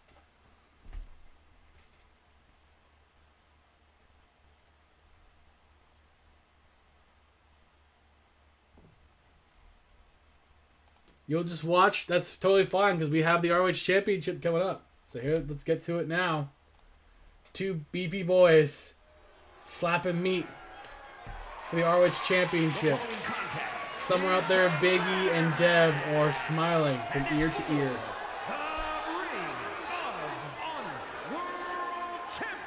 I don't know why this match needed to happen, Dev. No build. He's Tony Khanning this match.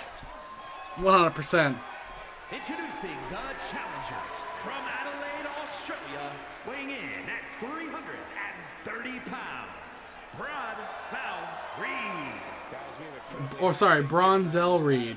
And it's because of those stakes that I suspect these superstars will do just about anything to be the first one to climb the ladder and grab the gold. She out Brock. Yeah, she out Brocked Brock. Brock waited for an injury. Gwen's like, I'm not even waiting for anyone to hold it ever. Like, no one even needs to hold it when I'm here.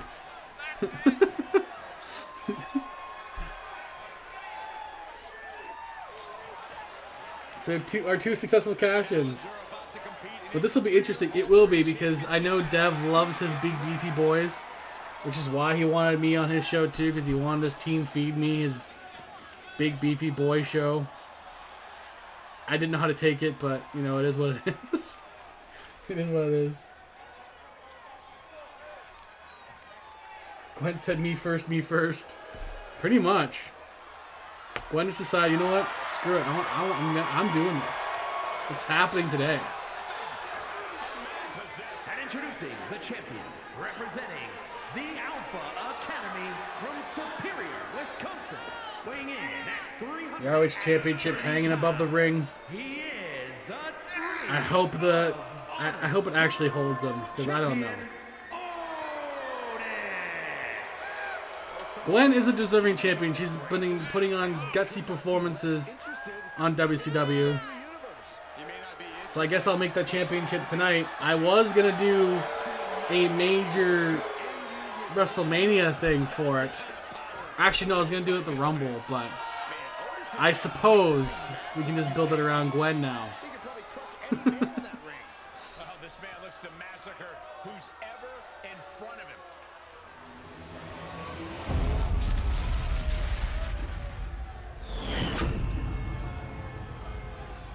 ROH Championship hanging above the ring. Here we go. The Beefy Boy fight has begun. Got two tanky guys. Dev loves his tanky boys. So if you are a wrestling fan that likes your big beefy boys, Dev is your GM because Dev loves that shit. Yep, that ladder gonna break. No, they're reinforced, Zod. It's okay. We made sure that we got reinforced ladders for this match. After this, we have the Battle Royal to determine who will face the winner of this match for the ROH Championship. I believe it'll be for Wrestle Kingdom. So I kind of want my character to win. So I want Otis to win this, and then I want my rematch. Our budget, you know, it's true, you know. Yeti. God damn it.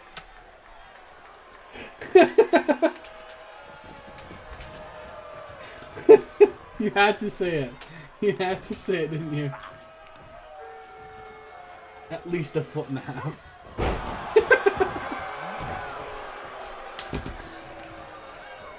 Oh my god.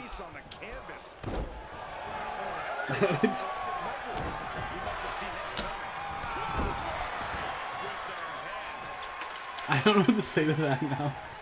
God damn it, Yeti.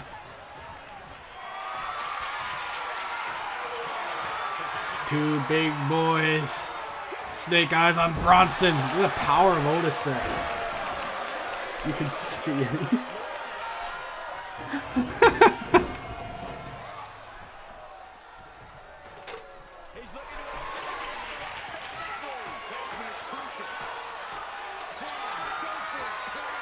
I'll put the notes in now, you know.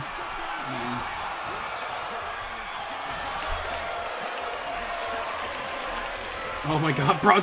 Oh my god. Jesus.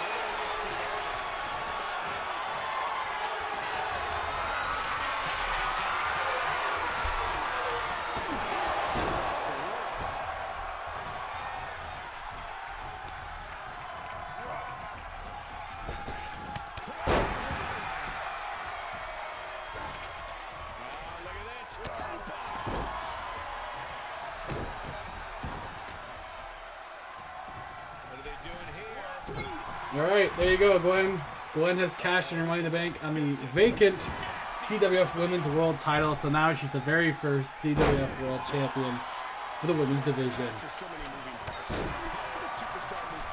I believe that's the 4th piece of gold Gwen has had since joining the program.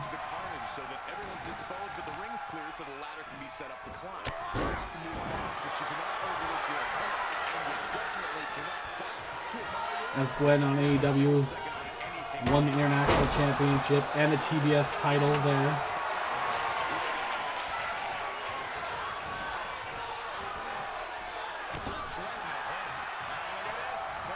Gwen's already had a more successful career than many women have. There you go. Bronson Reed looking to win this match quickly, which would not hold well for Ring of Honor in the ratings. That would have been bad for Dev after a good start. Dev needs us to go on a little bit longer. Silly Yeti. That's one way to call it. That's one thing to call him. Yeah. Oh my god! Oh my god! Oh my god! Jesus Christ! Otis snaps through the ropes and bounces to the ground. Oh my god! What just happened? New Ring of Honor champion! Bronson Reed! What just happened? What? Here is your winner, and new Ring of Honor World Champion, Bronson Reed did his debut, and the undefeated streak of Otis has ended with a new big beefy boy on top of the mountain. He snapped him in half. Otis is back, snapped on that rope, and then he slungshot all the way to the ground. There's no way Otis is okay after that. No freaking way. Bronson has crushed the man.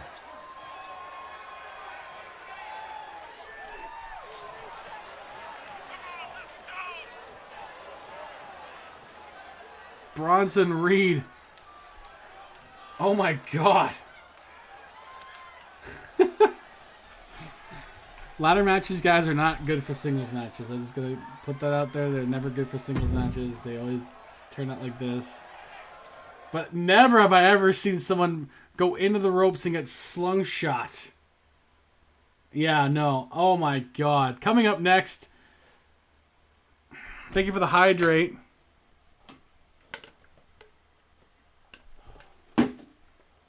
Coming up next is the 10-man Royal Rumble match here on Ring of Honor. The winner will face Bronson Reed at Wrestle Kingdom.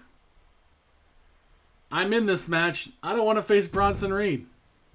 And after what I just saw, he might snap my back in half. Then I can't bake cookies anymore. I mean, I could, but it'd be like... It wouldn't be nice. I would need ramps. I would need help. Anyway, let's just get to this match. Number 1 contenders match for Ring of Honor to end ROH's show this week. Let's go to it now. Is the Royal Rumble match. Now, the two superstars that drew number 1 and number 2 will start in the ring at the same time. Other superstars will join in the order that they drew. This will continue. It is all randomized, guys, so you don't know who's going to come in first or who's going to come in last. Yes, Gamer Cookie, I'm making pumpkin chocolate chip and apple spice with caramel on top today. I have an order for Thanksgiving on Friday. Someone's doing like an office thing at my mom's work, so we're doing it for that. And then I'm making an apple spice cake for Thanksgiving, Canadian Thanksgiving. I'm gonna do that tomorrow. So. From New York, weighing in at 296 pounds. Yeah, no, I've never done the apple spice one before, but the pumpkin one I do every year. The pumpkin one and the red velvet are my 2 most popular cookies I've ever done. So I just bring them back every year. I always make those suggestions: red velvet and pumpkin. Of course, I enter number 1. Yeah, he double booked, double booked. So I'm riding the wave. I'm riding the momentum. I want to win the I want a shot at the championship. As much as I don't want to face Bronson Reed, I feel like I was screwed out of my ROH title, so I want another shot. But the problem is I'm entering number 1, so I don't know how I feel about this. I feel like as commissioner, I have not pulled many strings in this. Just start doing that.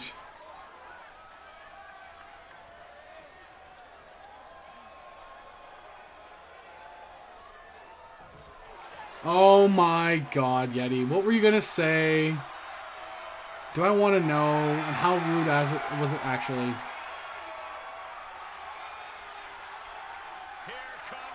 Oh, come on! This is not randomized. This is bullshit.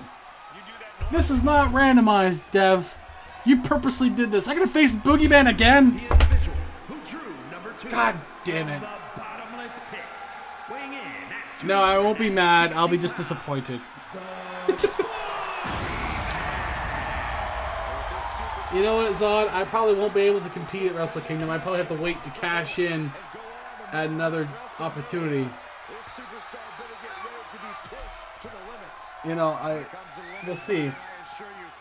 I might be competing in a different match at Wrestle Kingdom as it is, honestly. I might be in that damn freaking multi-man match that I might get killed in.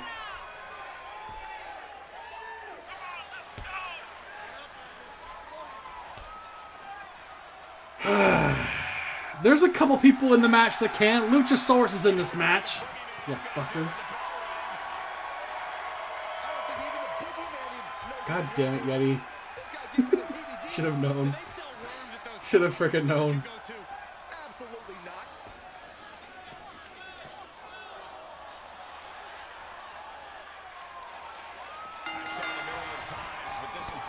I don't want to face Boogeyman anymore, Deb. This is getting ridiculous. I spent 2 months fighting this guy.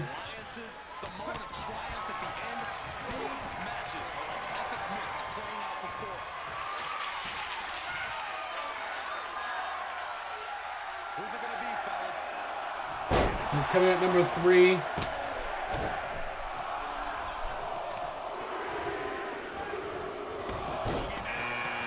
Psychosis. All right. He, you know, I said Dev doesn't pick the order, but I'm okay with Psychosis at 3. If he would have had Uncle Howdy at 3, I would have been like so pissed.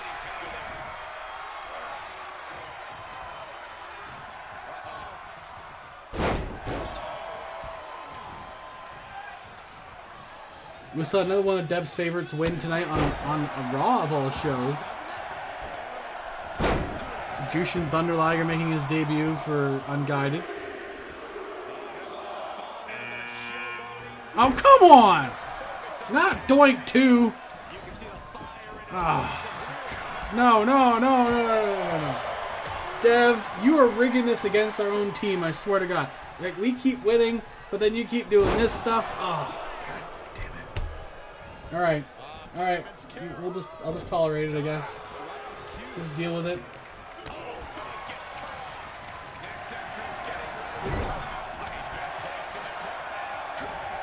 If Uncle Howdy's next, I quit. I'm not wrestling anymore. Oh, thank God. I was actually worried. Santos Escobar.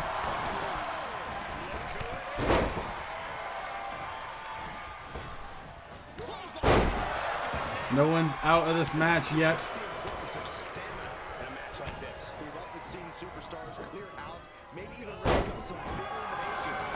Yes! Boogeyman's out by the Psychosis. Woo! Yeah! Yeah! I tickle Escobar, baby. I got elimination. Uh-oh. 2 eliminations, Escobar. And Boogeyman are out. Axiom's coming out next. Okay, I'm not gonna lie, Yeti. With his roster, I don't think anyone is able to lift me. Maybe I was wrong about this. I forgot who was in this. It's everybody that didn't compete yet tonight, plus the guys that did compete tonight.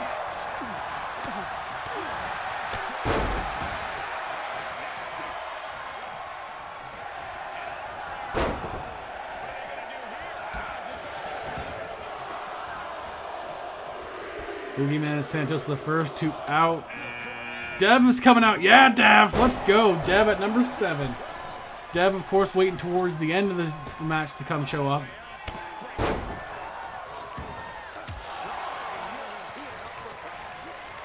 Dev's only got 1 loss to his record, and it was a triple threat match where he lost to Uncle Howdy. So Dev wants to continue that. Oh, look at that. Yeah! Jawbreaker on Dev. Sorry, Dev. Every man for themselves. I know you understand as an old school guy.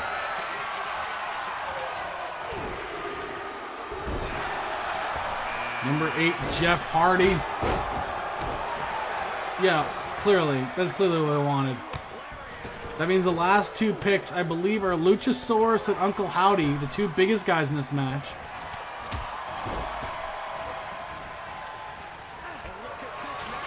We do have 2 more. I believe it's Uncle Howdy and Luchasaurus is the last 2. How fitting that this Royal Rumble has come down to feed me and the Circus of Terror. Potentially. Oh, no. Another guy who's done very well overall other than against me, honestly. Uncle Howdy going right for me. Going right for Chef Mike is Uncle Howdy. Trying to dump me out. The one guy that could do it. No. No, Howdy. Don't think so.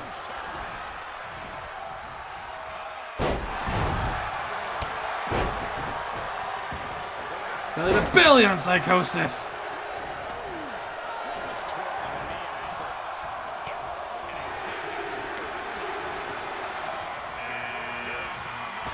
Here comes Luchasaurus as the final entrant. Still only 2 eliminations. The other 8 are still in this match.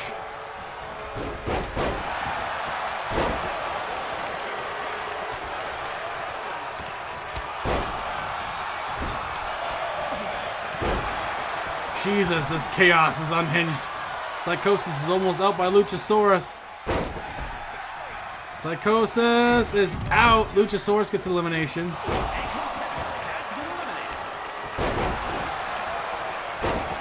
The Uncle Howdy has come for sure. And the Circus of Terror has 2 members. We have 3 left in this match.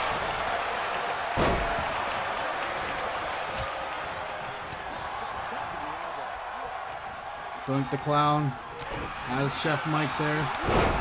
Oh, God.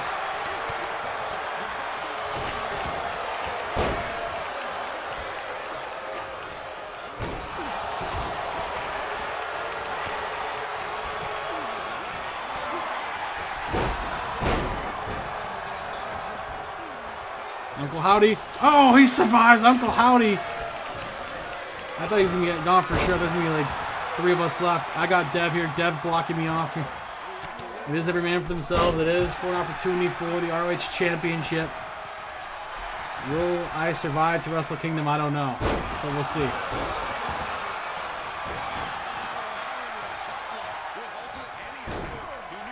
Just taking a breather in the corner, boys. I'm good. Oh, shit. Doink the Clown's got Chef Mike. Jeff Hardy's got Axiom. Axiom. Oh, there you go. Chef Mike helping Jeff Hardy. Chef Mike will have 2 eliminations. He will there. Axiom's out. Dev is out. Dev is out by Uncle Howdy. It's down to 2 members of Feed Me and 2 members of Circus of Terror, and Jeff Hardy.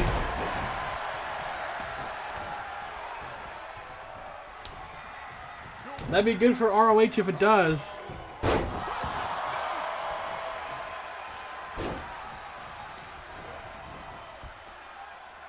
Chef Mike avoids elimination.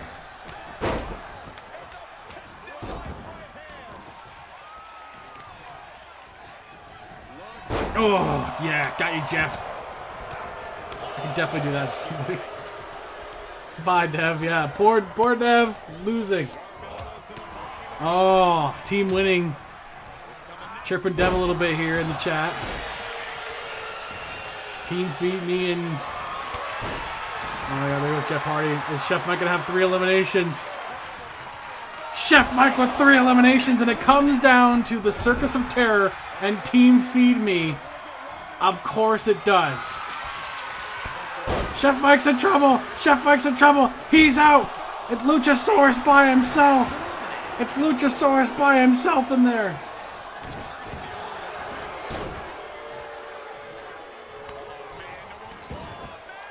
What is he doing to his own partner? Just take out Luchasaurus. It's a dissension in the ranks here. Sister Abigail and Luchasaurus. Yeah, that's it. I could not get it done tonight. Uncle Howdy might, though. Uncle Howdy flies through the heavens. For the hells of the circus. The people responsible for Robin being an orphan right here. I did learn to fly. I had some assistance, but I did learn.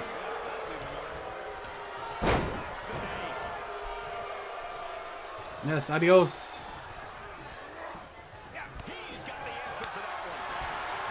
It still comes down to these 2. What if the Clown won? Well, I don't think it's going to happen. Oh, but it might. If the Clown wins, that means the Clown faces Bronson Reed's spear on Luchasaurus. Doink the Clown has had a championship match before. A couple of them. Lost both, though, but he has had them. We have fans of Doink the Clown in the chat right now. They want Doink to win. Choke slam on Uncle Howdy. But Doink might take out Luchasaurus here. It might come down to Howdy and Doink. No, Luchasaurus.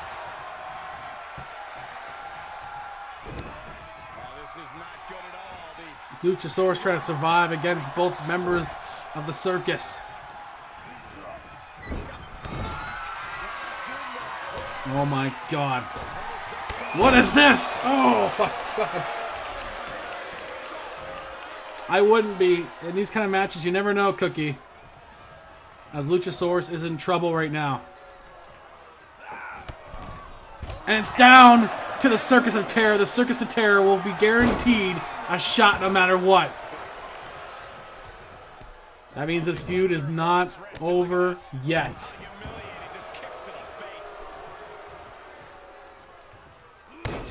It comes down to Doink the Clown and Uncle Howdy.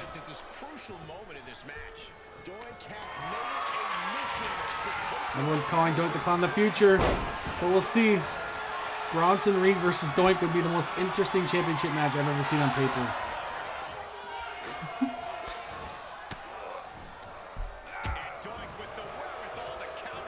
Doink stop. Oh, nice takedown on Uncle Howdy. Here's their man for themselves. They have to fight to see who gets the opportunity between the two of them. Doink gets it! Doink the Clown will face Bronson Reed for the ROH Championship. Here is your winner, Doink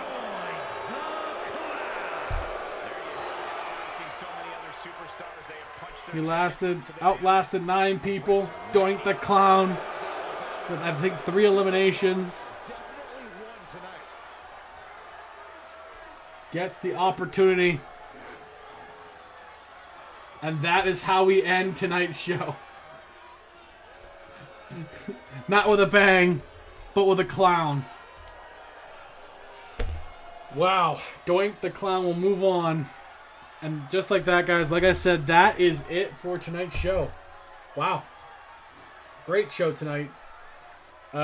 Chaos ensues as we're going to have a roster shakeup thanks to Somniac. So after this week, some people's rosters are going to look a little bit different. And we'll see how it goes. A clown bang. Oh, Jesus. There's a kink for that. That I don't think we want to tap into right now. Who's leading the week? Well, let's take a tally. I think I could hazard a guess. I think I can hazard a guess on who's leading this week. I think he knows who he is already. He might be a man sitting in Japan right now, but I'm going to check this to make sure. That's not right. Hold on. I almost fucked it up for Dev on accident. On purpose. Jesus. That'd be conspiracy and a half, wouldn't it?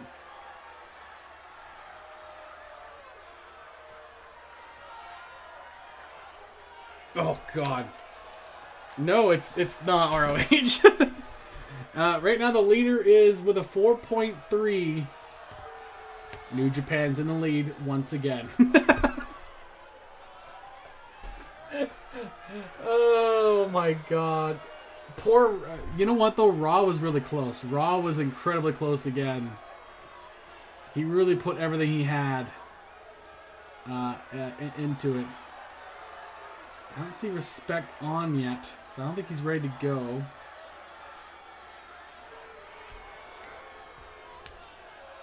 So what we're gonna do is we're actually gonna go to our fellow GM. We're gonna go to our fellow GM. Yes, Saw, you get the 5-star match. That would have definitely put Yeti in near perfect category again, by the way. FTW for RK Bro, but yeah, since I don't see Respect on, we're gonna go to the GM of ECW, who will have his show on Sunday. Everyone did do good. We're gonna go to Yuri Yoko-san playing Final Fantasy Online.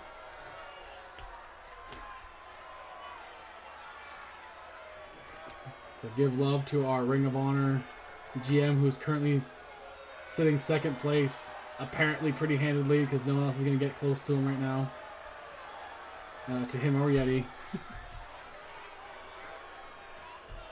Yuri deserves at least the second place after the shit he went through the last season. But yes, guys, thank you for coming out.